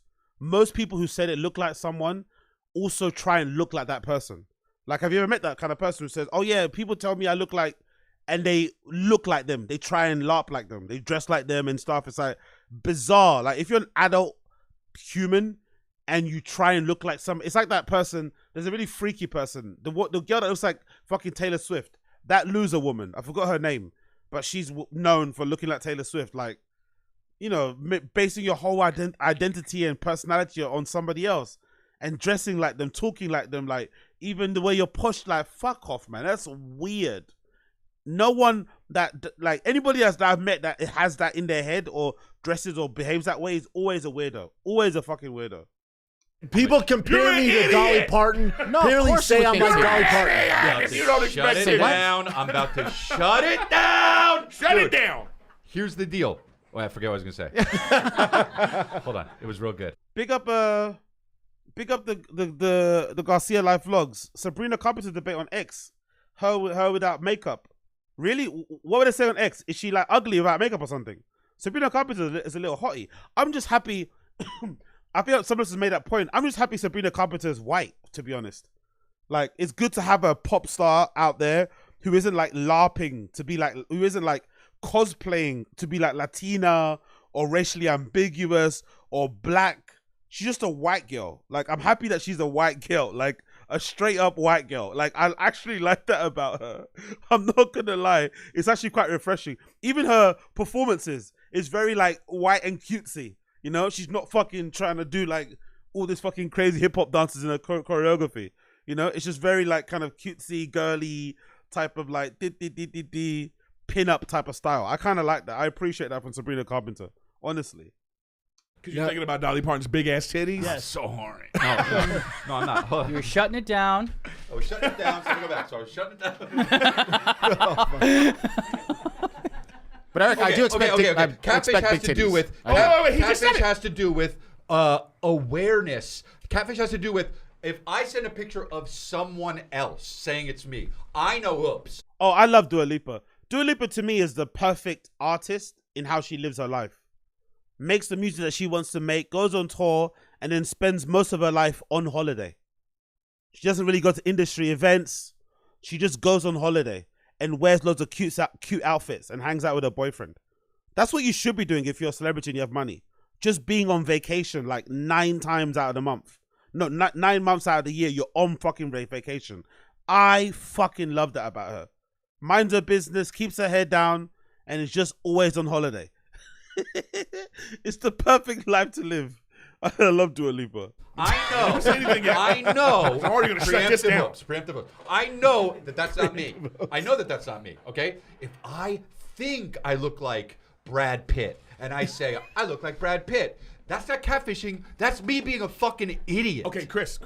Yes! Now, let me respond. Okay, all right. If there is a screen door in front of us where we can't see each other, Yes. regardless of what you think you look like, you're giving me an image that I already know. When you say Megan Fox, the only thing I know about Megan Fox is she's hot. She got a great body. Weird thumb. She's sexy. Great face. Okay, great face. Super hot. Okay. I know her. She's a fan of me. Okay, that's serious. what I'm saying is this. That is She likes my equivalent. podcast. That's equivalent to catfishing because you know the image that I have in my head. When you say to somebody, "Hey, I look like Brad Pitt," what we know the You're reference. wrong. Because this person is now, thinking. who you with now, Ching? I see both. I see both sides. Yeah, I see what you're saying. But you're not thinking enough. The woman thinks she looks like Megan Fox. Yes. Look at her No, thumb. That you're not paying attention. No. Listen, I know that we're not talking about the idiocy of the guy. Yes. Catfishing has to be intentional. Yes, No, it is And intentional. you're saying they're so see that's. You're saying they're so delusional. They're is so intentional. delusional. It's not Yes. intentional. I do not believe it's intentional. We If finally you're- found the if fucking you're, crux. If you're on a show where you're not supposed to even say what you look like You're in not the allowed first to. place, you're not even supposed to because it's supposed to be Love is Blind. Which Love, it's wait, not. Love is Blind. Right. If you give me an image that I already have in my head, that's Okay. Cheating. Then this is how they should answer. Say, what do you look like? Go ahead. What do you look I'm like? not supposed to Chris? tell you. I don't know. I'm blind. Stupid. Yeah. No. I hope you like me for I my already see the look on personality. your face that you agree with me. To be fair, I've never watched Love is Blind. I didn't think it was allowed to even do that anyway. I'm surprised that that's even allowed. That you're allowed to like talk about your physical appearance. I thought the whole point of it to make it fun was that you can't talk about that and you just have to talk about stuff and like maybe fall in love with a person as a person. And then when the doors open, you're like in this predicament now because maybe they might not be your type, but you fell in love with their personality. So it makes it way more, you know, of an interesting thing, a challenge, you know, poses interesting questions, blah, blah, blah, blah, blah. It fundamentally changes your idea on love and blah, blah, blah. I thought that'd be way more interesting than just saying I look like, because that's cheating. That's just like, you can just go in there and say like, yeah, I don't know. I'm kind of about the same height as this celebrity. I have hair like that celebrity. Like, it's just not, it's not that difficult. Especially if you're honest about it. Like, someone could easily kind of put it together in their head what you kind of look like. It's weird how that's allowed, really. It seems like cheating to me. I feel, my face feels like Megan Fox. I have thoughts. No, but Eric, if someone said like, if you said to someone, or someone said, I look like Eric Griffin, right? What comes to your head? Yeah, what big, does come big to your guy. Mr. Potato That's Head. it? Not like looks like. That's funny from Brendan. The first thing he thought of Eric Griffin was fat. I wonder what people think about Brendan. If the first thing they said about Brendan, what do you think about Brendan? But people say dumb. Like, what do they think? What would they think? Mushmouth. What would they think? Redax. That was so mean. Big guy. Eric Griffin. Super shredded, Here we go. handsome, 6'9". No. The point is this. Low voice. The point is Huge cock. this. Two of them. If you're saying that you look like someone that we already have an image of, and I haven't Which seen we it. do know. It's one thing if I'm in front of the person and he says to me right now, you know, people say I look like Keanu Reeves. I would be like, I can see that. But I don't look like Keanu Reeves. Yes, I get it. If you have a thing here and you Yeah. say behind the thing, hey, you know, people say I look like Yeah, Keanu yeah, Reeves. you could get when it. this shit comes down, I'm gonna be like, what? Yeah. And that's what happens. That's what happens. I'm gonna be like, are you kidding me? Your looks, I would be like, oh, I gotta get away from these looks. Boo! Boo! Yes, I win again. And it's fucked up. Eric fucking busting the shirt buttons on his shirt, busting it open. Look at that, busting it open. Yo, big up my nigga High Def. Christy Diddler looks like a redacted scarecrow PDF file. Yeah, man. He was like, objectively speaking, Chris D'Elia was kind of handsome when he was pre-cancelled, didn't it? Or did you guys always think he was, you know? Did you guys always think he looked kind of weird? What do you guys think?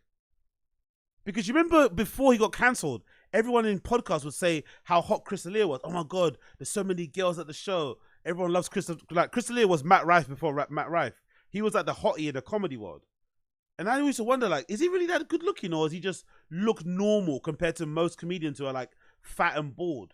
Like, I don't know. Oh my God, big up Jordan Ray. If you like birds, yeah. If you like dudes who look like birds, then Chris D'Elia is hot. Oh, big up Jordan Ray. Big up my Def. Appreciate you for the super chat. If you like birds. If you're into pterodactyls, pterodactyl mixed with an eagle, then yeah. Yes, I win again. And it's fucked up to do on that show because it's fucked up to do because they say it's. Yeah, that's a good. Yo, big up Timo Kazi, because that is actually accurate. Because weirdly enough, it's big up Timo Kazi. People cope and say he was ugly, but if girls like you, you're probably handsome. That's true, because weirdly enough, in life, you're probably going to get called ugly by other guys more than you're going to get called ugly by women. Especially if you're attracted to women. It's going to be other guys calling you ugly as opposed to women. So if women do like you, you should probably heed what they have to say. You know? Don't really listen to the guys who are hating on you, because you're probably smashing loads of things and they wish it could be you, and they don't understand how they can't do it because they think they look better than you and shit. If women like you, you're good. You don't have to worry. You know what I mean? That is really what you should be focused on, because guys love to call each other ugly. Love it. Love it, love it, love it, love it, love it. It's fine.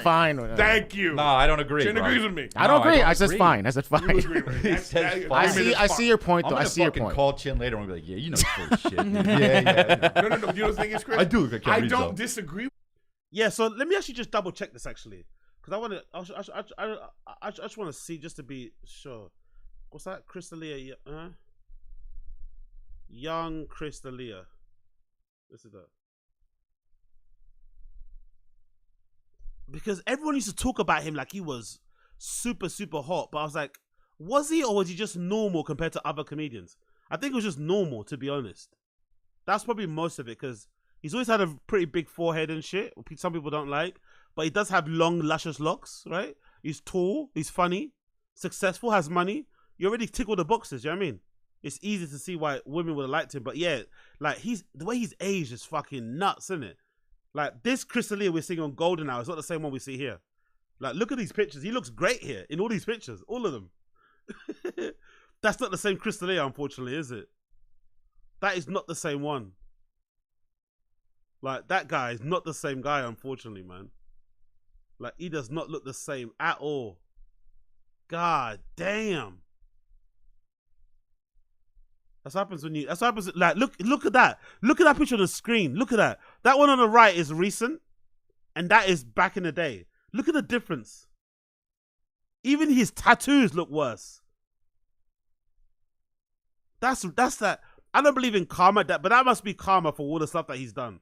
Like, all the redness and the life from his skin is even gone.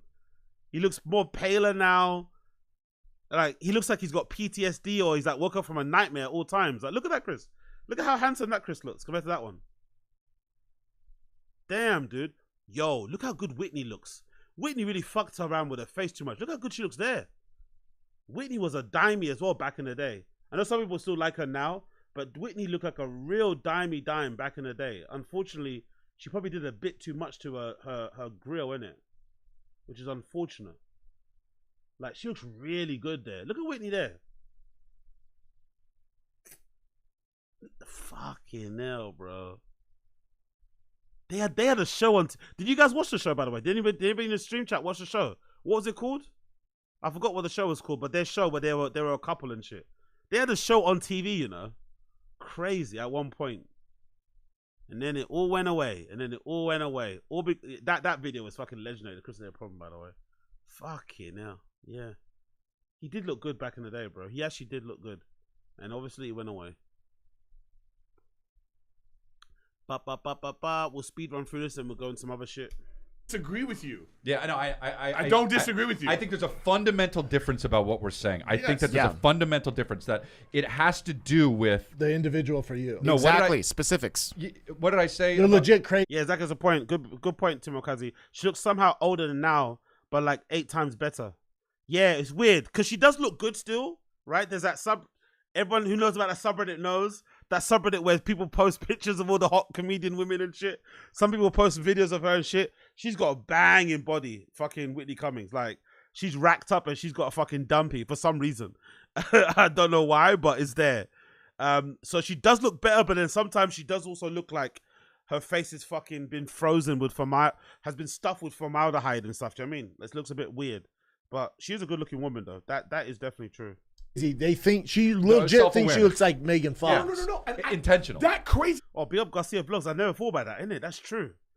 Whitney dated Chris and Brendan and did stuff with Callan. Damn. Yeah, you fucked all 3 of the friends. Would you call Whitney a hoe? Would you call her a hoe for that? For fucking... Well, she didn't fuck Callan, but still. For doing adult stuff with Brian, Brendan, and Chris. And all them 3 being friends. Would you call that... Would you call her a hoe? Or is that just like standard adult woman stuff? That's a bit much, isn't it? All from the same social group. This is fine. Yeah. You're talking about intention. Even if this is my point. Even if it was an accident, still fucked up. It's still messed up. And when it's okay for that guy to see her and be like, "The fuck? Oh, you don't look nothing like Megan Fox." It's okay for him to be like that. What do you think Theo would have said during this conversation? He'd be like, he would have been just like, we're going too hard right now. He would have called us afterwards and been like, "Yeah, I don't know, man. We should take that out, man. We should take that out, man. That got pretty heated, man." Oh, look at that silence. They all sat there and quietly thought about Theo. They all miss him, innit? You see that weird silence? They were like, Theo would have made this show so much better. That was amazing. They all just sat there and contemplated. Man, we miss Theo. He would have really fucking made this show something. Taking it to the next level. We miss those jokes. Like that. God, we could do I could do with those views. We could do those fucking views, man. When Theo was around, I was eating good, bro. DoorDash every day. Sometimes 2 times a day. Yeah, Jesus Christ. That's like WWTS. How do you call that? What would Theo say? You should have a segment for that. Yeah. Take another break because too many. Come on, let's go speed run through this. What's this? Oh, we see this already, right? Him faking the thing. Does it make you competitive? Seeing this? No. Oh God, no. God, no. What did Kayla get? Then what do you do? Hey, I'd honestly. Maybe it says more about my taste, but I would destroy Kayla Harris if given the opportunity, mate. I'd let her fucking choke me out. Fuck it. I'd let her fucking choke me out. She can get me in a rear naked chokehold. Standard. You know what I mean? One hand down below, one hand around my neck. I'd fucking be in heaven, mate. Honestly. Swear to God. Hope there's no kids around. But yeah. Just be like, fucking hell, yeah. Choke me out, break my arm. Wow, I have weak ass grip. Oh, now you do it? Just squeeze as hard as you can. I wish I did it back when I was fucking really doing that. Oh, wow. Now you do it? Honestly, the cheat is the funny bit. I love how Brenda's quietly feeling like insecure and competitive and stuff and just sitting there in silence. It's the cheat that makes me laugh. Like, look how Eric Griffin's doing it. That's how everyone's doing it. You're meant to just sit there and hold it in one hand or stand and hold it in one hand. Brendan, for some reason, decides to do it seated, braces himself and holds his wrist to get more fucking... I think it's like, why? Why? Like, it's not even that serious, really. Yeah, baby. 70 pounds. Pretty good. 70. And then what do I have to wait for? Get with that, Shab. Just 105. 105. Wow. Dang it. Dang it. What do you mean? Dang it.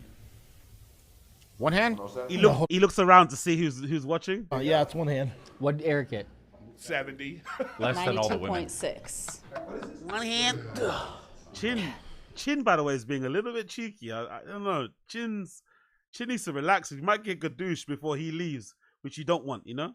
If you're already thinking about leaving and then you get fired, that's going to hurt.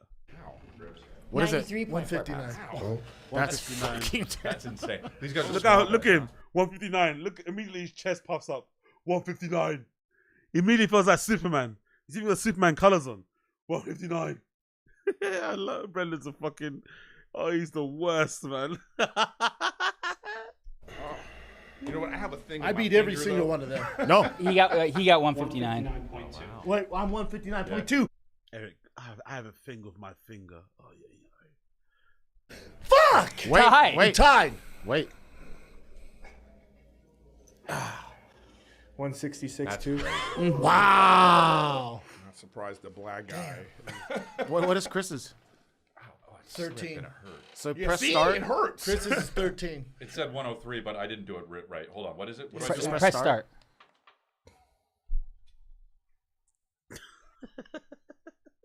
Fucking Jesus Christ. 184. 108. His is 108.4. What are you using the Matrix? I got to do this again. Fucking shit at. Yo, come on, man. Like, is this meant to be part of audio? What is this show? Let's move on past this fucking toy, please. 98.8. God damn. Stand up. Stand up. Yeah, standing up actually helps too. Hey. Oh, I'm not. Hey. I'm sitting. Hey. No, all you guys try it again. Yeah, you fucking bitch. Thin. Oh, can you hold the wrist? The thing is, like, yeah, why are you holding your wrist? Yeah. Your dad's voting for Kamala. Nope. What is it? All right, whatever. That's good though. I'm not doing it anymore in my whole life. No matter what. That's my grip strength till I die. 108. Till I die. Yeah. That's my grip strength. Oh, guys. What? Can we vibe now? Okay, sure. You still mad? Yeah. It's all good. You know what? Maybe your other hand would have been hard, way better. You're right. You know, don't even check. Go. No, you're a bitch. Yeah. Can we? Okay. You know that there's, first of all these Diddy rumors are incredible. Oh, they're so funny, like, dude. one is like, so he was dating Tupac. That's one of them. God. All right. The other one is about how they're like, do you see Ice Cube on Bill Maher's podcast? No. So Ice Cube is. Of course not. Go ahead. Okay, got you. But Ice Cube is talking that like the prisons are owned by, he goes, you got to follow the money. And the same people that run the music rappers business love to say that, but own the prisons. Own the prisons. So he's like, it's all, and then there's a whole thing about how R. Kelly even R. Kelly, like that Jay-Z funded the video about R. Kelly because he was in love with Aaliyah. Yeah, that's I heard that. Yep, I've heard Jay-Z's like the mastermind behind it all. Yeah. But you know that do you know that Hell R. yeah, Kelly's, another party. R. Kelly's. Look around. Oh, there's Leo DiCaprio. Yeah. Oh, God, hey, what's up, Jay-Z? I know. You're like, I made it. Yeah, I know. I made it. What's up? by accident, you're looking for the bathroom. Behind you. No, but you're looking for the bathroom, and you're just kind of like, hey, is this the bathroom? Yeah. So you're just like this. Oh, fuck. I'm at one of those. Yeah, but no. Oh, no. They try to run out and you slip on the nail. You hear the old school recording sounds. It's a dude. Some guy goes, and action. I mean, it sucks, man. Oh, no. It's like Sorry, bro. We got you. Why do you need sound? Boom. There's a boom guy. You're up, my man. And nobody knew. They were like, this is interesting. We need blackmail. This is where you walk into the So game. that's kind of like, I feel like that's a little. Obviously, Brendan killed the joke. Lovely. Love to see it. Wow, we're funny, bro. We're funny. No, but apparently the made a freak offs great happened bit there. after. It was like I 2 know, o'clock but hit, still. and Be a only funny a certain skit. amount of people. I think they asked people to leave. Oh yeah, good too. if they thought you were gonna Yeah, snitch. but if you had imagine you had a good party like that, then somebody comes over, one of the handlers comes over and says, "Hey, parties, you might want to leave now." Yeah. How do they even do that? He Oh, comes no, up I and bet he's they don't say anything. "Slippin', Yeah. Hey, I just want you to know you might want to leave right now because Like- there's a baby oil. I'm like, coming." why are you Yeah. covered in baby oil? Don't ask, my man. Don't ask. What room is that Good you're to see covered in you. baby oil? So I don't know. It would Weird. be tough though if you're at that party. Like, hey man, Diddy only invites a few special people. It's in the room back there. We're gonna send everybody else home. You're into hot chicks, right? I'm like, Well, that's the thing. It's like Next thing you know. weird. When is it like? That's what I'm saying. What's the level? right. Because you can see how people get caught up. Wait, have you seen one of those pictures of him where like there's he had the naked girls with the sushi? So you already saw that. It wasn't like it was like it wasn't like it was one of these parties like, hello Chris, how are you? Right. No. Pinkies up. Nobody no, was. the shit was Nobody freaky. was happy birthday.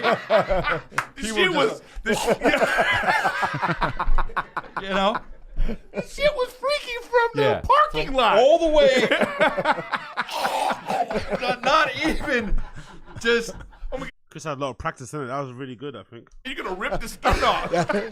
That hot Tua Diddy style. If a girl grabs your dick like this, I'm like, what the fuck are you doing? Fuck your armpit?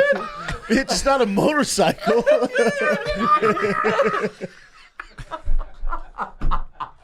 It just tears. Yeah. Like, But you love it so much, you're like, Attack on keep Titan. going, finish. I don't know. Oh man. So I don't know, like. Eric's unbuttoned shirt is really annoying me. But LOL, everyone noticing the interrupting. I told you about the interrupting thing that he does. Bren does this a lot. It's him wanting to be involved, feeling left out, and him feel like if he interrupts, it kind of shows that he's paying attention and shit. But it's like in this show, like it's not good anyway. But clearly the stars of the show and the funny ones are Eric Griffin and Chris D'Elia. If he cared about the quality of the show, oh look at Chris's receding hairline, rah, Ted boy, it's going back in it.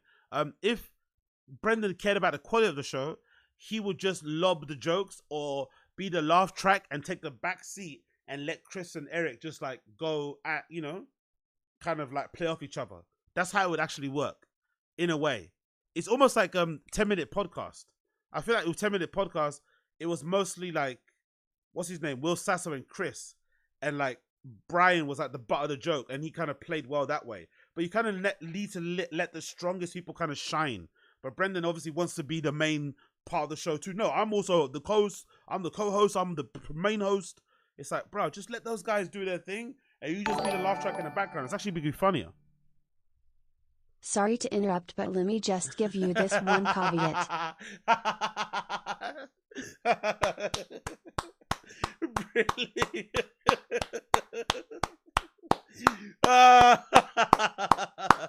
NJ Ranger, fucking brilliant. Fucking brilliant. Brilliant.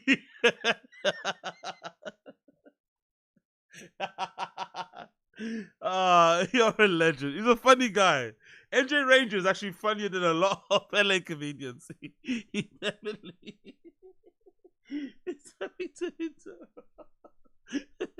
Let me one caveat, right? Let me change the narrative here. Oh, big up NJ Ranger, man. Fucking legend. Fucking legend. Finish. I don't know. Oh, man. So I don't know. Stop in a bit. Stop it a bit. Every single person. Take it down a notch, bitch. You're about to rip my dick head off. They have so much footage of people just being like, "Oh man, those Diddy parties were crazy." There's so many people that say that. Yeah. So many people are like, "Yeah, man, the Diddy yeah. parties, whoa!" And now they're going like this. Oh yeah, you said there was what was going on? Well, LeBron. All of a sudden, LeBron. I didn't see anything. I don't There ain't know no party like anything. a Diddy party. The other asking me, he's like, I meant they had good cake, man. That's exactly. No, you did it, dude. But that's the thing, dude. Talking about Ari Spears, actually, someone mentioned it. I think Coilo, right? Talking about Ari Spears, let's actually check this out quickly. Bear me 1 second.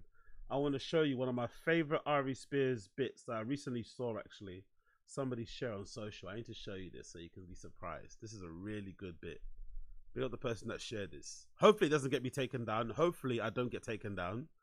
This might be some comedy fucking, smash fucking clip. But I feel like this Ari Spears bit was fucking brilliant.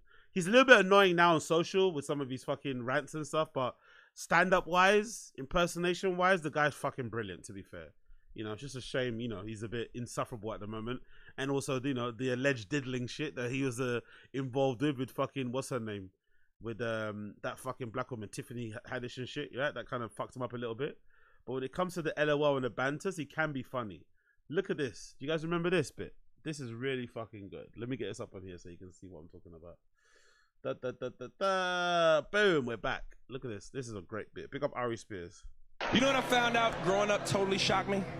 White kids are just as shocked to find out black kids don't talk back to their parents as we are when we hear them talk back to theirs. Because I used to have a little buddy would come over my house on the weekends, little Nate. We'd be in my room playing video games. My mother used to come in the room on us and cuss me out for no reason. Just scare the shit out of both of us, right? We'd be in the room playing Mario Brothers. She'd come kick open the door like SWAT. We on level 4. She do. Harris, how many times I done told you to clean this motherfucking room? Cut that goddamn game off and clean this room. I come back, this motherfucking room ain't clean. I'm gonna take the Nintendo cord, wrap it around your neck, and stick it in your ass. Nigga, I ain't playing with you. This ain't no threat. This a promise. Try me, motherfucker. Try me.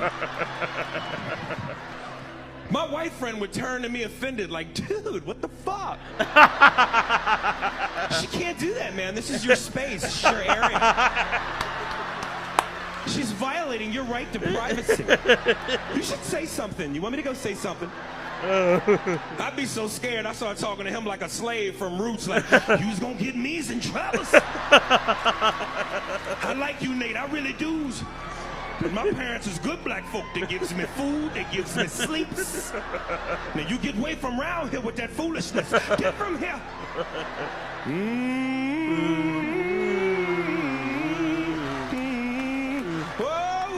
Oh, Lord. My mother smacked the shit out of the white boy. He turned into me. Wait in the water. Oh, fucking big up Ari Spears, man. Fucking love that joke, honestly. Big up Ari Spears. Big up Kyler for the fucking memory, for the memory jog. Legend. Now everybody's guilty by association. It's funny, the guy that went to the Diddy party once, that didn't do anything, that was just like, wow, I can't believe I'm at Diddy's party, and then left. And he's just like, oh, right now, 20 years later, oh, God. Rick Moranis is just, oh, no. Just some dad, 4 kids. Dude. 4 kids shows up on the list. You don't publicists and stuff. Yeah. Probably Brendan, the bit killer Shaw, innit? Brendan, the bit killer Shaw. You just see that? Fucking hell. Decent little joke there from Chris D'Elia, and Brendan just steps all over it. Brendan, the bit killer Jones. It's funny, the guy that went to the Diddy party once, that didn't do anything, that was just like, wow, I can't believe I'm at Diddy's party, and then left. And he's just like, oh, right now, 20 years later, oh, God. Rick Moranis is just, oh, no. Just some dad, 4 kids. Dude. 4 kids shows up on the list. Quiet. Crickets. Brendan, bro. It's like Chris is way funnier. Yeah, it's funny. Chris is way funnier on pods than he's on stage. And Brendan is actually funnier, even though he's terrible on stage, than he's on pods. So weird. You don't, publicists and stuff, probably you get invited like that. You know, probably it's like, Diddy's bro. people say, you know, you want to come to this party? You know, you're like, okay, yeah, let's go to the party. Did you hear Izzy Stylebender, the UFC fighter, at his fight in Miami? He was at a club that next night. He said this on Rogan. He was at a club the next night, and the dude was like, "Oh, Diddy was in here watching your fight, man. He's a huge fan." He's like, "Oh, damn." He checked his DMs. Diddy DM'd him. It was like, "Bro, let's connect. Oh, wow. Let's connect. Why don't we do an interview or something?" He's like, "Oh, say less, man. Hit up my manager." And then he was like, "I just didn't follow up." He goes, "Thank God, thank God." 'Cause that's probably how he reels them in. Yeah, man, let's do an interview. Oh, you like chicks with big tits, right? First of all, she looks like I Megan say, Fox. That's probably, you know, one of the most famous people. No, come on. We don't give a shit about Diddy. Epstein was equally as famous. They're flying on the same plane. I don't want to hear What none is of these age? people. It's all, you know. Yeah. Time is an illusion. Remember, time. here. Remember, time doesn't matter. Do the thing where you look like you're going to rip my dick off. Who wants to rip this dick off? He just copies what someone says. Everyone else is trying to add to the joke. Eric's trying to add to the joke by making his own little joke. Brendan just repeats what Chris says. Funny. Stop it a little bit. Oh my God. No, seriously, it really hurts. No, but He just repeated the joke. Look at Chris, look at Eric's stomach. Like, can't you feel the draft a little bit? It's such a mess, isn't it? Can't you feel the air passing through your shirt? Can't you feel that you're unbuttoned? You're unbuttoned. You're just sitting there like with half of his shirt kind of like open and his belly just showing. Like, come on, brother, man. Get yourself together a little bit, man. A little bit. Fucking hell. Look, you can. I don't think you can see it here, but look, you can see his full fucking stomach just stand. Like, look at that. Look at that. Come on, man. Just get it together, Eric Griffin. Look, get it together. Can't you feel that your shirt's unbuttoned a little bit? No draft, no nothing. Nah. All right, cool. I can feel that. it was like to be with him when you trying to like, hey, yo, Steven, check out those hot chicks. A double take. Dude. They're gone. They're over there now. They're over there now, man. He's like, Oh my god! Again, the fucking hell. Who said Brendan the parrot? Again, it's the same thing again. Every joke is just getting repeated. Fucking hell, Brendan, man. fuck, I hate. Big ass. That's way too fast. Holy. I know. Fucking the timing of the joke, though, bro. You know. You gotta double take. Don't. Hey man, you're being obvious. Big up. Yeah, boy. Eric didn't get cancelled. He legit just fucked up his chance to be famous. I don't think that's true, bro. I don't think that's true. I think it's the opposite. I think Eric is just a really I think his personality in real life fucks him up. Honestly, from what I forgot who said it in the stream chat. Somebody just said they saw him do stand up. They said he's fucking funny. He's a really good comedic actor. I just think he's so miserable how he comes across on his pod sometimes. I think that is how he is in real life, unfortunately. So I think that's probably his main problem. Like, people just don't enjoy working with him. And I think those guys said, right? The guys from the show he was on, they mentioned how they didn't really like him in the beginning. I think that's his main issue. It's not about being cancelled. He hasn't really been cancelled, really, innit? Even though I think that woman said something about him, you know, abusing somebody. He didn't really catch fire because he's not that famous. I think his main problem is just his personality in real life. That's his only thing. Because he is funny on stage. He is a good comedic actor. He's funny on pods. It's just, he must be a nightmare to deal with in real life. Like, people just don't, warm to him for some reason. Man, you're being too obvious, man.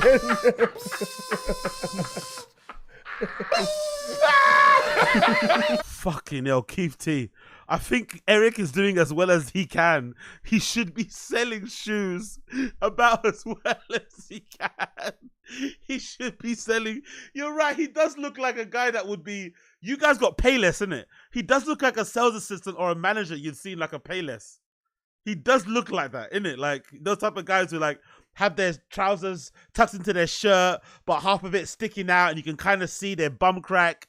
And they've got those like, they wear those trousers where, sometimes when you wear like suit trousers, but you've like steamed or ironed them too much, and they've got that weird sheen. They've got that kind of silver, you know what I mean? That they got that kind of shiny sheen. He does look like that kind of guy. A bit schlubby and all over the place, Dandruff on the shoulders of their shirt, like just a mess. He should be selling shoes. It's fucking hilarious. See? Yeah, you're right. You're right. No, but wouldn't your spidey senses go off? You're like, fuck, that's fucking Prince William. You're like, damn, there's another politician. Well, now you say that. Is that John Legend? Now you say that. Now, if you were even back then, you'd be a little bit like, dude. why are all these powerful people in hot chicks? If you're 80s, no internet. When was it? 2000? Like late 90s, early 2000s. Still, there's no internet. Now, yeah, exactly. If you want to play now and fucking By the way, talking about John Legend, has anybody noticed what the fuck happened to his wife? I feel like she was annoying everybody on social media for ages. She's almost disappeared. Does she not post on social media that much? I forgot her name.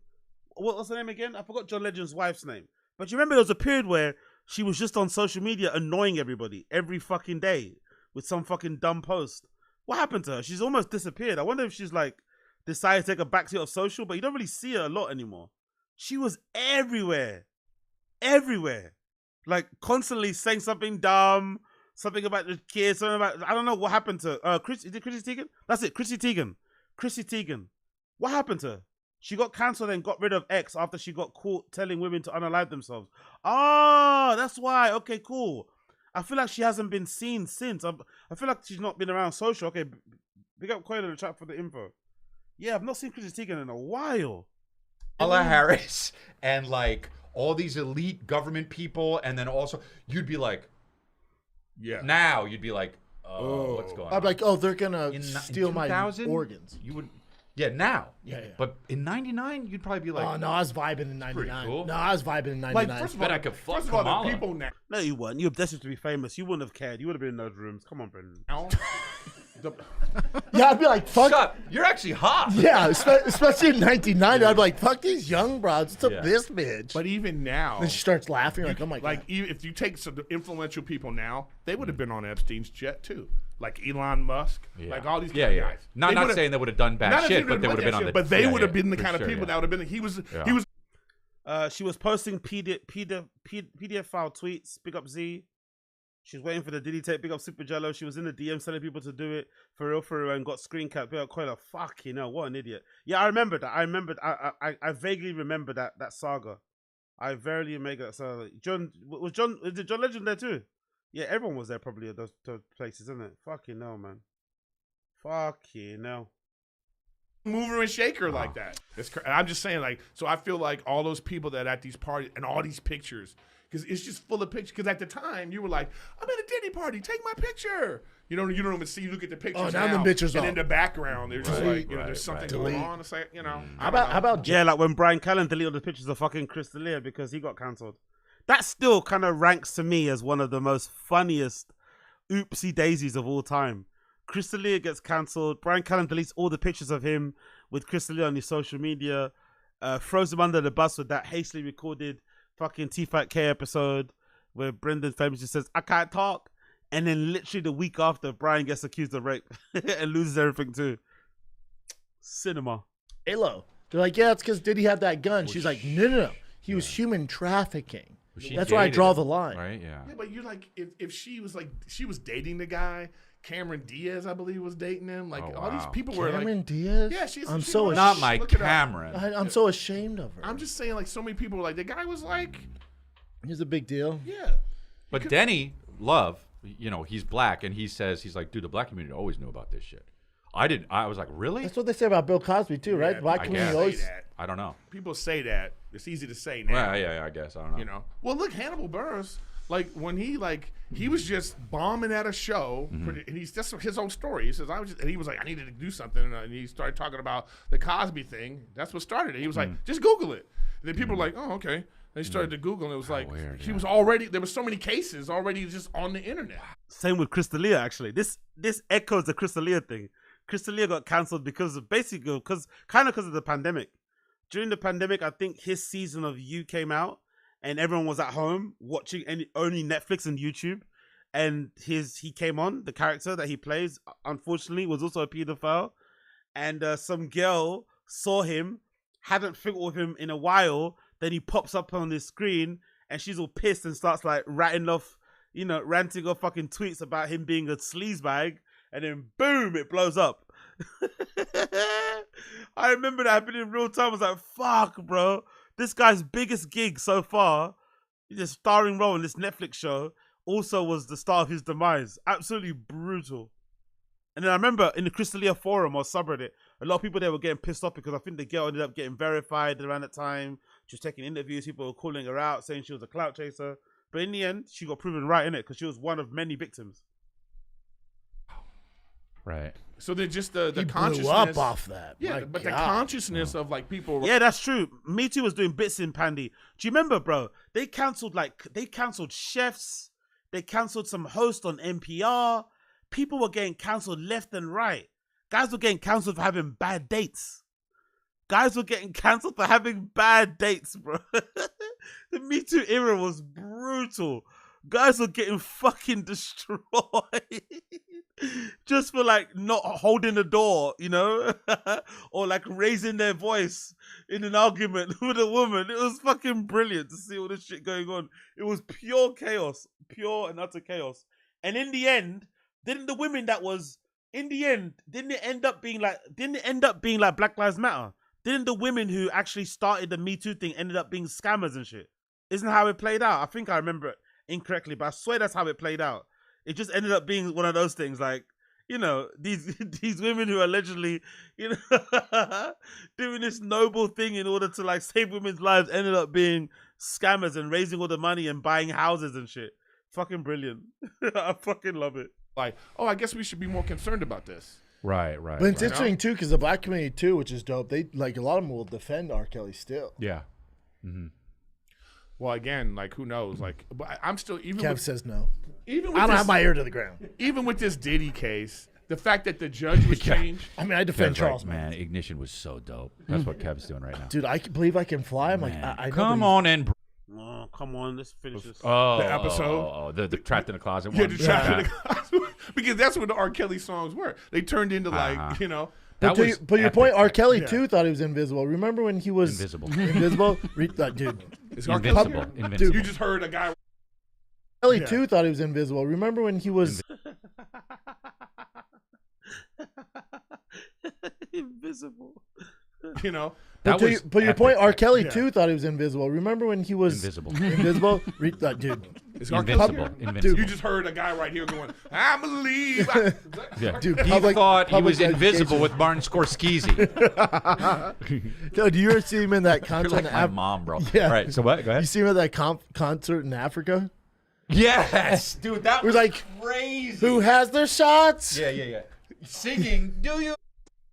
Okay, we got this already. We've seen this already. If you've been arrested in the last 5 years.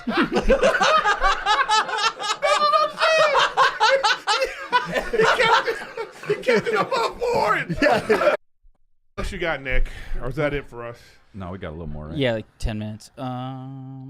Whew. Do you have your shots? Out. But they have a good one in Canada too, which is part of it. Oh, wait. You can get that. Mine doesn't work when I want to go to Canada? No. What I'm saying is like there's a Canada entry one too. That's connected to global entry, but you have to also do the interview thing, whatever they. Yeah, I have this. Nexus. Yeah, they said it's for Nexus too. Oh, yeah. They changed it. Do you have your shots? That's good. They said I could use Nexus. Oh, perfect. They didn't used to be like that. No, it used to be you had to do Two a separate. thing with there also. Oh, that's annoying. They don't have one for Mexico either, right? Yeah, but Mexico. I'll never go to Mexico, dude. No, I'm kidding. I went to. It was so easy. Yeah, but you know, I walked in. They were like, "You ever been arrested?" I said no, and they're like, "All right." Whoop, lucky. Whoop, should be. Some people should. Some people say you should be. they look have, here. I said, "Okay." You know the passport app? Yeah. They have that at the airport. So like they have the global entry, but there's also a line. There's nothing better than hearing comedians talking about planes, innit? Nothing better than hearing comedians talking about planes.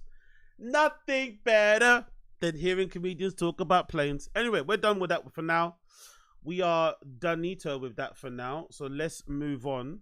I want to quickly check No Jumper stuff before we go into DSP because I think something's happened at No Jumper that I need to quickly check. Let me just quickly get this off the screen. Bear with me 1 second. I need to fucking delete all this shit. Let me just quickly delete this while we're here. Bear with me 1 second. I can't do Something's Burning. We already did the Urban Camping Cook. We did the Golden Hour. And the other stuff I'll leave there for now. Oh, the Unbearable Fall of Vert. We did that already. Let's quickly go on a jumper because something happened. I think what do you call it? Adam had to kick somebody off the show. Let's see here. Some sort of violence, some sort of aggression, some sort of threat occurred at No Jumper. Something happened. Something fucking happened. Let's see here. What did I miss out on? Something happened in the last hour or so. There we go. Cool. Let's get back on the screen. Bear with me 1 second here. Bear with me 1 second here. Bear with me 1 second here. Bear with me 1 second here. What we got here? Details. Cool. Bear with me 1 second as I get this on the screen because I want to know what's happening. Something really weird happened. Where do we start from? Flocko. No. Welcome to 4 Extra. We did that already. Kick interview. Damn homie. NJ. Nigga said what? What's happening here? Yeah. All the nights we took. Oh boy, welcome to the show. What's up, big brother? How did you two come together? I mean, this is really a special relationship, so this is big for both of you, but how did you come together? Love. Yo, pause. Ellen DeGeneres, pause. It's really a special relationship, so this is big for both of you, but how did you come together? Love. What? Okay. Team on love. a website or like what is that? Yo, man, check this out. We made it, man. Yeah. All the nights we talked about being on the couch together, we here. Look, like right now. God almighty. What? All the nights. Being in the present. That's Ellen right there. You did it. You know what I'm saying? You did it, baby! You did it!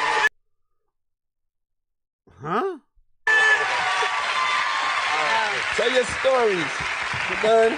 No, honestly, it was just like, we met in Vegas for the first time ever. I'm sure I heard about him more than he heard about me. Right. But when I met him, it was just like, you going back to New York tomorrow? I'm like, yeah. Like, come on, get on my jet.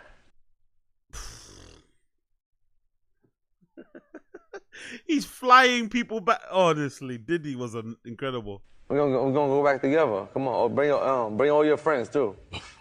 Then we went back. All of these clips are insane. These clips are insane.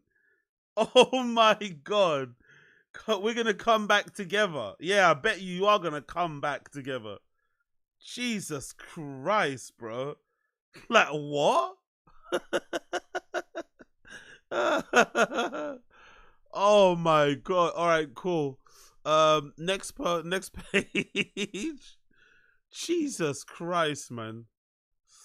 Let's continue here. Bear with me a second. Adam kicks Ruger off after an argument and calls Adam a bitch. That's cool, I'll leave. But I'm telling you, you a bitch. I don't care. Yeah, your ass a handsome guy. You handsome guy. Nigga. Come on. Sure. I'm gonna get up out of here. Don't touch me though. But listen, you're gonna have to go. Handsome guy. You're gonna have to go. I bet you. Oh, look how tough he's talking because the security guard's there. Yeah. By the way, why do Adam and Ruger have beef? Oh, he delete this out. I bet you he delete this out the interview. You're gonna have to go. You a handsome guy. Capable of acting like a handsome guy. Bless up. You can't act like handsome guy. Behave like a grown up. Handsome. Behave like a grown up. Oh, look at him pointing, trying to be a bad boy. He's trying to point in his face to try and get a reaction. Adam 22, man. To be fair, I do like this about him a little bit. This antagonist side of him. He knows he can't fight, but he also knows his security guard is there with a blammy. He knows he's got a security guard there with a blammy. So, you know. And if I'm not mistaken, I think the security at No Jumper, they take your weapons off of you before you go in and shit. So I think that's what happens. I'm assuming so anyway. Podcast? Come on. Get the out. Touch you? Get out of here. You scared. You're fired. Who's a handsome guy? Handsome guy. Come on, dog. Handsome guy. There you go. Get the You got a soft ass security. On my son. That's crazy. He's soft as hell. Get out of here. We can run the fade. We can run the fade. Don't do that. Good. Look at Adam. Look at Adam trying to act tough. Is that a Plan B shirt? What's Adam wearing? Is that a Plan B? Is that a Plan B rip shirt? What the fuck is that shirt? Fuck. How old are you, man? That's a Plan B shirt, right? Like a Plan B logo rip. Ew. By the way, that guy doesn't look soft to me. I don't know about you guys, but that guy does not look soft. That security guard looks like he could run through a brick wall. I'm not gonna lie.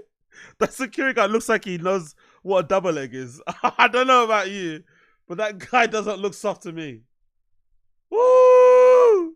My son. That's crazy. He's soft. Look at Adam pretending to get up like he wants to fight. Get out of here.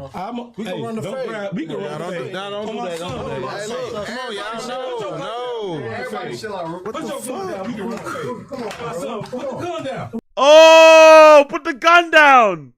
Look at Adam Look at Adam acting like he wants to jump involved, but look at him standing in the background.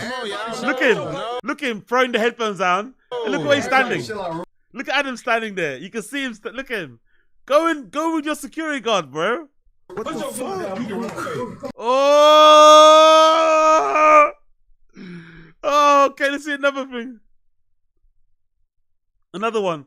Ruger calls Adam a pedophile and gets kicked out. Cavemen who want to act tough instead of doing a podcast. Now he racist. I'm not a boxer. Now his racistness coming out. And now you're going to play the race you card. You're talking about cavemen? You racist, man. I'm describing your brain. You weird. Not your race. You weird. I'm going to ask you to leave. That's cool. I'll leave. But I'm telling you, you a bitch. Good. I don't care. Good. Handsome guy. Good.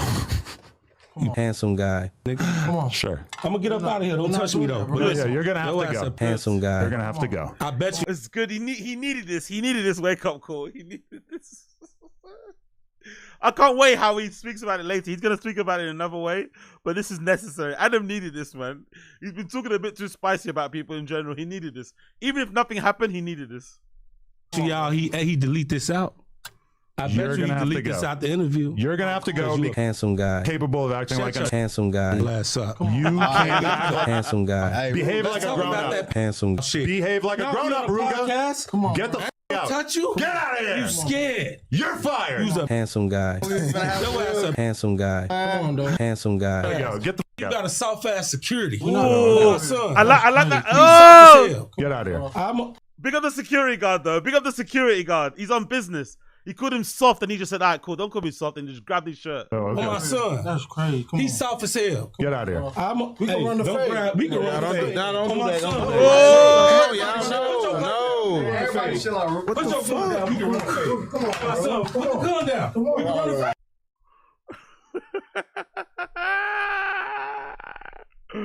Oh, I fucking love this. Ruger presses Adam to another Say one. I hit him in his mouth. What are you gonna do? What do you think? What? Oh, what? Hold on, what? He's looking at Remo, saying he's gonna punch his boss in the mouth. Remo's like, look, I just work here, bro. I don't want to fight. I just work here. What happened here? Say I hit him in his mouth. What are you gonna do? What do you think I'm gonna do? He gonna try to sue. He gonna be one of them soft ass. How am I gonna sue you when I got way more money than you? Because you That's soft. not usually how it works. Because you soft. So you telling Oh, me? boo! Adam, boo! He threatened you with violence, and you're like flexing that you got more money than him. Come on, man. Acting as if people don't sue people that have less money than them. What's he talking about? Come on, Adam. You gotta speak disrespectful back. He can't be speaking to you like this on your show. It doesn't matter what, if the guy's tough or not. You can't let this guy come into your place of work and talk to you this way. He should have been speaking to him really, you know? Come on, because you're soft. If I hit you in your mouth, you ain't gonna sue me. I don't need to sue you. What are you gonna do? You ain't answer my question.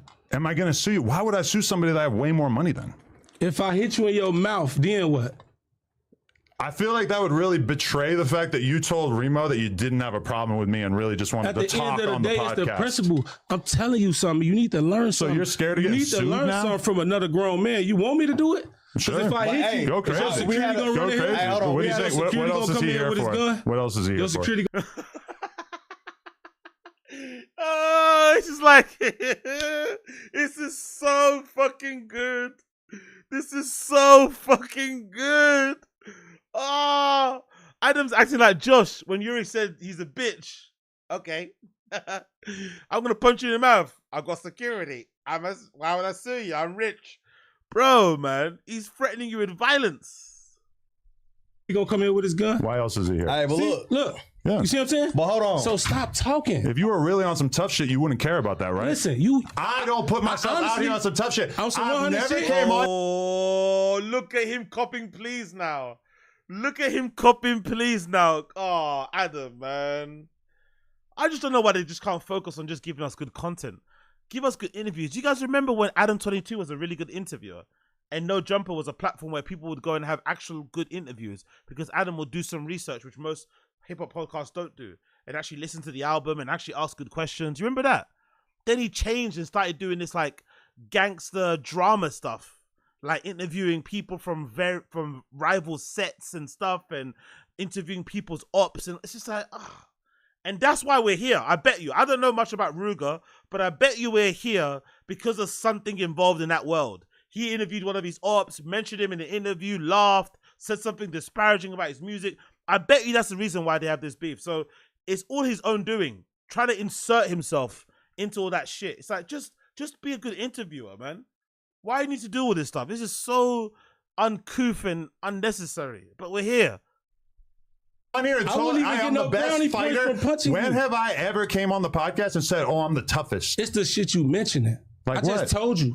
I just spoke on my homie. Your example on that is shit basically like telling me that even though Wooski dissed me and talked shit to me first, that I shouldn't be able to talk back to him in response. You did that shit. You throw the rock and you hide your hand. Exactly. Finally someone saying the truth to him. Finally. Obviously, he's not in logic because he doesn't, he's not the most self-aware guy in the world. Finally. That is what he does, though. He does throw rocks and hide his hand. God almighty, this is incredible. It shouldn't have to get to this, really, to be honest. It's kind of sad it has to get to this point because, he could have got seriously hurt in this exchange. Who knows? But it's, lessons are maybe learned off the back of this. I doubt it. I'm sure he's going to come back next episode and really let his nuts hang, but lessons should be learned from this. What the fuck you do? You throw the rock and hide your hand. He threw the rock. And just like I said, at the end of the day, all I did was respond. You're trying to tell me that for some reason I can't respond to somebody when he disses me. If you ain't ready for what come with it, leave that street shit alone. I'm ready. Exactly. For real. I'm ready. Do you think what possesses like a BMXer guy, a guy that was into hardcore, who got into hip hop late in life, created a really good platform, was known for breaking SoundCloud rappers? What actually obsesses? What makes somebody like that want to dip their toes into like gangster road stuff? Like why? I get being fascinated about it from like a Trap Lord Ross point of view and just reporting about it. But why would you want to insert yourself in that when you've never lived that sort of life and you know how dangerous it is based on what you've seen other people go through? Why would you want to do that? I've never understood that sort of thing, especially when you're like 40 plus. Now you suddenly want to be a gangster. Now it's like guys who get put on gangs in their late 20s and stuff. It's like, or in their 30s. Like, what are you doing? Being in a gang usually isn't a choice. It's usually just the circumstances of where you've grown up. It's usually just because all your friends happen to be in it. But it's not like you sometimes actively want to join it like a fucking football team or something. It seems weird to kind of be that guy. Oh yeah, now I'm about this. Now I'm about that. It's like, grow up, man. Please. Like, what are you doing? Not even ready to fight. That's you coming up with an arbitrary way for us to prove our masculinity. And I'm letting you know that if you want to have a boxing match, I want to have a snowboarding competition. Bro. He's such a fucking idiot. Condescending idiot, isn't it?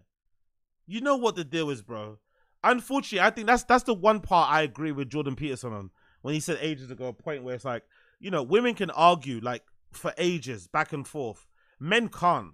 At some point, you're going to have to get into a fight with somebody to kind of, you know, get over your issues. That's just how we deal with things. But then you've got some guys like Adam 22 who just don't want to fight. They want to say whatever they want to say, which they have a right to. Say what you want to say. But then when you've had enough of arguing, you want to fight and just get the issue sorted. He's like, what? So I can't say what I want? It's not freedom of speech. It's like, fuck off. It's exactly the same thing. Do it. Just say you scared. Do it. I'm not a fighter. So if he do the... You know what's funny, Super Jello? Adam 22, if he actually had courage, I think he could beat up most rappers. I don't think most of these rappers who speak the way they speak are actually tough anyway. A lot of them are just tough because they have guns and stuff. But I don't think if they actually came to fighting, if Adam actually went and trained, he could actually beat most of those guys up. But he doesn't have any... He's a coward, obviously. And he's also a little bit of a bully in his own way with how he talks about people, using his platform, hiding behind the whiteness thing. I'm just media. I'm just whatever. So that's the funny thing. If he actually had an ounce of courage, he could maybe beat up a lot of these guys, but he doesn't, you know? The only courage he has is when he fires people. But when, like, people that he's spoken bad about say stuff to him, suddenly now he wants to act scared. You just say you scared. There's a reason I move around the way that I do. So it's because I don't want someone like you to try to think that you can bully me. If you said the reason why you move, because you don't want to bully. Now he thinks he's getting bullied. Didn't the guy say he had the problem with what you said about his friend? That's why he's confronting you the way he is. And now you think you're getting bullied. Honestly, this crime victim thing is so funny these guys do, man. I think Academics is better at it, to be fair. But Adam now saying that he's getting bullied is hilarious. You up, right? Well, of course. So why the fuck is you doing the shit you doing? Because the shit talking to people on the internet? That'll get you fucked up, though. You contradicting yourself. All the threats in the world don't mean shit to me. You got to do it. You contradicting yourself. You got to do it. Bro, you not, like, on some real shit. You know where I'm at every day doing content. I just asked you, would you fight me in gloves? And you again, said no. you coming up with it. Oh, brilliant. Exactly. This is such a weird place to go. I understand why Adam's doing this. He's masculine. He's getting challenged. He's feeling a little bit, you know, whatever. So he wants to pretend like whatever. But if the guy did ask you to box and you're saying no, and then you're telling him, I don't believe what you're saying, you have to do it, he's almost like he's antagonizing him to crash out. He's almost like goading him to crash out so that he can get his security to fucking blow his head off, which is funny in his own way. That's also kind of funny. To set up somebody to crash, to poke somebody until they crash out and then get your security to just kill them. It's funny in its own way. I'm not gonna lie. An arbitrary way for us to prove our manhood doesn't interest me. Like for real. We can talk on a podcast. You have to express yourself with words. I ain't gonna embarrass you. Oh, look at him trying to be condescending and take the piss now. Look at him. Express yourself with words. But I'm done with the words now. I don't want to talk. You keep talking. You're pissing me off now. I want to deal with it in this way. Can we deal with it in that way? No. Okay, fair play. Then I'm going to keep calling you these names. I ain't even going to embarrass myself on this podcast and bust off your ass. Because I can. That for sure would be that would embarrass you. This is the whole, like, you would get my embarrassed. whole left hand around there. Do some shit to you, boy. I don't even know why you think you could come on my podcast and talk shit to me like this when you're obviously not going to do shit. Yeah. Listen, you're going to have to leave if you want to keep talking tough because nobody is interested in hearing you talk shit like that. He want a motherfucker to leave.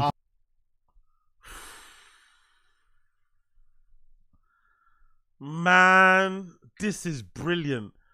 Seeing Adam 22 get punked like this is fucking brilliant. I'm not gonna lie. It's fucking brilliant. He'll try to sue. He gonna be one of them soft ass. How am I gonna sue you when I got way more money than you? That's such a weird clapback when somebody's saying, basically challenging you to fight, and you're saying, I'm not going to sue because I got more money. It's like, okay, now we're talking about money. All right, now we're talking about money. Oh,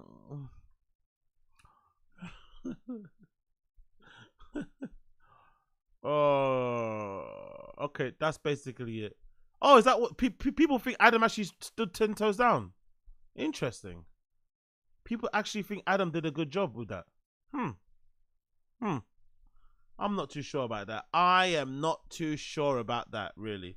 But I guess some people think Adam did well.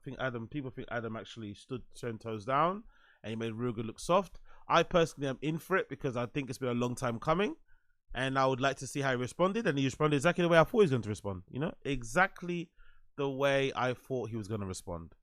Anyways, let's move on. So we did a bit of that. Pick up everybody in the stream chat tuning in. Make sure you like the stream down below. Don't be lame. Like the stream down below if you don't mind. That'd be greatly appreciated. Bada bing, bada boom.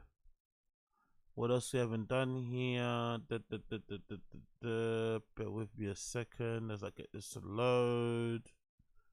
Bada bing, bada boom. We did that, we did this, we did that, we did this. Cool. Let's move on. Let's switch. And let's do a little bit of Wings, and then we'll move on to the old DSP. I want to see Wings quickly. If you guys seen this is a good one actually. Big up Wings. Big up Wings.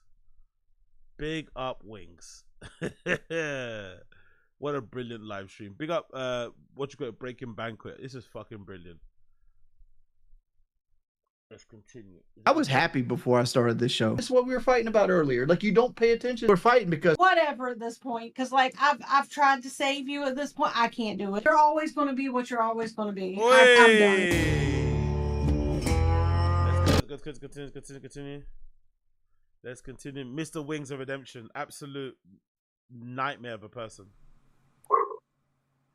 I don't know what chat's saying right now. If Kelly wants to divorce me, she can divorce me. I'm not gonna hold anyone hostage.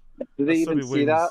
I came back home thinking like, all right, whatever. I couldn't find something. I'll go do something like Tuesday. I'll call around and see and give me a couple more days to figure it out. So I'm like, dog, show me how it's done. And now we're here where we're at, and everybody's against me. So it is what it is. What's going on? Wait, hold on. Wings, are you complaining? Yeah, I'm complaining. I've been doing this 5 hours. This stream wasn't designed to be 5 hours long. You made it 5 Oh hours my long. God, Jesus. I can't. You're the reason it is. Oh shit! Why did it go over there? Okay, cool. I don't know why it went over there so far. Sorry, my bad. Let me go back to the start. Would be better product than just us like working through audio issues, watching somebody walk through a haunted house. Why aren't you doing that on your own channel then? Because I want to coast. Like, that's what I was doing before I started Local Live. But I think that's the best method for your career or whatever. Why don't you just go do it? You're asking me this. I kind of admire Wings' laziness, you know. I kind of admire how lazy Wings is and how happy he is to be lazy, sedentary, and doing the bare minimum at all points. Like, he's basically created a life for himself where he does exactly the amount of work that he wants to do and nothing more and nothing less. That's it. You kind of have to admire that dedication to being that lazy. And I'm telling you just something that's going to be counterproductive because like I was at the end of my career writing what little fame I had left out before I left the internet. And then Local came along. It's like I was trying to get away from the trolls. So you think we should do less work? That's going to help the show. We did the Jake Dotery thing the other night, or whatever his name is. The 20-year-old kid that crashed his car. We decided to rehash that for my troll content. We have to build a fan base, which we have done. Thank you guys so much. Right? When we do these things, we need at least a week before every project. For what? A week of planning. A Local Live expert. He's so lazy. He just wants a week of planning because none of it's gonna get done. I love Wings. Dude, where's your at? Why aren't you at a haunted house right now? I could have if I wanted to. I didn't want Boogie to. did it. You think I want to go to a haunted house? I literally got a You can't- gallbladder that's failing me right now, and you want me to walk around around in a haunted house and get scared? I tried. Like I said, I tried. Do you think you can get it figured out in a week? Can we do it next Friday? It's gonna be lame. I'm not gonna be able to top what you just did. Wings, your negative attitude is like rubbing off on me. Like it's just like I could have done what you did tonight. Just sit here like, oh, that's the greatest haunted house in the world. Let me do this. Let me be the host. You go do the haunted house shit. You go and harass people outside. I don't want to do and that. then what? And then what? Let's say I do That's it. That's it. Wings, no one cares long as you do it. People respect the effort. Exactly, man. I would have loved to see you go through anything tonight. I feel like you rush everything gets rushed through, just like the Harris rally and everything else. Like, I need time to prepare these things. They like the effort. They like to see us try. Don't need overproduced would ruin the show. Like my wife has a full-time job. Like she just can't get off and take off at any time. Like I love Wings, the king of excuses, by the way. Wings is the king of excuses. I love the amount of excuses he comes up with to avoid doing things he doesn't want to do. Just loads of excuses, and by the end, you'll get to a point where he just says, I just don't want to do it. Or if they want to pay me out, they can have it at any point. I don't want to pay you out. I want you. Why didn't you go to the Van Gogh thing and film that for us? I would have loved to see that. I love Van Gogh. You mentioned it in the chat, and I said it would be funny. That was my response. And you said the chat would turn on me. So I went, like I said, I went to this Dr. Scream thing, which is like at the Tompkins farm. Here's what's going on. This is what's truly going on. Exactly. It's not all these other things that you're saying. Here we go. You don't want to leave the house. Exactly. You don't want to drive to a haunted house. You just don't want to. You don't want to stream it. You don't want to do it. Exactly. You just don't want to do it. Hell no. I'll tell you straight up, I don't want to do it, but I will do it. The thing is that you just don't want to do it. It's not all this other stuff that you're saying. Exactly. It's just you don't want to do it. Yeah, I don't. I don't ever want to leave the house. That's not who I am as a person. But that's the main issue. It's not the other things. That's my point. Like me not wanting to do it doesn't mean I'm not going to do it. You're going there, you're calling on Discord, and you're like, hey, Lolcow Live, talking to us and walking through a haunted house. This is not something that needs to be planned and all this special stuff. And like, this is so easy. Show me how it's done, King. He's so annoying, isn't it? Just you so better know, be careful because when I come back from the haunted house, I'm gonna lowball you for your shares. You're getting the lowest amount. There'll be no respect on that. Wings changing the pay structure based on how much they annoy him is so fucking weird. This whole show is fucking so dumb and scripted and shit. Him holding the pay above their heads like this is so fucking... It's really bad, to be fair. But the show is so shit and entertaining at the same time. It makes me laugh. But him fucking using that... it's so weird. I don't know. I just told him like he's wanted me to go do it. Him go do it. Go find a haunted house. We'll walk through it. I'm not going to do these field trips, Boogie. It's not going to happen. You have sat in that chair for about 10 years. Sit in it for another 10. See how it turns out. Cole, sit in that chair for another 10 years. See how that works out. Imagine Boogie 2988, another sedentary whale of a man who refuses to move, giving you fucking less or trying to tell you that you should move more, that you should be more active and shit. Imagine. So let's see which organ fails you next, friend. That classic Wings answer when he can't have anything to say. I got a whole nother stream I got to run. And don't you make considerably more here? Doesn't matter. Like I make money there too. It does to your bottom line. It does to your wife. That 350 will always be there for me. That's the same reason Tommy walked. Because at the end of the day, that 350 is always going to be there. This isn't. So why did I have more time than you? I don't understand. Again, I gotta test differences something of before I opinion. leave. And when I do this, what's the outcome? The outcome is you created content for your 3,500 members. I'm sorry, what? The outcome is you created content for your 3,500 members. What's your punishment when I do this? Nothing. Oh, so there's no punishment for me doing this? I tried. Doing your I job? tried. I mean, like, I could sit here and do what you were doing. Why didn't you get punished for sitting here doing nothing? You got to be joking that I'm doing nothing. I'm not joking. Are we back onto this where I'm doing nothing? On this particular stream, yeah. It didn't take much to sit here and just host the stream. Come up with something you'll do if Keem goes to a haunted house. No. Doesn't have to be a punishment. I Just tried. something entertaining. Didn't Try work again. out. Try again. I love Wings. I tried. It didn't work out. I'm not going to try again. Keep trying till you get it right. It's fun. All right, Chad, how do you delete a Discord server? I'm gonna go do it for our 3,500 members, because unlike Wings, I'm not a bitch, and I'm never gonna forgive you. That's what I'm on. You just show up. You literally just show up on time, and we just recently started doing activities and whatnot. It's hilarious. You just want to do I'm like, the main reason why I'm doing this is just to show you that you're a pussy. That's it. There's good haunted houses in your area too. He's gonna have a good time. It's fun. Be all right. I'm going to a second one. I walked 2 miles tonight. Why am I getting criticized for this? Because all I did was say, look, I tried. I couldn't get it done. I told Keem, he was mad at me. I'm like, well, go show me how it's done, Keem. And this is where we're at. I'll tell you why you're getting criticized. It's because you try again. Genuinely believe you gave it 110% tonight. 110%. I spent $150. I bought a bunch of shit I didn't even want to buy. It was like $20 for a headlamp, $45 for a speaker, and then I had to put $66 in gas. Well, the gas don't count. The gas does count because I allocate myself 1 tank of gas a month. Where do you go? He doesn't go anywhere then, isn't it? 1 tank of gas for 1 month. Huh? He barely leaves that. So what? His wife does all his errands for him. He just sits there and his wife does all his errands. He just sits there and waits and asks, hey, can you get me this? Can you get me that? What type of man is that? What type of man is happy to just sit at home and have their wife running errands for them? At least go with her. Fucking hell. Or use my tank of gas for this month. This is my 2nd tank of gas. I'm working on a budget, Boogie. If you can't do it for yourself, do it for Kelly. If you can't do it for Kelly, do it for us. I'm mad at Kelly right now because like Kelly, all she like, I had a fight with Kelly too because like, look at how he's throwing his wife under the bus. By the way, I love this, airing out his wife and their private business to make her look bad so that he can save himself. I love this, by the way.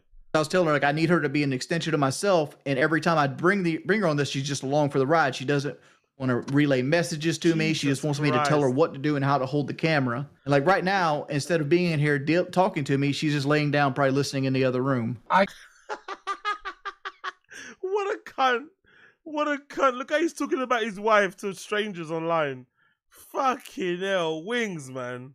Kelly, we love you. We love you. Sorry to see y'all fighting. You don't deserve it. I'm not going to quit. I want to be balled out. Like as soon as I get balled out, I'm good. But I didn't sign up to do field trips. I signed up for a podcast. I know, but give it a shot. By the way, what is this being bought out thing? They don't own shares. Why does he keep saying he wants to be bought out if they just earn a salary based on the views and shit? Well, who's going to buy you out? They're just going to, whatever you worked, whatever hours you've done that month, you're just going to get paid, whatever, innit? It's just, I don't know. Why does he keep thinking he's going to get like a big lump sum of a share that doesn't exist? It's Keem's show and they're just, they also are on the show, but it's mostly Keem's show, no? It's fun. Don't want to give it a shot. I've already gave it a shot. It put me in the hospital. No, your gallbladder put you in the hospital. Ah, he's blaming his gallbladder. He's blaming he's blaming his fucked up gallbladder on the fucking show. Oh, this guy's brilliant. This guy's brilliant. Not all these years of being super unhealthy and eating like shit and treating his body like shit. Love it. Love it, love it, love it, love it, love it, love it. And the fact that they gave me an axe that wasn't designed to cut wood, yeah, and axe if that you gave up on 3 hits, axe you gave up on 3 hits. Your gallbladder was failing long before that you put that axe in your hand. It was going to fail either way. You know that. You have enough sense to know that. Mine's probably failing right now. I had the same surgery as you. It's probably just a matter of time until I'm going to get mine yanked out. You have to have enough sense to know that, Shorty. That show's going to have time to go, Wings. Yeah. Like I said, like just pay me out and I'll leave. I don't care. Like I said, I went out there and I attempted. Like there was only one other thing I could have went to, and that, at no point would I have made it in any kind of real time because it's at Broadway at the beach. So you did no. Keemstar's not paying me. No dollar that Keemstar pays me comes from Keemstar. You know who's paying me? It's a mixture between YouTube and you guys. Keemstar just facilitates the payments. I always wondered, what is it with locals and their aversion to authority? I feel like Wings has the same thing on DSP. They have this weird thing where they're like they're obviously like beholden to their viewers and their whales and their dents and stuff, but they love to like act like they're not. Oh, I'm the boss, I'm in charge. It's like, you're not really, innit? Your fans kind of dictate how much you make anyway, so they're kind of your bosses. And in this regard, Wings is definitely, Keemstar is the boss. and he obviously is the one that pays them. So it's like, why are you acting like that's not the case? Like, it's weird. All locals have this weird sense of like, I just don't understand locals like Wings anyway, who have a lot of like ego and pride and a lot of fucking unearned confidence. It's like, bruh, you're £500 and you beg for tips to like buy groceries and shit. Like you're a loser. Like definition of a loser. Look at what you look like. But they have a real outsized ego that doesn't really make sense. Like, look at his room. It's fucking filthy. Do you know what I mean? Disorganized mess. But he actually acts, like he's better than most people out there. It's really interesting how they kind of conduct themselves. I find locals fascinating in that regard. How their perception of themselves isn't really based in reality at all. And they somehow equate the fact that they've been able to make content this long and not work a regular job as like them being better than everybody else. It's like, you're not really better than everybody else when most people out there are laughing at you.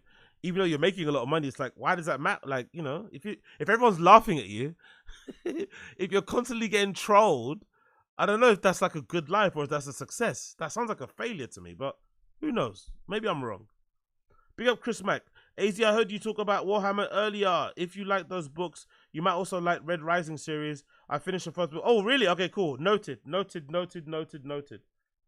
brother. I'll take your recommendation, and man will check that out, brother. That is actually good.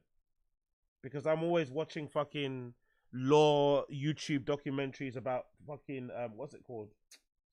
About Warhammer, so I'll check that out. Oh, there's actually a 5-pack here for 20 quid. Okay, add to basket. We will deal with that. Big up Chris Mack. You're brilliant. You're a brilliant guy. Big up Chris Mack. I love that.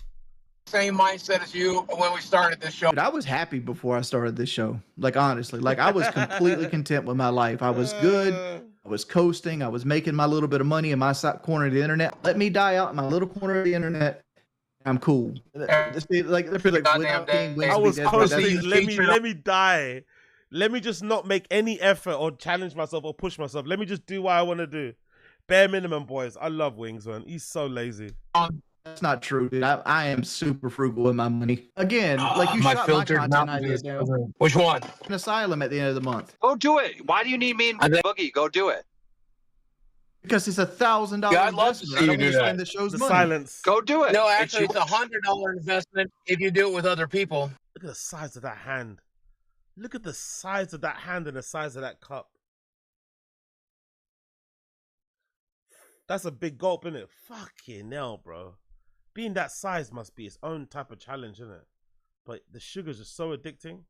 I'm just fortunate I never really, thank God for my parents not having loads of soft drinks in the house, because like soft drinks are really hard to break that addiction because they're really fucking tasty and sometimes they can be really refreshing, especially nowadays with like, what's the thing called, with big fucking tumblers and whatever, right? The flasks we all have and shit. You can really make some good refreshing drinks at home. So I'm so thankful I haven't, been that guy, because I've got a sweet tooth as well. So I know if I got into soft drinks, I'd be drinking them every day. But that's a huge fucking glass, isn't it? God damn. Or cup. Yeah, me and Boogie will sit at home. You go do it. I'd love to see you do that. It's $100 if you it's $100 per person, so $200 if you take your camera girl. I'm at the point where Kelly doesn't want to take part of any of this. I'm pretty much down my camera girl. He's fucking. I love how he's going so bad on Kelly for no reason. He's airing out all their business, making her look bad. Because I was mad at her because like she just sits there and doesn't actually put input or thought process to anything. She makes me come up with every solution. Well, it's your job. Right, but at the same time, I can't drive and talk to this and do links and all this other stuff at the same time. I just can't do it all. If I were you, I would have focused. I love how he makes everything sound like such a Herculean task, isn't it? That's another quintessential local thing. Making the smallest, most easiest thing sound like such a big thing. So complicated. So it's like, Jesus Christ, man. The laziness of all locals is fucking incredible to see. On getting to a haunted house that was open, then Eduardo Madeira. Yes, you're right. So this guy complains like this to make viewers feel sorry so they donate. Yes, there's another stream where Wing started crying about his grandmother passed away, and that's one of the things that the trolls kind of attack him for, because he used to speak about how close he was to his grandma, but when she died or when she was really sick, he didn't visit her much in the hospice or in the hospital, and then when she died, he didn't go to the funeral. He instead stayed at home and streamed and played fucking whatever game he likes to play. I forgot what game it was. So he keeps getting, obviously rightfully dissed for that. So they brought it up again, and he started crying, and of course that stream he got a ton of money. So it does work. It's pitiful, it's shameless, but the pity streams that they all do. Boogie, when he talks about he's failing health, my body's failing me. Wings, when he complains about not having money to pay this and pay that or whatever. It does work. Their fans kind of, I don't know, they kind of, maybe it's a savior complex, I don't know. Or maybe people see themselves in them, but they love to like donate to these guys. I don't really know why. Because most of them are just, they're using that money to buy food that's killing them. Or they're just not, or they're just pieces of shit in general. I love it. Goddamn links and Bluetooth, see if you can get that going. Right? At the end of the day, Boogie's the game that Wings likes, I forgot what it's called. It's something Doom. It's a fucking RPG, I think. I forgot what the name is called. And it's really long and complicated, and you got to spend a lot of time on it. And he's like, he loves that game. He loves playing that in the fucking dark, like alone, just by himself. I forgot what the name of it is. That's Wings' favorite game. Speech failed, whatever. He still went through the haunted house. That's the main thing. The main thing is you just don't want to do it. That's the real issue. That's the core of the issue. Exactly. I didn't. Granted, I never want to do it. I ain't gonna lie to you about that. But I will do it. Why does everyone say you're the king of excuses? Because he is. Look at the quiet. Because I don't like. I'm one of these people that. Look, there we go. Why is it the king of excuse? He comes up in an excuse. I love it. I don't want. If I don't do something, I'm just gonna tell you, like, fuck it, I ain't doing it. I'll tell you straight up, I don't want to do it, but I will do it. Like, me not wanting to do it doesn't mean I'm not going to do it. Kelly on for her side of the story. Kelly, come here. You better do something. We got 1,000 extra viewers, and they're just looking at me and Boogie working Well, and they're not driving. looking at you. You don't have your camera on. So come here and talk. Why? Because they want your side of the story. Come on, come tell me how I was being a baby. Put you some pants on, girl. You're mad because you're telling me. Why does he speak to his wife like that? He speaks to her like he's like in that baby voice. It's funny. What I was supposed to do. Like, this is all you're telling me. What you're like? Well, go do this. Go work. I have a race tomorrow morning. What do you think about this? What do I think about what? You know how you've been playing. This is what we were fighting about earlier. Like, you don't pay attention to this stuff. Why should I pay attention? Because we're working. Because we're jelly. Why are we jelly? Jordy and Kelly, jelly. No. I like we're that. Separate entities when it comes to this stuff. I hope you two get a divorce. And if we're the same, then you have to stop cursing because I don't believe in all the cursing that you do. Okay. You gotta stop cursing. If we're gonna be in this together. What do you think about this? Keem's mad at me because I told him to go to a haunted house. Now he's got to drive an hour and a half to a haunted house. Yeah, that's the game. Dark Souls. There we go. Bingo. You got it, Chris McGee. That's Wings' favorite game, Dark Souls. He missed his grandmother's funeral to play Dark Souls. That's the one. Yeah, that's the one. He's doing it. And did we try to go to a haunted house tonight? We attempted, yes. Yeah, such a good effort, guys. Great effort. Did I not tell you that we could go to the other one? And your argument was exactly. What? Repeat what you just said, Kelly. By the time I got there, honestly, this show is so fucking funny. Having these spousal arguments live on stream for fucking clicks and views is fucking hilarious. And obviously, Wings is looking bad here, but he doesn't see it because he's lacking self-awareness. The show would be over. Correct. Do you not agree that somewhere at Broadway the Beach you'd be 2 hours in traffic and then another hour at the door? Probably. You take 3 hours to even get into the building. Well, I don't know. Wings makes somebody who faked cancer look better. Lols. Did it take you to go to the other place? Boogie, what time do you leave your house? Noon. Wings, what time did you leave your house to go to a haunted house? 5:30. 5:30. There we go. Jesus. An hour and a half. So excited to stop by Walmart and buy all the stuff you wanted me to buy. But you'd mapped out how. Yeah, I had to go by Best Buy and Yeah, buy the and same did shit. we know that it wasn't going to be a haunted house when we got there? No, we did not. We did not know that. We Yeah, had already exactly. Kelly works full time. She does not need to do your crap or or whatever. Your attitude is horrible, Wings. Sorry. made plans. We knew this when we go. We filmed there before. We knew everything about it. We just didn't know weren't doing the haunted house thing this year. My side as far as why I'm mad at you and why we fighting. We're fighting because I want you. I need you to be an extension of myself, and you just want to sit there and like play the Dooku. Offered to drive and you could do it, but the link was broken. Had me running off 2 different phones, but at the same time, you wanted me reading chat so you could know if they were making fun of you. Oh, now we got the truth. She wasn't not being lazy, not taking part. He wanted her to read all the troll comments and block people and shit, I guess. Fucking hell, Wings, man. What a baby. What a fucking infant. Imagine letting your wife know that you're that affected by fucking troll comments online that you wanted to fucking block people and stuff, and you get annoyed that she's not paying attention to it and it's just treating the chat like other people do treat the chat. Let people say what they want and just kind of read the good comments. You just ignore the bad ones. Not that bad. Fucking hell, Wings. Oh! So you wanted me to be doing like 5 different things when I said I drive and you do the 5 different things. Yeah, exactly. King wants to fire me again. How do you feel about that? Change the subject. He didn't answer what she said, did he? He just changed the subject. Oh, look at him. Whatever at this point, because like I've tried to save you at this point. I can't do it. You're always going to be what you're always going to be. I'm done. Amen. Wow. Amen. That shit. Yeah. I hate that I'm rooting for you more than Kelly is, Jordy. God damn. I mean, if you don't, Even I think you can change. They ain't fire you. If that's Kelly how you knows. You going to Gatlinburg with me? I'm going to Gatlinburg. Tuesday. Are we going to Gatlinburg? Because that's where Boogie thinks he can get us into a haunted hotel or whatever. Well, here's Wings. the problem with that. Wings, I got a way better idea. Wings, let's do this. Let's. Like, hey guys, I know Wings you ignoring said Keem. I love take off this, by the next way, week, but I'm taking off next.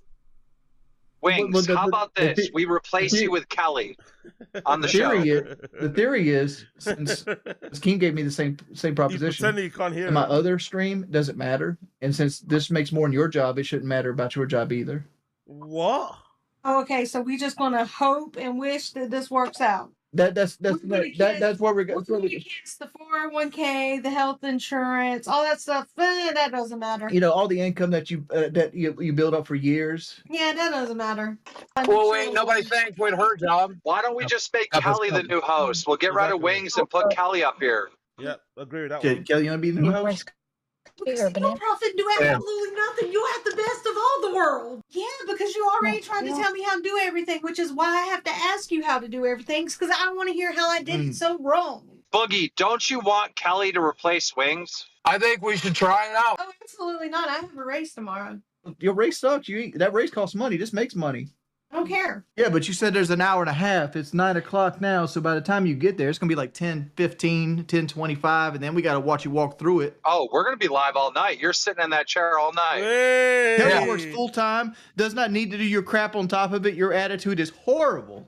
I agree with that. Look how fat he is. God, I gotta shake Sorry. Hey, what is text speech? So here we are, chat. Let's go ahead and get back to like y'all telling me how bad I am as a host and how much you want me fired. Yes, Arson, please. you should go How's the see song a go? therapist. Motherfucker, I don't need to see a therapist. Like, I don't. Yeah, you're perfectly Having morals doesn't mean you need to see a therapist. Wings, I don't want to see you fired. I'm a minority here, though. Not the kind of minority you don't. Oh, look at that. Not the kind of minority you don't like. That's brilliant. Why am I here, Wings? Because right now I'm still part of this show and I got to be entertaining. And I told Keemstar I would be the host while he went to a haunted house. So I'm doing the host. Doing a terrible Why don't job. you give me something to host about? Isaac S said no donos until Wings is kick. Isaac S, dog, you don't even have the cash cow tier. I need to have more energy. I was watching the stream. Keem was basically just like, "This is the best haunted house I've ever seen." Wings, your commentary is making me depressed. Well, I'm sorry that you feel that my commentary is making you depressed. Skunk Ape donated $10. Says, "Wings, it's work ethic and you don't have it." You know what you don't got? A savings account. Wings, I think PK it's fucking fired you. Blue. You live with your parents. Why do I look like the monster from Slither? And you know what would what the narrative would have been if I went there and had a shitty string right behind it? Well, Boogie killed it. Wings did not. Boogie W. Like the same shit's happening anyway. It is. This is actually the best outcome for me. Now you're purposely not going to work on the show, so then when people, I'm working on this show. What are you talking about? then why did you ban your moderator? Exactly. I don't even remember at this point. Like, to be perfectly honest, you want to hit me when I'm down? I don't need you. You're dismissed. Your not own moderator can't be disappointed in you. The fact that you're not putting any effort into this. Exactly. Well, I can easily just go to like the point where like people can't put comments at all, and I can just stream. Do it then. Leave the damn. I did leave the house. I was like the first hour of this stream was me driving around trying to find something fun. Like, dude, there's literally a troll in the chat called Richard McGravy, the V6 and sign. I'm a terrible host. I only can host what you're based it on. Like, what do you want me to do with this hosting? Like, it's literally Boogie lagging, and we got Keemstar Studio over here, and people tell me that they hate me and they want me to quit. Like that. Like, what do you want me to do with that? It's easy to run your mouth from 1,000 miles away. Exactly. Sending Myrtle Beach on the back. I'm one of the quiet kids in class. Actually, I wasn't. I was one of those kids that talk shit to other people that couldn't read. When you can't even host a fucking show. Oh my god. It's on you that you can't hear my microphone that's actually working. Well, you can't host the show apparently. All right, here we go. We'll be back to voice chat. Let's get somebody else. Hello, Life is Pain. Welcome back. Can you hear me? Yeah, what's up? Here we go. Cool. Here we go. What are you thinking about tonight's show? What did you like about it? I like the fact that Boogie actually put effort in and Keemstar's out doing effort. It's kind of nice. Do you not think that if the roles were reversed and I was like standing in line at Broadway at the beach right now? I don't know. It seems like the last couple of streams you haven't really been trying. What do you think about me not putting effort in? What do you think about that? Okay, so how far did Boogie drive today? He drove 6 hours, but he had a plan to drive 6 hours. Mm-hmm. And how far did you drive? I drove probably about 35 miles. Okay, so and how long would that take you? Hour.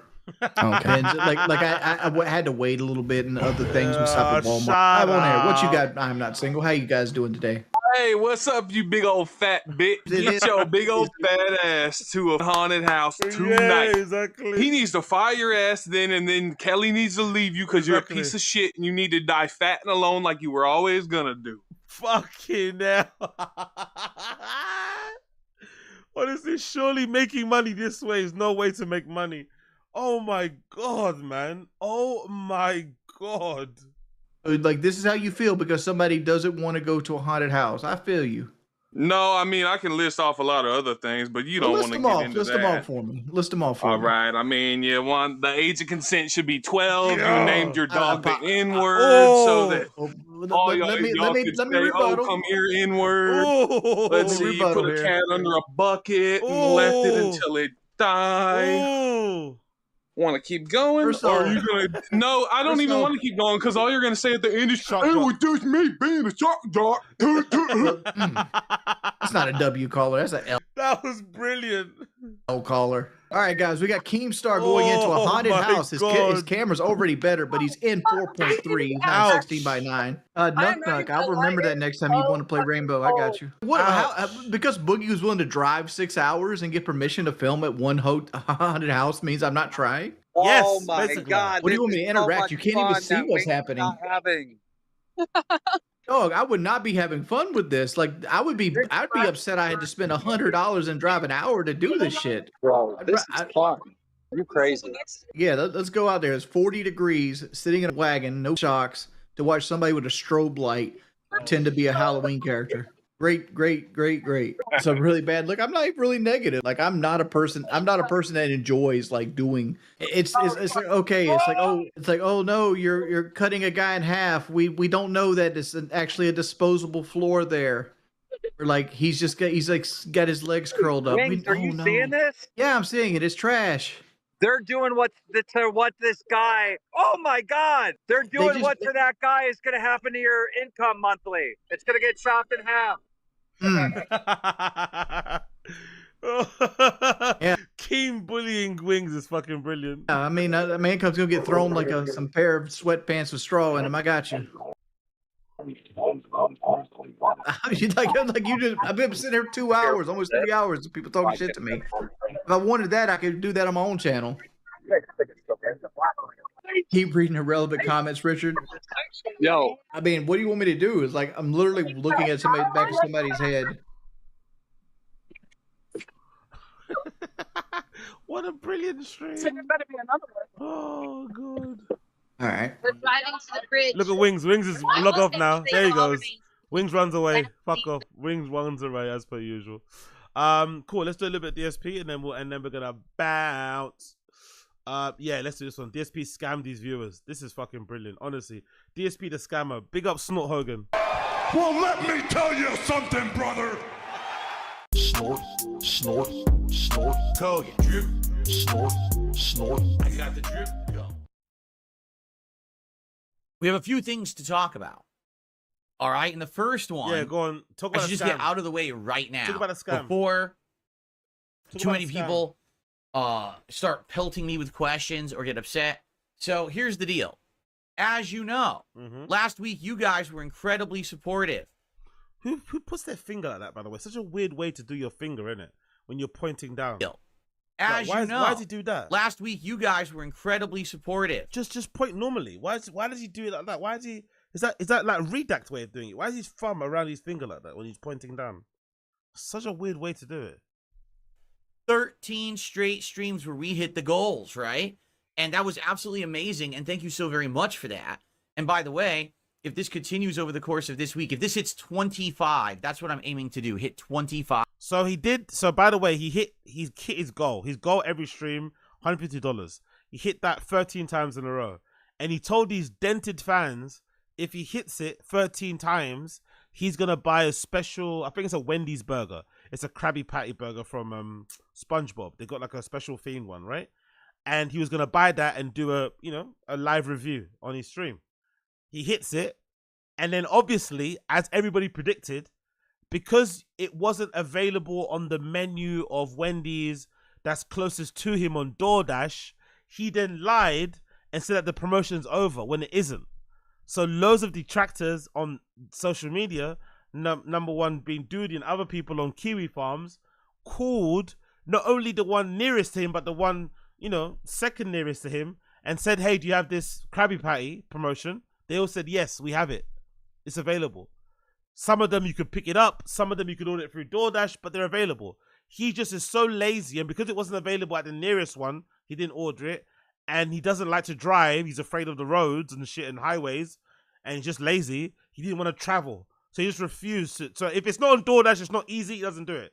So number one, he scammed his viewers to raise $2,000 to buy a meal that's probably going to be max $50, right? You'd imagine, even with overpricing on DoorDash, you'd imagine a meal from Wendy's would be max $50, $30. You don't need $2,000 to buy it. He raises the money. He doesn't even buy the fucking Krabby Patty. Then he buys some other shit from fucking Burger King. Premiums, like, as much as I hate DSP, as much as I want to see him lose everything, I have to give him props for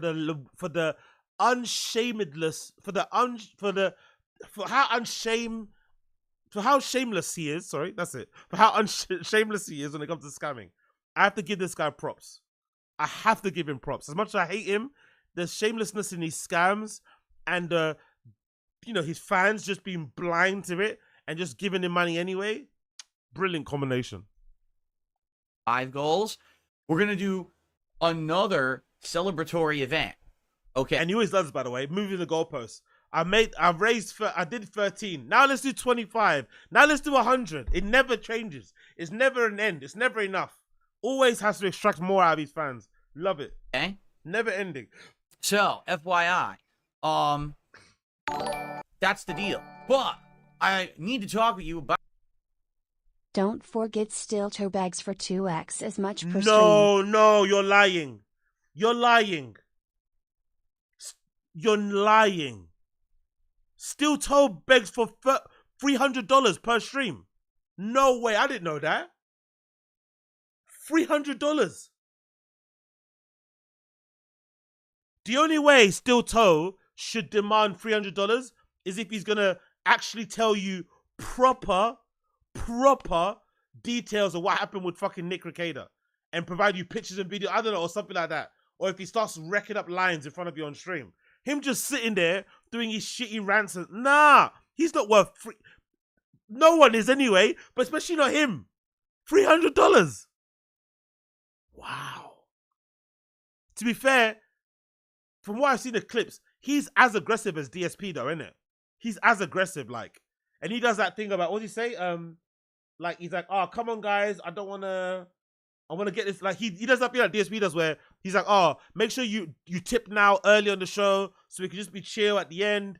So we just be chill during the show and don't need to put too much pressure. Like, he does all that sort of stuff. It's not enough that he's begging you to give him money. You also need to give it to him quickly. It's like, bro, so you're not only begging, but you're also begging with a time limit. Like, what? Haven't you heard of the saying? Haven't these guys heard of the saying, beggars can't be choosers? They haven't heard of that, have they? In their heads, beggars choose. No, I don't want £1, I want £10. Could you give it to me in a note? I don't want coins, please. It's like, yo, what? Wow. The reward event for today, because sadly, a monkey wrench has been thrown into our plans. What a liar. So as you what know, a liar. what the reward was supposed to be for hitting 13 straight goals was I was going to try the Krabby Patty meal from Wendy's, which included... By the way, I love the little fucking wobble things that he does when he talks. The little wobble. I've noticed that recently. The little fucking wobbles that he does. Look, the little shakes. 13 straight goals was I was going to try the Krabby Patty meal from Wendy's, which included the Krabby Patty burger, fries, and the special pineapple... It's kind of like how Indian guys do the little head nod, right? The little nod, the little head shake when they're speaking. But he does it with his body. Under the sea Frosty, okay? And just to confirm that this was possible, over the course of the week, I went into the delivery apps and it was there to order. I went to look. That's how you know he's lying. By the way, that's how you know DSP is lying. Look at that face. That's the face of a lie. He knows he's bold faced lying and he's trying to be on. Like, that's his honest face. I'm telling the truth. I swear. I don't know what happened to my homework. My dog ate it, I guess. Sorry, miss. My dog ate my homework. I swear it.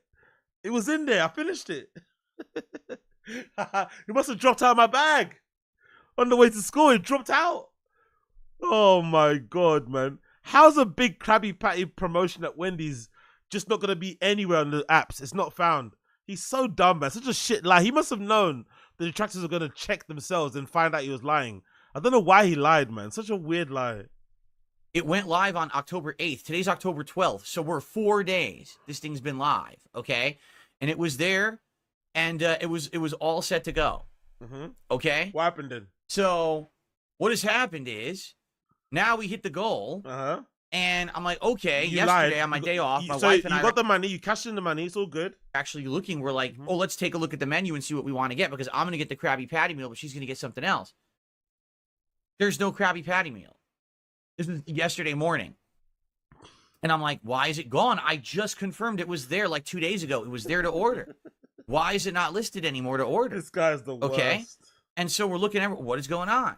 So during the day, while I was out running my errands, I actually drove by Wendy's to see they took down all of the signage for the Krabby Patty meal. It's gone. Why? Your guess is as good as mine. By the way, he's lying, by the way. He's lying. He's just lying. Everybody has already proven it. Actually, I'll show you actually here.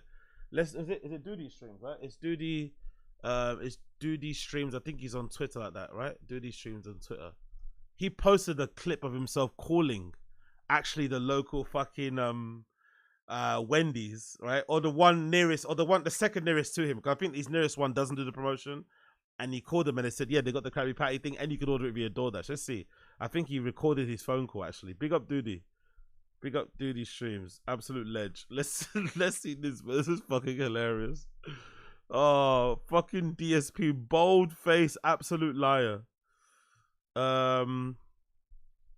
What's that? Oh, is that what it is? Let's see. Bear with me a second as I get up to load here. Scrolling down. There we go. See? There it is. There's the call. Diddy calls Wendy's. Phil scammed his viewers out 2K. Right? Cool. Let's call it. Let's press it. This is fucking brilliant, by the way. Big up, Diddy. I'm calling the Wendy's now. Yeah, big up, Diddy.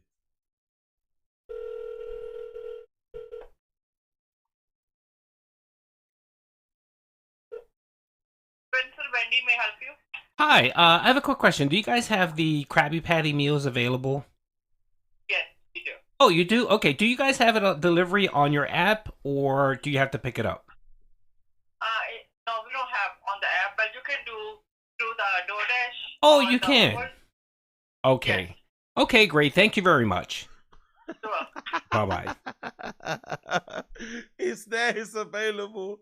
He's just bold-faced lying to his fucking dents. I couldn't get it. It wasn't available. All the signage went. I drove there. Lies. Checked DoorDash and drove. Yeah, right. He checked DoorDash. He didn't drive there. He's lying. Transparent Phil. Yeah, exactly. Transparent side Phil.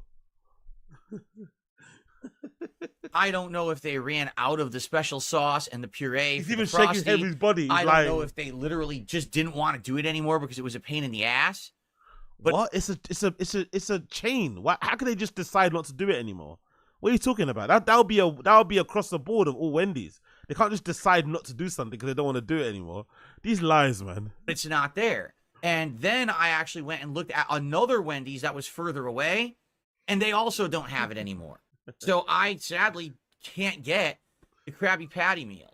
Now, FYI, all right, the truth of the matter is it's not that big of a deal. And you want to know why? Because how are you going to say it's not that big of a deal and you promised it? He automatically pivots to, don't worry, it's not that big of a deal anyway. The gaslighting is fucking incredible here. The Krabby Patty meal was literally just a regular Dave's single burger with special sauce on it. Now now he's trying to minimize the Krabby Patty meal when he's the one that got excited about it and wanted to raise the money for it himself.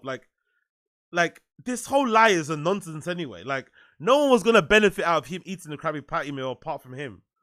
It was just a way for him to guarantee he gets tips, to lock in begs. Hey, we got this thing I'm gonna aim for. So if you give me money, I'm gonna then eat this thing. Right? So it was a clever and conniving and really, deceitful way to make sure he gets money out of his fans. And to almost like, hey, if you want me to try this, you guys like Feasting with the King? Well, if you want Feasting with the King to come back, you have to make it worth my while. I have to make sure I make this money. They raise the money for you, and then this is how you thank them. By just pulling the okie doke. This guy, man. A regular small Frosty with some pineapple and mango puree on top. It wasn't going to be that big of a deal. All right. So why did you try to make people pay you for 13 streams in a row if it wasn't that big of a deal? It's not that big of a deal. Give me $150, please, every time that I stream. 13 streams in a row, then I'll buy it. Not big of a deal, though. Oh, this guy, man. It was going to be something nice to do. I was reviving DSP Tries It. What a horrible person. And it's a nice, sentiment. Hey, let's do something we haven't done in a long time as a celebration, right? So guess what? Today we're doing something better. Since I can't get the Krabby Patty meal, I'm going to go above and beyond. Today, I'm going to order from Burger King, and I'm going to get the entire Addams Family menu. I'm not just going to get the burger or the meal. That's the sort of same thing, though, isn't it? It's easy to do because it's on the app already. It's not the same thing. Buy every item off the menu that's Addams Family themed from Burger King today. That includes Wednesday's Whopper with the purple the Burger King is above and beyond in the chat. It's fucking hilarious. Bun and Swiss cheese. That includes Gomez's churro fries, which I don't even know what the hell they're supposed to be because they're calling them churro fries, but they look like it's like a dessert that you put into chocolate. I'm going to order the Morticia's Cookie Shake, which is a chocolate shake with a bunch of fudge and toppings on it. All right. So I'm getting the whole menu instead of the Krabby Patty burger. Because I feel bad. I promised you guys this all week. We had the goals hit. It's not your fault. It's not my fault. What was I going to do? Order it? It is your fault. It is your fault. You should have drove to the other one. It's not that fucking difficult. You should have made a bit of effort and drove to the other fucking Wendy's. Or ordered from the other one and waited longer for it to arrive, you fucking piece of shit. Early and keep it in my fridge? Of course not. No one was saying that. Extreme Side Phil once again. Just order it from the other one closest that has it. Easy. Or drive to it. Easy. He didn't do it because he's lazy. It is what it is. It sucks that this thing is gone already. Like, how the hell do you lose a limited edition meal in 4 days? I just... Well, it's limited edition, so it's gonna go quickly anyway. It's not gonna be there forever. But it's still there, as Diddy has proved. He called the place and it's still there. Thingy is just fucking lying. Look, there's the clip. Wendy may help you. Hi, I have a quick question. Do you guys have the Krabby Patty meals available? There? Yes, we do. Oh, you do? Okay. Do you guys have a delivery on your app, or do you have to pick it up? No, we don't have on the app, but you can do through the DoorDash. Oh, you can. Okay. Okay, great. Thank you very much. He lies about the dumbest things, man. Honestly, these sort of lies are just so hilarious. I don't get it, but it is what it is. It's just the truth of the matter. It ain't there. The truth of the matter, by the way. Anytime someone says that, you know they're lying. The truth of the matter. Okay, cool. Oh, that's what we're doing today instead. All right. Already, people in the chat are happy. Seriously. You're only reading what you want to read. Some people aren't happy on that, bro. Like, some people aren't happy, but hey, let's continue. Everyone is like, yeah, we're fine with this. This is cool. And I'm happy that you guys understand, this wasn't my intention. 2 days ago, it was on the menu, right? So there you go. Now, that should be exciting. Anyway, that's one scam. There's another one too. I want to quickly check out here. Big up fucking Snort Hogan. These guys, man, like, oh my God. I don't know what the fuck is going on here. What are we saying here? What's the one I wanted to watch? Was it this one? Yeah, was it this one? Maybe it's this one. What's he saying here? Actually, let's go through. I think Duty's got the shortest stream clips. Yo, big up Austin. Phil. Yo, big up Austin Casey. Sorry, I can't stay, but I just wanted to say, beans, cheese, beans, cheese, Yeah. beans, cheese, beans, cheese. Big up. Beans, cheese, bean, cheese. Big up Austin Casey. Appreciate you, brother. Appreciate you. Thank you for the donor, my friend. Let's continue here. Let's actually go to Duty. Duty's got some clips here, I think. So I don't watch that 17-minute. What says this one? DSP praises former wrestler and murderer Chris Benoit. You can separate his heinous crimes from being a great wrestler. When you kill your family, surely you can't do that anymore, no? Why is he like this, by the way? Why is he like this? Like, why is he like this? Who's out here trying to defend Chris Benoit? Only fucking DSP would sit here defending Chris Benoit, innit? Wow. Let's hear this. What is wrong with this human? Controversial question. What are my thoughts on Chris Benoit? How dare you ask me controversial questions? I would never in a million years answer a controversial question. Yeah, right. Listen. Up until the moment that we all found out about what had happened with Chris Benoit, everyone loved Chris Benoit.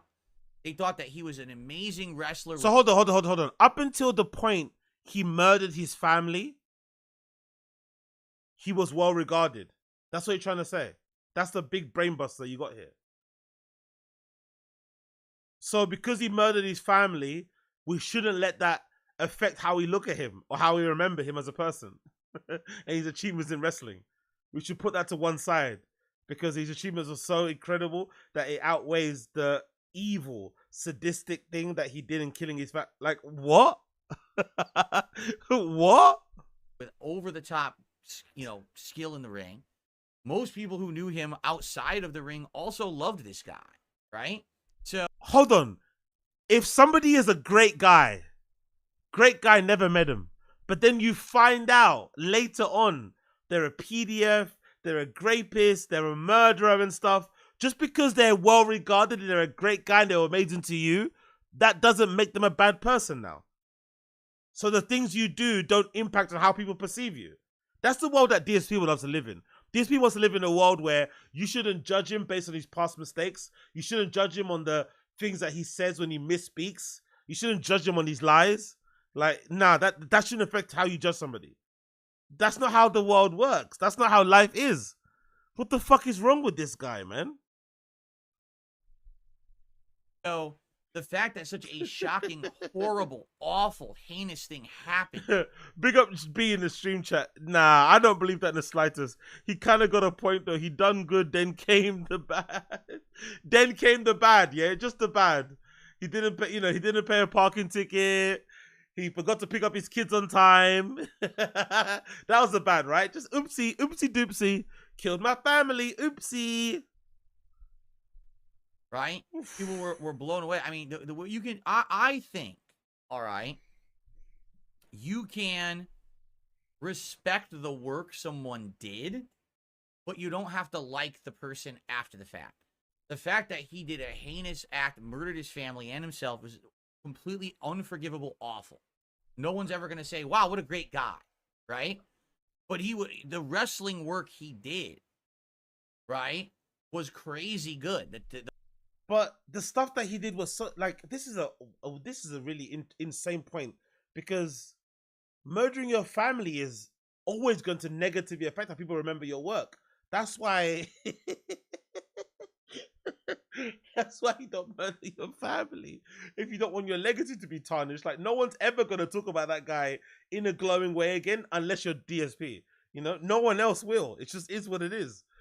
Like, you eradicate all of the good, Fucking hell, DSP. The work he did in the ring, if you respect that art form, because this is what it is. It's not really a sport. It's an art form. It's hard for you to, like, it's very hard because you want to separate it, but how do you? How do you separate an amazing body of work from a murderer, a multiple murderer, right? Fucked up.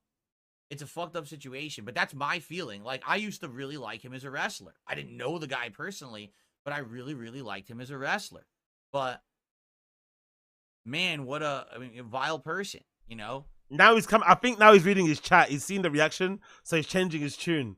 But it's like, bro, like, exactly. Big up with Dora Madeira. It's wrestling. Like, it's not like he contributed like something greater than that to society at large. It's wrestling, and you want to excuse what he did or turn a blind eye to it or separate it because, like, what? And what he did wasn't like, again, being involved in a car accident and injuring somebody. He fatally murdered his entire family, CTE or not. Like, no excuse for that shit. Like, what? You gotta wonder what would have caused him to do that. A lot of people say it was the concussions and stuff. Maybe it was, maybe not. Who knows, right? It's kind of a moot point. It doesn't even matter what caused it. It's just messed up that it happened, What a freak. He's a fucking freak, man. This is what happens when you're shut in and you don't have friends or you don't go outside and socialize with real human beings. He's really not normal. He's not normal at all in the slightest. Which also makes sense why his fans are the way they are too. He kind of attracts dented people who are not normal themselves, which makes sense. But yeah, this guy isn't normal in the slightest. It doesn't, like, what the fuck is going on here? Everyone wants to know when the top 10 racist moments collab will happen. Again, when we know, you'll know. The fact that you have a top 10 racist moments, and I also hate how much he looks himself in the camera. It's fucking incredible. He does, like, again, like the low-cal thing of, like, thinking highly of yourself despite looking the way he does, right? And despite Wings looking, it's really interesting. Like, he loves his own reflection. Truly loves his own reflection. Fair play, man. Fair fucking play. Well, let's continue here. DSP lies again about the Krabby Patty meal, changes his story from it wasn't available to didn't have it. Exactly. More lies. More lies. No, I didn't get the Krabby Patty. I already talked about it. We're done with that because for whatever reason, they removed it from all delivery apps for no good reason. It was there when I announced the goal and we were in the middle of the week last week and we were pushing towards doing the Krabby Patty. DSP tries it. It was there. And then we hit the goal and I go to order it and it's gone. They removed it from all delivery apps. Now, I'm in the middle of streaming. I have to order something that can be delivered. I'm not going to drop my stream, leave for a half an hour to get it and come back. Like, what the fuck? Oh, he lied. He said he drove to a place. This guy, brother. Oh, my God. The lies is just non-fucking stop with the lying. Didn't you say you checked DoorDash, you didn't find it, then you went there and you didn't see it and they took all the things down? Now you're saying you didn't leave the house because you had to stream. Oh my God. And it's all his own doing. No one told him to do the Krabby. No, sorry. Someone suggested in the chat but he's the one that took it upon himself to make it a goal. No one forced him to do this. It's all his own doing. And then because he realized it was going to require him to get in his car, go to the fucking restaurant, wait in the queue, like he's allergic to doing any type of work outside of just sitting in his fucking snort fucking fort, in his little throne. He's allergic to leaving, so he's like, I can't bother to do it. So now all of a sudden, you know, why do I, this guy, man, this fucking guy, he's impossible. He's impossible. Impossible to like. So I had to order what was available, which was the Addams Family meal, which incidentally was better than the Krabby Patty anyway. It was much bigger. It's kind of like, That's not the point. The point is you promised one thing, then you lied about not doing the promise, and you got something else. That's the point. But hey, what do we care? I told you guys that lying is okay. In DSP world, constantly lying is okay. It's all right. Just keep lying, keep lying, keep lying. Gonna get you, I don't know. I told you I was going to get you like a Toyota Camry, right? But then the Camry wasn't available, so instead I got you like a Ford Mustang or something, right? It's a step up. So there's no complaints. The only people who are complaining about the Krabby Patty are my detractors because they literally... Because you lied. Because you lied. Your fans don't care because they're your fans. But detractors are going to point out every time you lie because you lie all the fucking time. Everything that you... Like, it's just... It's pretty wild how often this guy lies. It's quite astonishing. Like, and it's a pathological shit because who cares about this stuff? Who cares? Oh, I went there and all the stuff was taken down. Then Diddy calls the one next to you or the second the closest and they say they have it. Everyone else posted screenshots on Kiwi Farm showing you can order it.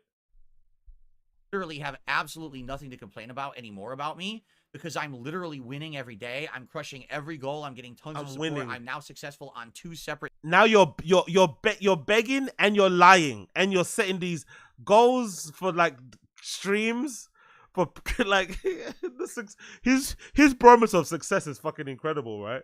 Feigning fucking poverty, begging all the time, like over 100 begs sometimes per stream for money. That's crushing it. Okay, bro. Sites and they can't stand it. So to them, they actually think that talking about that I didn't eat a Krabby Patty burger is a big deal when literally no one fucking cares. No one with a brain who's not mentally stunted cares about the Krabby Patty. I love how he says people are mentally stunted when the majority of the mentally stunted people are his fans. And he knows that. That's why he takes advantage of them. That's the real despicable, unforgivable side of DSP. He knows his fans are, you know, his fans are a little bit on the dented side. And he takes advantage of them in the way that he does by manipulating them and stuff and begging all the time and feigning fucking poverty and all this malarkey. Like, oh, yeah. Everyone's okay with that fact that I did the Addams Family meal instead because it was better. It was a better thing to do.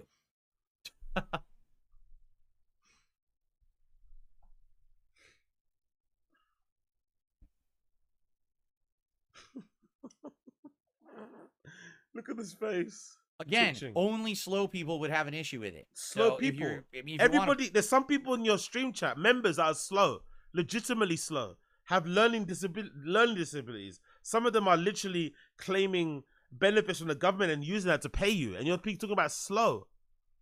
Prove it. Go ahead and complain about it. I mean, I can't really help you. If you want to publicly embarrass yourself to complain about this shit, go ahead, but all you're doing is exposing yourself to the internet as being incredibly stupid, as being part of this mob of morons, right? Jesus Christ. Literally no one cares about this thing. What I did was better. That's like a kid.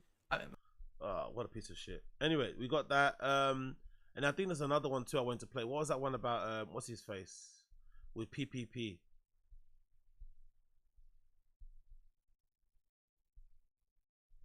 I'm not sure what I make of this guy, by the way.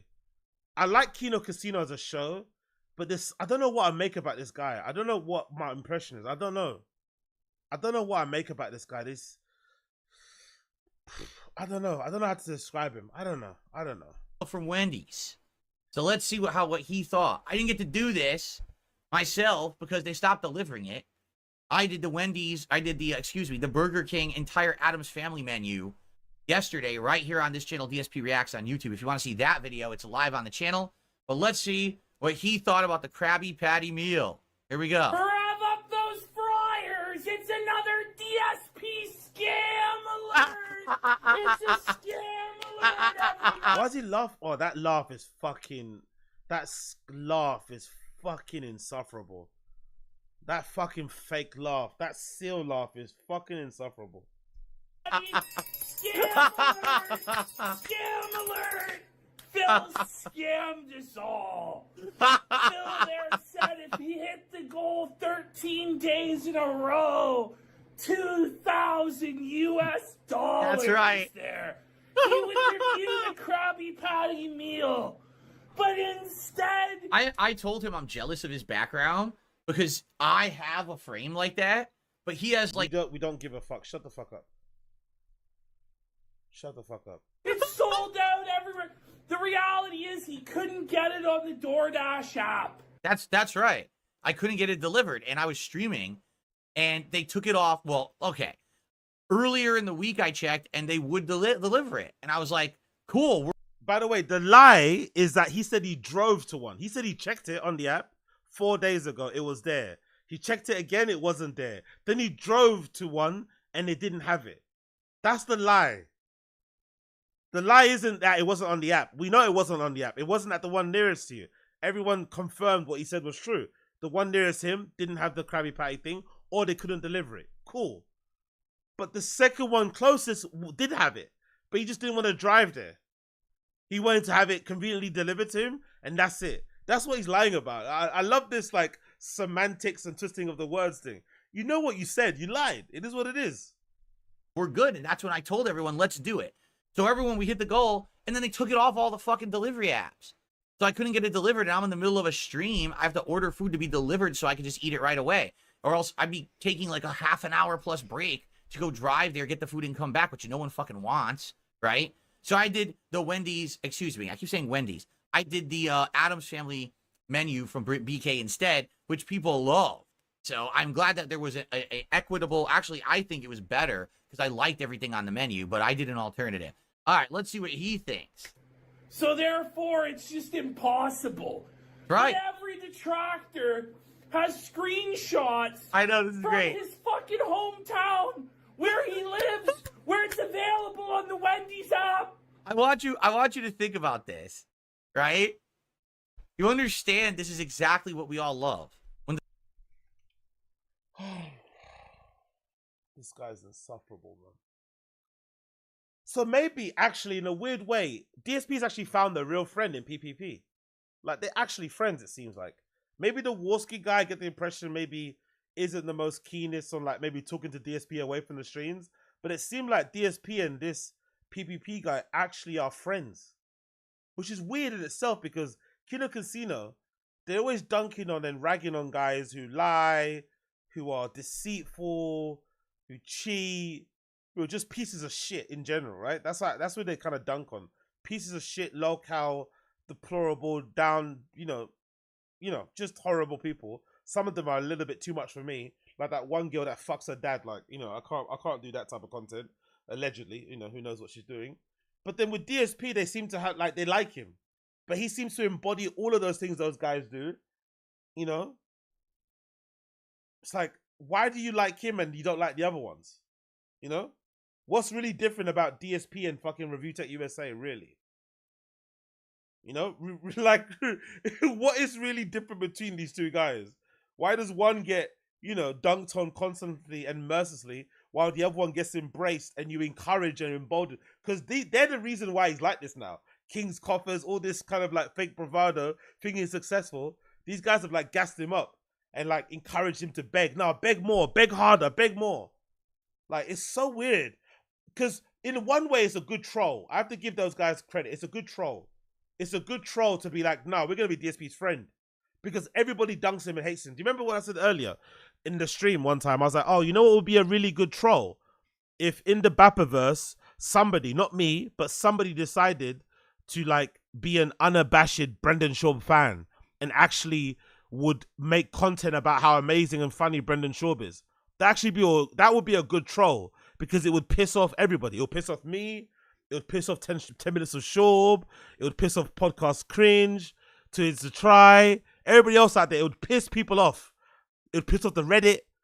Like, if you actually started supporting Brendan and talking about how funny Brian Callen was. So it's actually quite good what they did with DSP. Like, okay, no, he's actually quite funny, man. Look at him lying, man. Look at all the trolls. Look at all the detractors. Look at how hot and bothered they're getting. Look at how pissed off they're getting. Look at that. Oh, triggered. Was it what they say? Felted. All this sort of like, you know, GAY fucking slang and whatever. I don't know. I think it's odd. I think it's weird. Especially this guy. He purports to be a Christian or something, or have like Christian morals. And it's like, Christian morals, and you're embracing this liar, this cheat, right? This guy that takes advantage of people who are, you know, people who are vulnerable. This is who you're protecting, and you say you're a Christian. Interesting. The detractors are so fucking stupid. They actually obsess about something that is so meaningless, so innocuous, so dumb. That then it's dumb that you lied. The dumb thing is that you lied. It doesn't really mean anything. No one's really bothered. No one cares you didn't eat a Krabby Patty, but you lied about it. That's the really dumb thing. You create this arbitrary goal to kind of guilt and lock in your fans to support you, because I guess maybe he wanted to lock in the support to make sure, to give him something to aim for and to guarantee he gets money or something, right? Because even though he lies and says he doesn't expect tips, he does expect to get $150 per stream. Like, let's not make no bones about it. DSP expects his fans to give him $150 per stream. Now it's better because at least he's being a little bit more, you know, normal, and he's saying the YouTube, super chats count. But back in the day, he would separate them. He would say, nah, it only tips count. So at least now he's being somewhat reasonable. But he expects 150. So cool, he gets the 150 for 13 streams in a row. And then at the end, he just turns it around and says, no, I can't get it. And then he gets annoyed that the detractors are pointing out the lie. It's like, you're the one that lied, bro. And they treat it like it's something important. They actually think that me not eating the Krabby Patty meal is like a huge scam. That's how slow they are. They're that dumb. And then he gets to make content about it. I get to brag on it. You know what I mean? Like, this is all, they don't understand that this has always been part of the fucking plan. They're that dumb and slow. So the plan was to scam your fans. The plan was to sell your fans on the, and again, remember this clearly. Remember this. A fan of DSP's suggested he should buy the Krabby Patty thing and bring back, right? And bring back the fucking Feasting with the King. His fan suggested it. His fan said, hey, they're doing this promo. Do it for Feasting with the King. Bring it back. Oh, that's a great idea, fan. He doesn't think of anything himself, right? Can't do his own Googles, whatever. Cool. I'm going to do that. In order to incentivize you to support me, I'm going to say I'm only going to do that if you give me all this money. It's a dumb thing, right? Because the meal doesn't cost more than fucking $20 probably, but he needs $2,000. Cool, whatever. They give it to him. And now he's saying that was all part of the plan. He was never going to buy the Krabby Patty burger. He was always going to pull the scam to annoy the detractors and then to dunk on them. But then you're also dunking on your fans because your fans wanted to see you eat a Krabby Patty. Huh? Anyway, thank you, Hacienda Plante, for 2 gifted subs on a kick. Thank you so much. 2 gifted subs. Congrats to whoever got those. Thank you, thank you.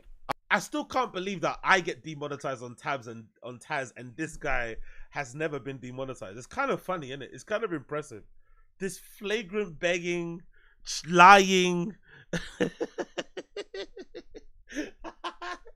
It's fucking, honestly, it's, I've always said on this stream, low cows are the reason why I don't believe in karma. Low cows are the reason why I don't believe in karma. The worst of the worst just keep getting away with it.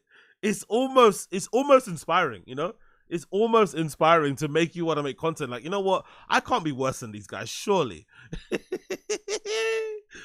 But, oh my God. It's honestly incredible. All right. These motherfuckers have called the physical store saying, is it available? They're like, yes, it's available. Phil claims. Can you just imagine working at Wendy's yesterday and they got like 40 calls from a bunch of fucking slow-witted idiots. Do you have the Krabby Patty? How can you call detractors slow when you're the one that lied about not going, like, if you're a real badass and real scammer, you just say, I wasn't gonna know. I didn't get it. I changed my mind. Like, how can you call people slow for you lying about eating a Krabby Patty? You're the slow one, really, isn't it? Like, yeah, all we do, it's just special sauce we put on the regular burger. Yeah, we have it. And then they hang up, and then the phone rings again. Hello? Dude! Yo, big up to the stream chat. Create a new ZA voiceover channel where you don't show your face and defend Bap and pronounce the TH in words. You might even win a trug. Low, Super Jello. Nah, I don't have the ability to do things like that I don't really mean and shit, you know? I think that's why these guys are successful on the Kino Casino guys. They can do that thing. They can kind of like, you know, because maybe they don't really like DSP, but they're pretending they do for the meme and for the donos and for the joke and for the fucking content. I can't do that personally. I don't have it in me. I just not. I admire people who can bold-face, like pretend like it's all just one big joke and stuff, but I can't. Like, I find DSP like unbearable, legitimately unbearable, but also quite fascinating in the way how he acts and shit. So I can't pretend. You know what I mean, same with the Brendan thing. It's like, it's just too much, man. Too much redactedness. I can see AZ driving on a Hummer. Big up Eduardo Madeira. Now, I'm not interested in cars in the slightest, mate. I'm not interested in cars in the slightest. Cars, watches, jewelry, don't give a single fuck. The most you're going to see me get, you know, is these fucking shitty $10 earrings that I'm wearing. But when it comes to all that stuff, I don't give a fuck. I'd much rather fucking, you know, get a nice house and go on holiday somewhere, to be fair. I don't really care about all that stuff. I like people that like it, enjoy it, fair play, but you're not going to see me in a Hummer anytime soon. Plus, if I did drive one, I'd be stopped by the police every 2 minutes. Like, especially in London. Like, nah, I'm good. Big up Abe Martinez. Yo, just got done a 12-hour shift, had to headphones on, so happy to be back. Yeah, big up Abe. Wagwan, wagwan, wagwan, wagwan. Do you have the Krabby Patty? Can I work, please? What are you? You're actually calling the fucking store for this? They probably, I guarantee the person. Why didn't you call the store to go and pick it up then? To find out where they were? They were doing the things that you should have done for your fans, the bare minimum for your fans who gave you $2,000. Why couldn't you do that extra bit of work to make your fans happy? Huh? Did you know that Dark Side Phil said you don't have the Krabby Patty? And the person probably looks at the phone like, what the fuck is wrong with these fucking people? What? Dude, what the fuck? Unbelievable, man. That he drove to every Wendy's in Renton. That's right. Every fucking Wendy's. I drove to every Wendy's. No. I drove to every Wendy's in the state. I spent the entire day off. Instead of spending time with my family and my wife, I was driving to every Wendy's in the state looking for the Krabby Patty. It was insane. God, he claims across the entire United States. Why is he trying to say that sarcastically? You should have gone to the second one. It's not. No one was asking you to drive to everyone in the state. I don't know why he's trying to be funny with that. Like, it's a weird thing when you see people do that. I guess it's a form of maybe gaslighting isn't the correct word, but it's like, you're the one that said you were gonna buy it. The one nearest you didn't have it because they never had the promotion anyway. But the second one closest to you had it. So you could have easily gone there and picked it up, but you didn't because you didn't want to do it. So why are you now trying to mock the fans for them calling all of the ones to prove your lie incorrect? That's what he was going to do. He was going to lie continually because they made sure they have all the evidence necessary to see that he lied, but he still doesn't want to, like, he still hasn't admitted that he lied, by the way. That's an interesting thing as well, by the way. No admittance that you actually lied. It's just like, oh, the fans are, or the judges are losers for calling. But you said you did go there and you called, then you're lying. States, there you go. Canada, Newfoundland, there you go.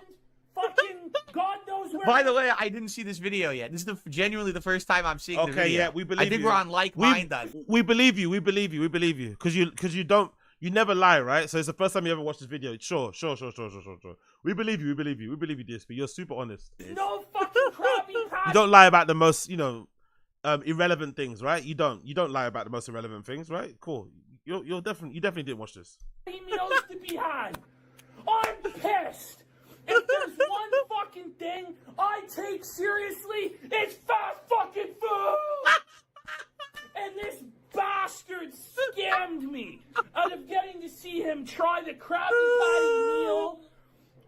nostalgic memories of SpongeBob and the. This is the funniest part.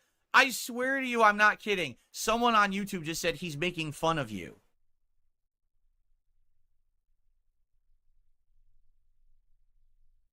Guys, there actually are people this slow.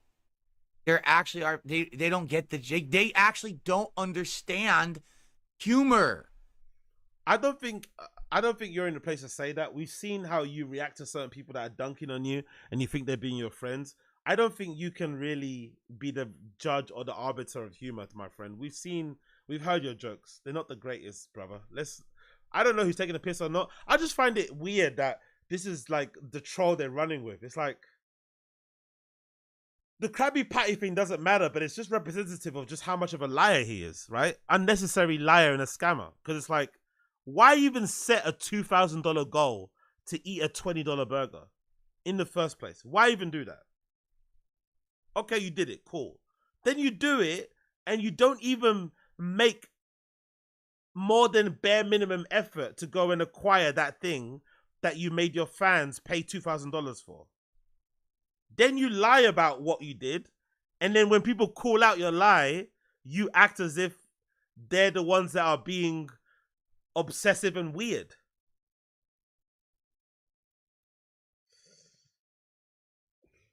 Okay, man.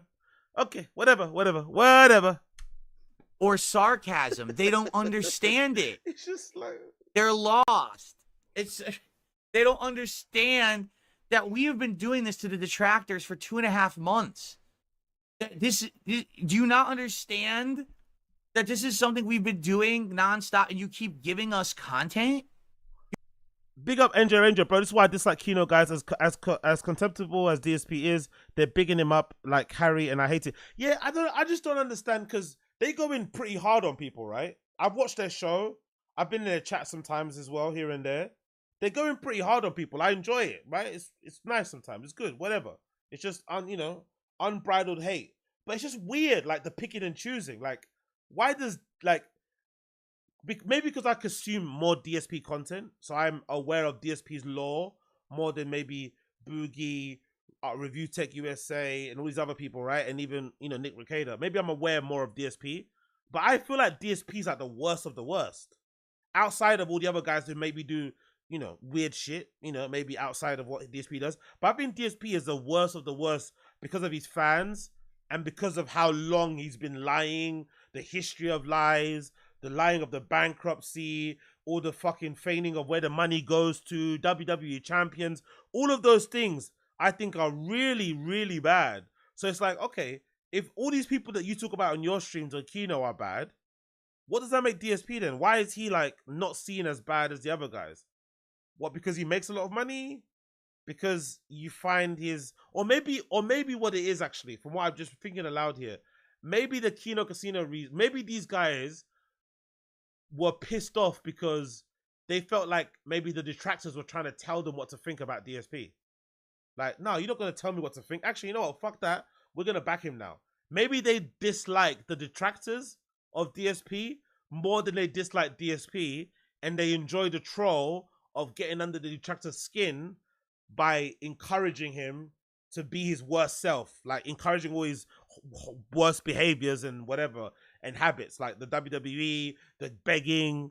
Like, maybe that's part of it. Maybe that's the whole troll. It's like, okay, cool. You detractors think you can tell us who to hate and what to like. Cool. We're gonna support the guy that you hate the most and go that way. Maybe that's part of it, but I don't know, man. It's just like, do you really enjoy talking to this guy? It's like, I don't know what. Maybe they do. Maybe they do. You don't get that? The fucking goober, yeah.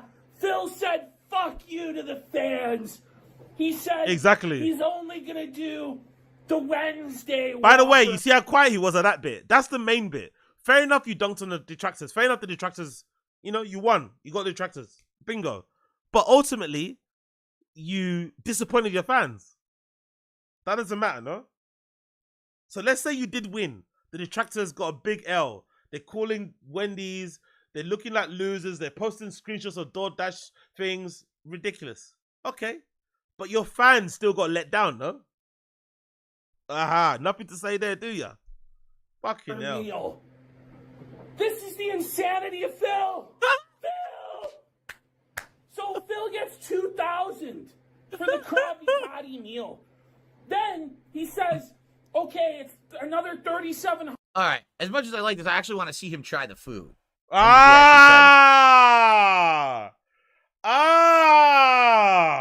We want to skip him breaking down the money and the finances of it all. Oh, okay. That's interesting. Isn't that your friend? Isn't that your friend? Isn't that your friend? Why are you skipping over it when he's going to go into details? He's going to break down the scam. Now you want to skip over it. Now, I don't want to. Oh, now you don't want to listen. Oh, this guy is such a crook. He's such a fucking crook, innit? Fucking hell. Food. Here we go. Oh, wait. He did this Frosty first? He did the Frosty first. Okay. Wait, that's it? The pineapple Frosty. But look at what a scam this all is. Like, it's the same packaging that it's always in. Yeah, that's lame. I saw, like, that there was, like, Krabby Patty, like, fun packaging. By the way, this Frosty is, like... No, that's not true. Sakano Senshi says, I heard that you could never order it online. No. So earlier this week, I swear to God, why would I make this up, right? Okay, here we go. Let's listen to the lie. Why would I make this up? Everyone that says that is always lying, by the way, right? I don't mean to hurt your feelings. I'm going to hurt your feelings. I'm going to be honest. You're not going to be honest. So let's get the lie correct here. He said he checked it 4 days ago. It was on there. Then he checked it on the day that he went to order. It wasn't on there. Then he said he drove to a place. They didn't find it. There was no advertisement for it, whatever. He didn't even say he went in to check. He just said there's no advertisement for it. Cool. So he said he checked twice. Oh no, 3 times. Once 4 days ago, again on the day, didn't see it on the app. Then he went to a place. Now let's hear what he says. When I was raising this goal, we were hitting this amount of streams in a row. I went on the delivery app, and not only did they have the meal available, they had all the things also, like you could buy the burger or the Frosty individually or the meal, and they had it drawn in the style of SpongeBob. You know, that cartoonish style?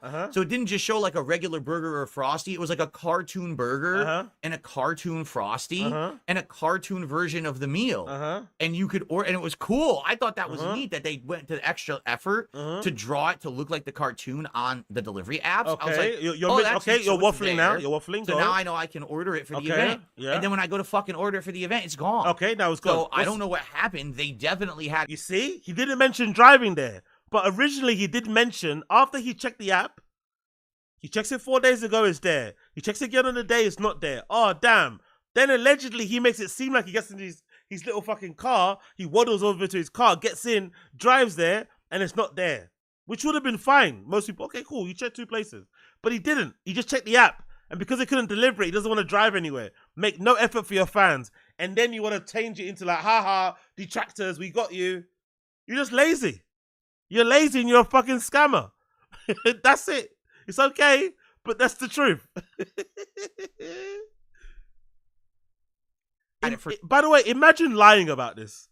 Imagine lying about this thing that doesn't even fucking matter. Because in the end, you still fucking stuffed your face with some sort of food. Imagine lying about this and thinking like you won and got something over on people. Because like you set a goal, you achieved it, you promised something, you didn't do the promise. You like imagine thinking this is a win.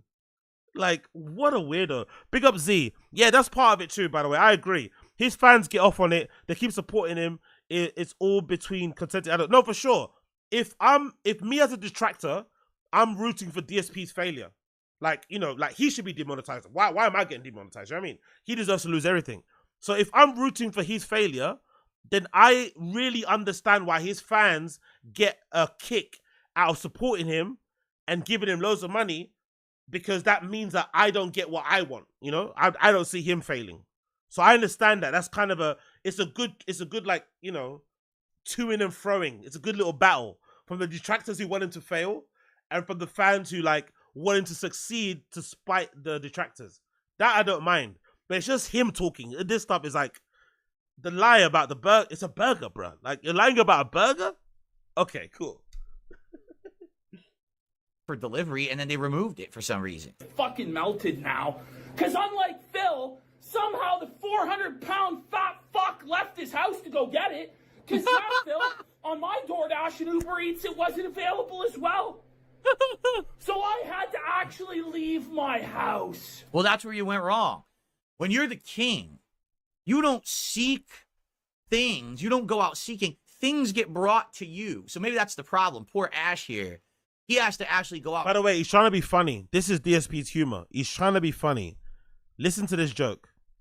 Get things. The king has things delivered to him, to his doorstep. Do you understand? That's the kingly way to go about life, is things are brought to you. You understand? And if I'm streaming for my audience and they're partaking upon the king's enjoyment of Dragon Ball Sparking Zero, the king cannot be bothered to be interrupted, okay? At all. The king cannot be bothered to be interrupted. The king must be able to stream what he wants. Exactly. Look at the even the fact, like, this guy, honestly, this guy is just a scammer upon a scammer, innit? So I forgot, this is DSP Reacts. So in his React channel, he still begs, by the way, this is the incredible nature of DSP scams, innit? Like, you have to, honestly, you have to respect how criminal, how deplorable this guy is. So he's got another channel called DSP Reacts, where he does reactions. Even though he said in the past, reactions are the lowest form of content. Anyone that does it or enjoys it is this and that and that. In the end, he does it. Cool, whatever. Hypocrisy side Phil. He sets up this channel, and not only is he got this channel, he also begs for tips on his channel too. He also expects tips on here too. He expects $150 minimum. Not that, even if he makes 300 on DSP Gaming, when he comes to DSP Reacts, he expects 150 minimum. Cool. But if you want him to react to your videos, you have to be a member on his channel. And he's got different tiers. So he's got tier where you can submit a video. It doesn't guarantee he'll watch it, but you can submit it and you'll put a randomizer on it to select a random video. But there's a higher tier, which I think it might be like $20 or something. I think it's $20. There's a higher $20 tier where if you got that tier membership, you can submit a video and guarantee DSP watches the whole thing, because he's known to skip videos or to skim past them. This video, as the member proved here with this comment, I just noticed, is only 7 minutes long. The top tier should allow you to submit a video like this and have him watch the entire thing. The fact that you have to pay money for him to watch a video is fucking insane. But anyway, that's what he does. But he still skipped it, right? He skipped it on a bit. Whenever this guy was going to break down the money thing, he suddenly skipped it, right? He skipped forward. So one of the members on here, a member of his channel, an actual member, ultra member, right? Which is probably the highest tier, which I'm assuming is probably like big bucks, I'm assuming. Let's see if I can find out on my phone here. The highest member here, who's been a member for 9 months, definitely not a troll. I don't think that person's a troll. I don't think so anyway, right? So that person on there is saying, who's that? DL5FSE.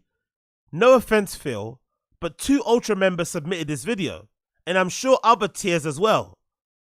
Could we please see the full video? It's only 7 minutes long. Anyways, glad to support the show for 9 months, brother. Keep it on it. So not only does he scam his fans out of the burger, he also scams his actual members and doesn't watch the whole video. And it's only 7 minutes long.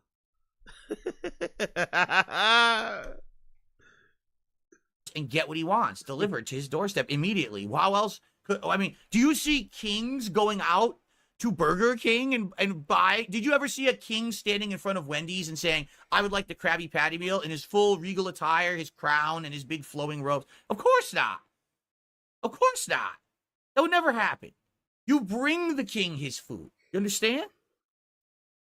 Okay. What a piece of shit. All right. What an unfunny. Can we see the full video? Of course, we're watching it right now. You skipped a bit. We're watching the video. We're going to watch. I want to see. Look at the lie. You skipped a bit. You know what he's saying. I love the fucking I loved I love the gaslighting. Can you see the full video? He didn't even read the whole chat, but the whole comment, by the way. I love that, by the way. Don't even read the whole comment. You can try the food right now. Here we go. But that's the commitment I make to the DSP. Watch. If that guy says one more thing that DSP doesn't like, he's going to get banned. Watch. That guy's a fan of 9 months. If that guy says one more thing he doesn't like, he's going to ban him. Look at him looking at the chat. Look at him eagling the chat. Look at him. Fan base. I'm willing to leave my house. It's just difficult to do this. So let's have a look. Another person, big up Rob, but you said you went out looking for it. Exactly. Why can't your wife go out and get it and help the business? Oh. An apple under the seam. Fucking totally melted Frosty here. Good shit. Look at that. Okay, it's just a normal Frosty. Like you see, like the pineapple's all on the bottom. Fucking hell, DSP, bro. This guy is shameless, isn't it? He has like 4 tiers on his DSP React channel, on top of whatever he has on his other channel, right? Ultra membership, the one that guarantees you watches the video, is $17.99. What kind of content does DSP have that justifies you paying $17.99 for him? What does it say here? Reoccurring payment, guaranteed video reaction. Includes access to perks of previous level. Guaranteed video reaction, and he doesn't actually watch it. Wow. It's an impressive scam, you gotta be honest. Subscribe to my channel. No, join my channel if you want me to react to things. And even then, I still won't watch the whole video if I'm not in the mood. Oh, I love it. I love it. I fucking love the scam, man. I love the scam. Yeah, what happened? They put it on the bottom? They were supposed to put it on the top. They put it on the bottom? This is a scam.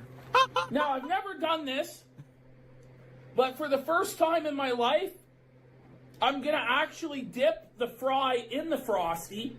People say this is good. It's not very good. Okay. Well, the French fries are the French fries. The Frosty... Oh, really? Listen to this. Sakaino Senshi says, I tried ordering it last night using the app. It wasn't on the menu. So maybe too many people were ordering it on. Wow, look at the comment above that comment though. Look at the comment above that comment from Jolt Studios. Is PPP bigger than your wife? Can we get an analysis? Jesus Christ. That I went to the store and they told me directly the sauce is gone. So they wouldn't make it for him last night. Wow. Like I don't have a problem believing that I could have driven to the store and get it, but that wasn't the point. Like I was going to always have it delivered because I was playing. You see, look at the, like, if he talks enough, he just lies. You said you drove to a place, brother. You said you checked the app, you didn't find it. Then you drove to a place, you didn't find it. Now you're saying, if I can't order on the app, I'm not going to order it. So you couldn't just check the second one.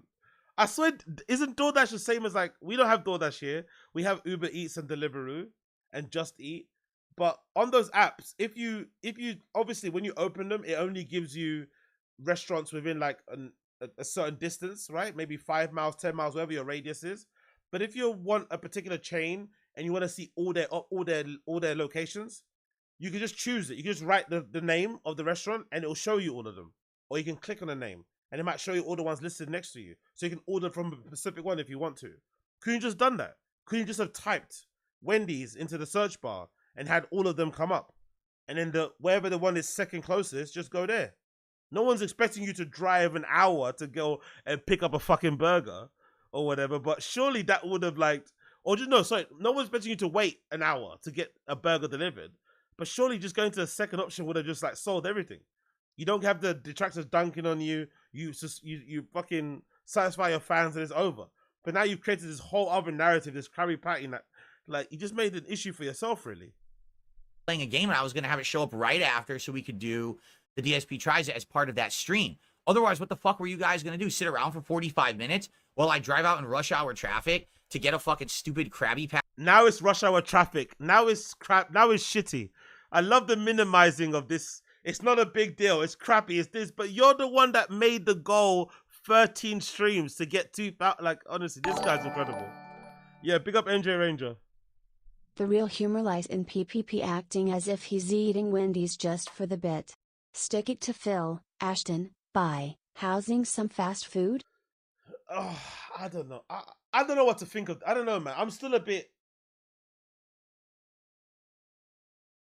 I don't know. I don't know what to think of these guys, man. But to be fair, when it comes to like actions speak louder than words, I have noticed I don't watch Kino Casino as much as I did in the past. I used to always watch their clips in the background and stuff when I'm eating or whatever. I don't watch it anymore. I don't know if because, you know, them supporting DSP is kind of like sullied it a little bit. But I don't know. I don't know what to make of these guys. I really don't know what to make of them. I don't know what to make of this guy. Because at first, I thought like he reminded me of like a more redacted... No, he reminded me of a redacted Tim Dillon in a way. Like an alternative universe Tim Dillon. Like if Tim Dillon grew up being a fucking gamer and shit and a bit of a nerd, he'd be this guy. You know what I mean? Like, so I kind of like that type of humor. But then over time, I don't know, the screaming, the shouting, the theatrics, right? He's got that little tick. He's got the Ethan tick that I noticed as well. It's a little bit disconcerting for me personally. And the DSP loving as well. Like they actually seem like friends, like legit. They actually seem like real friends. It says a lot about you. Do you know what I mean? When you're friends with DSP, it's like, ooh, I don't know. Big up NJ Ranger. Patty that's a scam burger and then come back to eat it. Like that's dumb. Instead, we did a really awesome DSP tries it on the Addams Family meal and it worked out really well, right? So, I mean, the whole thing's a fucking scam all along. By the way, I received a $10 tip from Tractor. Thank you to Tractor for a $10 tip. I appreciate that because there's been like no tips today at all. You see what I mean about this guy? You see what I mean about this guy? About why it's so easy to hate him. So you just hit $2,000. You have 13 streams of consecutive support. Tips, donations, by the way. Tips, money. Let's not say support. People have given you $2,000 across 13 streams. He's currently sitting at the moment on 282. But he's complaining that he hasn't got any tips. Maybe because everything's been super chats. You see how ungrateful this fucking guy is? You see how entitled and ungrateful this piece of shit is? Oh. So thank you very much for that. I'll get you up on the leaderboard while we continue to watch. It's just a fucking Frosty. The pineapple's on the bottom? I don't know.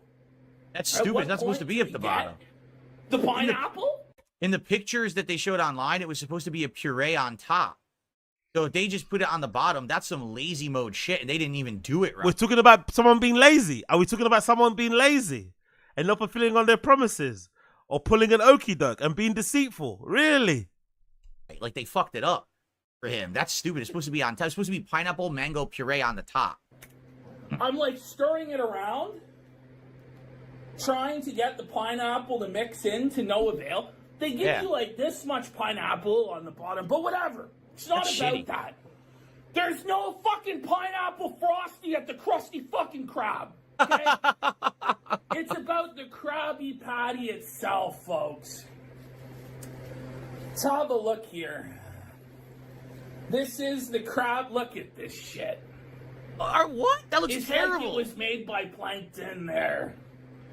This is the Chum Bucket Patty. That looks terrible. It looks grim. It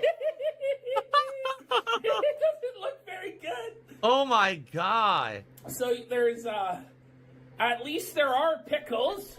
So I'm not gonna go full bubble bass on this bish. All right. There's pickles, lettuce, tomato, onions, cheese, patty, bun. What's the sauce? Because that's supposed to be the special thing. Is the sauce is different? So what's the sauce? A lot of the Krabby Patty special sauce. But let's give it a go here. Unless I'm at the restaurant itself doing IRL streams, you're never gonna catch me sitting on my chair fucking just eating in front of a camera. These guys are fucking people that enjoy this sort of stuff is weird. Like, surely part of the enjoyment would be seeing somebody in live stream, sitting in their car, in a cab, on the way there, walking there, all the sights and sounds, blah, blah, blah, blah, blah, going to the restaurant, actually eating it there. And it also requires a lot more work and effort and embarrassment to sit there in front of a tripod in a restaurant, eating in front of a fucking audience people can't see. But just sitting there and you're like, nah, no thank you, man. I've got no interest in this type of content. Fucking hell, look at him. Mayo over his shirt, stuff on his face. Fucking hell.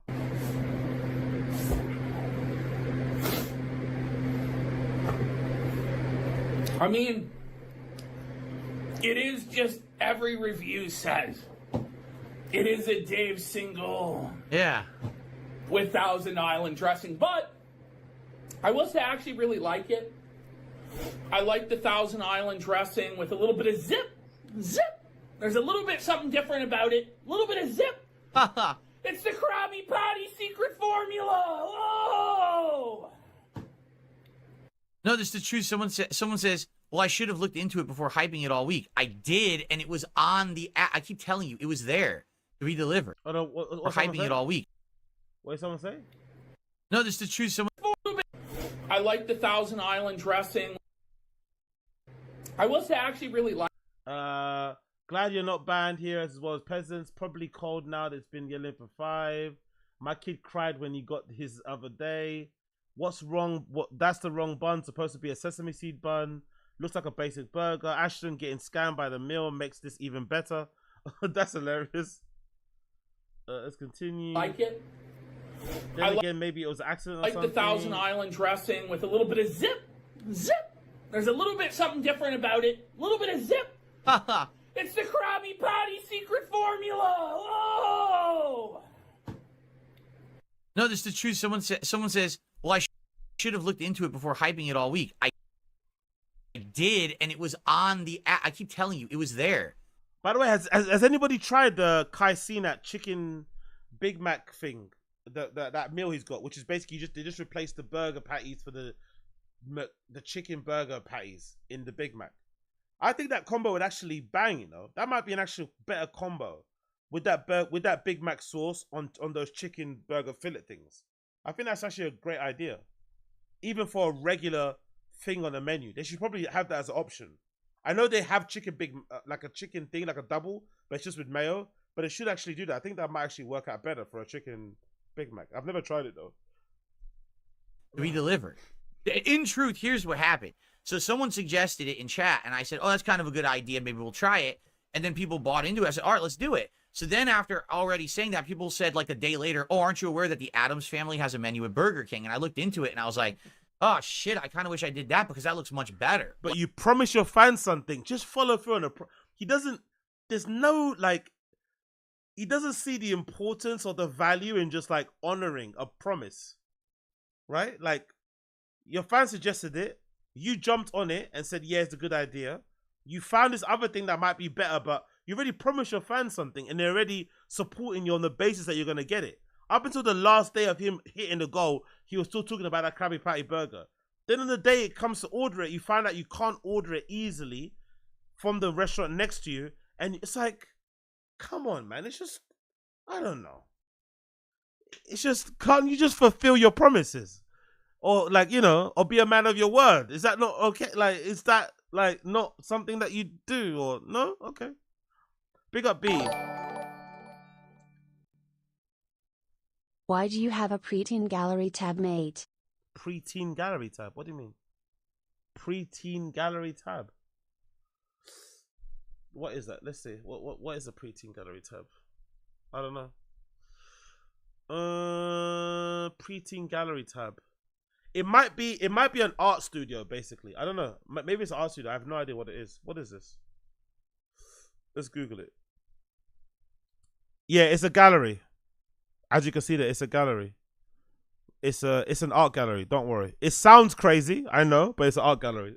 I was like, what's a preteen? Okay, you mean this thing? Yeah, it's an art gallery thing.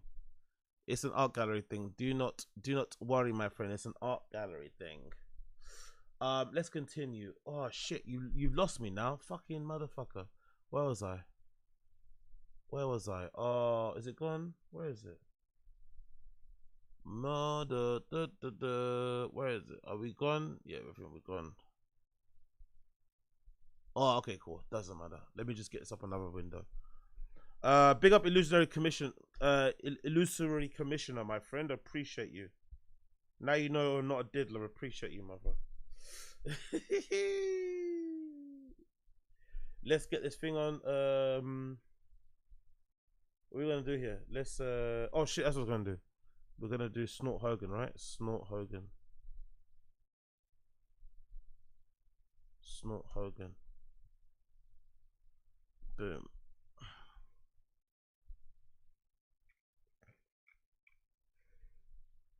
That's what we was watching, right? Was it Snort Hogan or watching? It was Snort Hogan, right? I think so.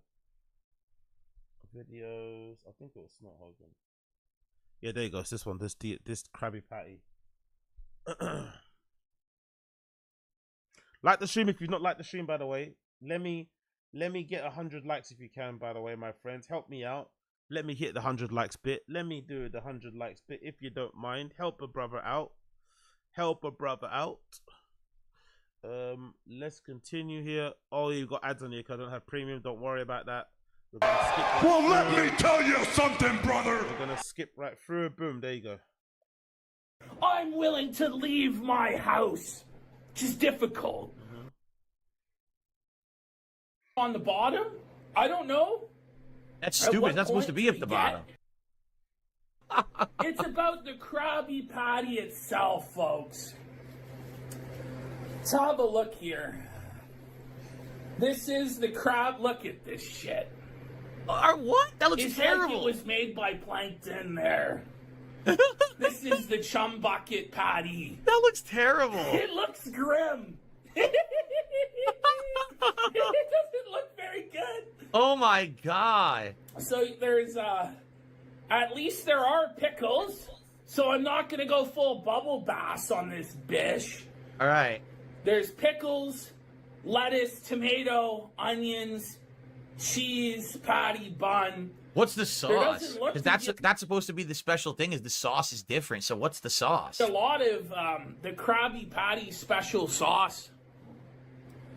But let's give it a go here.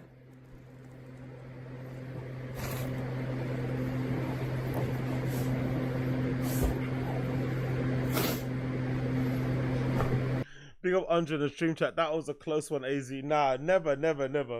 That's not me. I'm not you know, I'm actually fascinated, actually a little bit, kinda, weirdly enough, with guys that are into that sort of shit anyway. Like, you know, that seem to like skirt that line of like young ladies and shit. I've never understood it personally. It's just never it's never really been my jam, to be fair. Never really been my jam. I'm lucky anyway, because I think most guys do. Especially in the manosphere. Most guys in the manosphere love the whole like deflowering thing, if you know what I mean. You know? They wanna, I don't know, the manosphere guys have this thing where like they wanna find a girl that's like as attractive as Megan Fox, but has never, ever even had a boyfriend, you know? Let alone been kissed by another man. And it's like, where do you think you're gonna find these Victoria's Secrets models, right? And they're also going to be like completely inexperienced with men, to the point where you're going to be the only one that's ever kind of like seen them more in that way or touched them in that way. Like, how does that work? Like, it's weird, isn't it? But yeah, those guys are a bit sick, to be fair. That's a bit too Andrew Tate Zerka for me. I'm not on that kind of vibe. Oh, and by the way, is Zerka still on Kick after that whole like underage girl thing, or is he back on there? I feel like he's disappeared as well. Like, it's actually impressive how you can get kind of cancelled nowadays a little bit, because ever since they're not on Kick anymore, you don't really see them anywhere. I don't feel like I see Zerka clips. I mean, it is just every review says it is a Dave single. Yeah. With Thousand Island dressing, but in truth, here's what happened. So someone suggested it in chat, and I said, oh, that's kind of a good idea. Maybe we'll try it. And then people bought into it. I said, all right, let's do it. So then after already saying that, people said like a day later, oh, aren't you aware that the Addams family has a menu at Burger King? And I looked into it, and I was like, oh, shit, I kind of wish I did that, because that looks much better. Like, you know, having the colored bun, a different cheese, the little mini churros, the special shake, that's better. What the fuck was that pause that I paused on? Holy shit. That's better than the fucking stupid Krabby Patty, right? So all in all, it sucks that I couldn't get it because what I was going to do was this week would have been the Krabby Patty and Yeah, big up Joel from MIA. We're out here. We're out here. We're out here. It's Sober October, man. That's why the consistency is here. Do you know what I mean? Sober October consistency. If you know, you know. Sober October consistency, you know? I'm not nursing hangovers anymore. So we're out here. You feel me? I'm not nursing any hangovers, you know? I'm not having adult fun in toilets. So we're here. We are next here. week would have been the Addams Family meal. Well, what are you going to do? It's a piece of shit anyway. It's a scam. But is it really that hard, Phil? You know, exactly. I didn't even get paid for this. $2,000, and you can't drive to fucking Wendy's to give us that exact same review? Exactly. The king does toss not the hard drive like a blick. leave his home. Big up. Bet you're gonna nah. There's nothing to toss, man. Nothing to toss. I wish I had questionable hard drives, actually. Nothing to toss in my hard drive. I have 3 hard drives from 3 failed laptops, but most of it's full of fucking, you know, fashion week fucking videos. I wish I had some dicey stuff. Make me more interesting, but unfortunately it's not there. Big up Illusionary Commission. Appreciate it, man. G? The king loves his throne and the throne room. Look at this. Look how nice this is back here. Look at this. The king does not leave. The king orders. He orders his subjects to bring him sustenance. And they would refuse. So I said that they could take that. And I took my royal scepter and I felted the Krabby Patty. I said, felt you. I felt you. I will not partake in that scam. I will do something different. And then something better was brought to me. And we all had a good time. There you go. The lack of friends and social connections, man. His jokes and his humors are so... Look, even when he's saying a joke, he's just looking at the chat for approval. Do you find it funny or do you not find it funny? It's so fucking cringe. Like, he's almost not human, the way he talks and stuff. It's like, what is wrong with you? Why are you like this? Ugh. Very nice. Really? Very nice. Fuck you, Phil. Very nice. Fuck you, buddy. Yeah, well, fuck you, motherfucker. Fuck you. Let's hope the Wednesday my Walker God. review is good there. I can't believe Phil would lie. I can't believe Phil would lie. Ah! It's that time of the year. So, seriously, no, I have to, it really sucks. It has to be spelled out for slow people. That's a joke, right? Like, that's a joke. It's a joke, but he is also taking a piss out of you.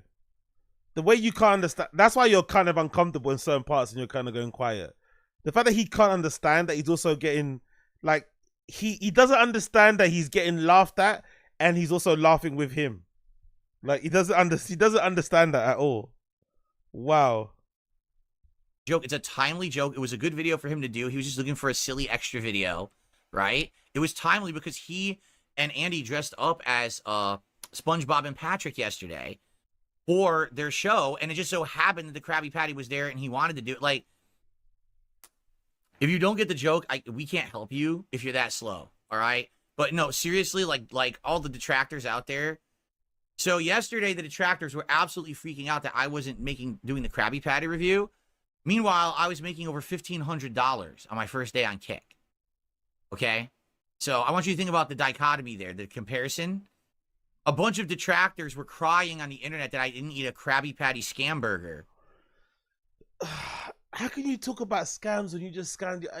I don't know, man. I don't know. I guess whatever, innit? Whatever works for this guy. Whatever works for this guy. He's an interesting fellow. He's an interesting fellow. So now you're flexing on the money that your fans are giving you to sort of dunk on the detractors, but you are the one that scammed your fans by not giving them what they promised you were going to give them. But now the money that you make from your fans is a way to kind of justify your lying, but then you're lying to get that money from your... Okay, whatever. Yeah, of course I've seen that, King Bale. I talked about it in the previous Taz. I'll make a clip about it, actually. I think if you check Taz, I need to add timestamps to shit, but I think I said it before, I think it was like 2 hours and 20 minutes into the latest episode of Taz, I spoke about the Kanye graping allegations. But I made $1,500. Oh, and I also ate a really good meal from Burger King. So, alrighty then. I got the drip to go. It's all about the money at the end of the day, innit? It's all about the money. As long as you make money from lying, Lying is okay. As long as you make money from lying, lying is perfectly okay. There's nothing wrong with lying and scamming your fans as long as you make money. Cool, man. Great to hear. Happy to hear that. Great to hear that. Happy for the kid. Happy for the... I'm not happy for him. Fuck him. But yeah, I guess he's happy. If he's happy, cool. I guess if he's happy, cool. I guess if he's happy, cool. I think, actually... I think that might be it for me at the moment. I think that might be it for me at the moment. I think that might be it for me at the moment. I think that might be it for me at the moment. Bada bing, bada boom, bada bing, bada boom. I think that might be it for me at the moment. Oh my god. Yo, big up the stream chat. If you're liking the stream, make sure you like it, by the way. I'm about to bounce. I need to fucking do some housework, and then I'm actually do a Taz before the morning because I'm working late tomorrow anyway, so I might actually do a quick little Taz. I'm not gonna lie. Squeeze one thing in there again, you feel me? So you might see me again in about 20. But big up everybody tuning into the random show. I appreciate you. Big up Keith T. He's a politician. You just double down until people believe you.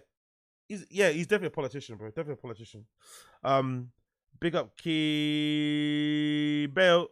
Big up Super Jello. If that preteen gallery reveal went wrong, AZ would have to have gone viral, and ironically had this clip covered by DSP. Yeah, true. But to be fair, I'm pretty sure that preteen gallery thing is from because I went to the VNA. It's a VNA gallery. So I think that's why I saved that bookmark. I think it's from the young VNA. That's it. Young VNA gallery here in London. It's like a kids art gallery thing. It's got like a nursery and a play area, and I think they had like an anime exhibition there a few months ago. I went to go check it out, the history of anime. So I think that's why I got that saved. It looks wild because it says preteen.gallery. It looks insane. I understand. But it definitely is an art gallery thing. Don't worry. I'm not out here gooning on some mad shit. I'm not Crystalia, mate. I'm not Crystalia. We don't do none of that shit around here. But that would, like you said, that would have been funny. Like, that would be... I would actually go... Imagine me finally going viral, and it's like, imagine the fucking tragedy of that, right? Just got super chats for this channel the other week. Main Taz channel's demonetized. Just when things are looking a bit up, suddenly go viral for preteen gallery thing, get famous for all the wrong reasons. People then find out how I spoke about young Philly and that rape, and they start like calling me out and shit. Oh my god, it would be hilarious.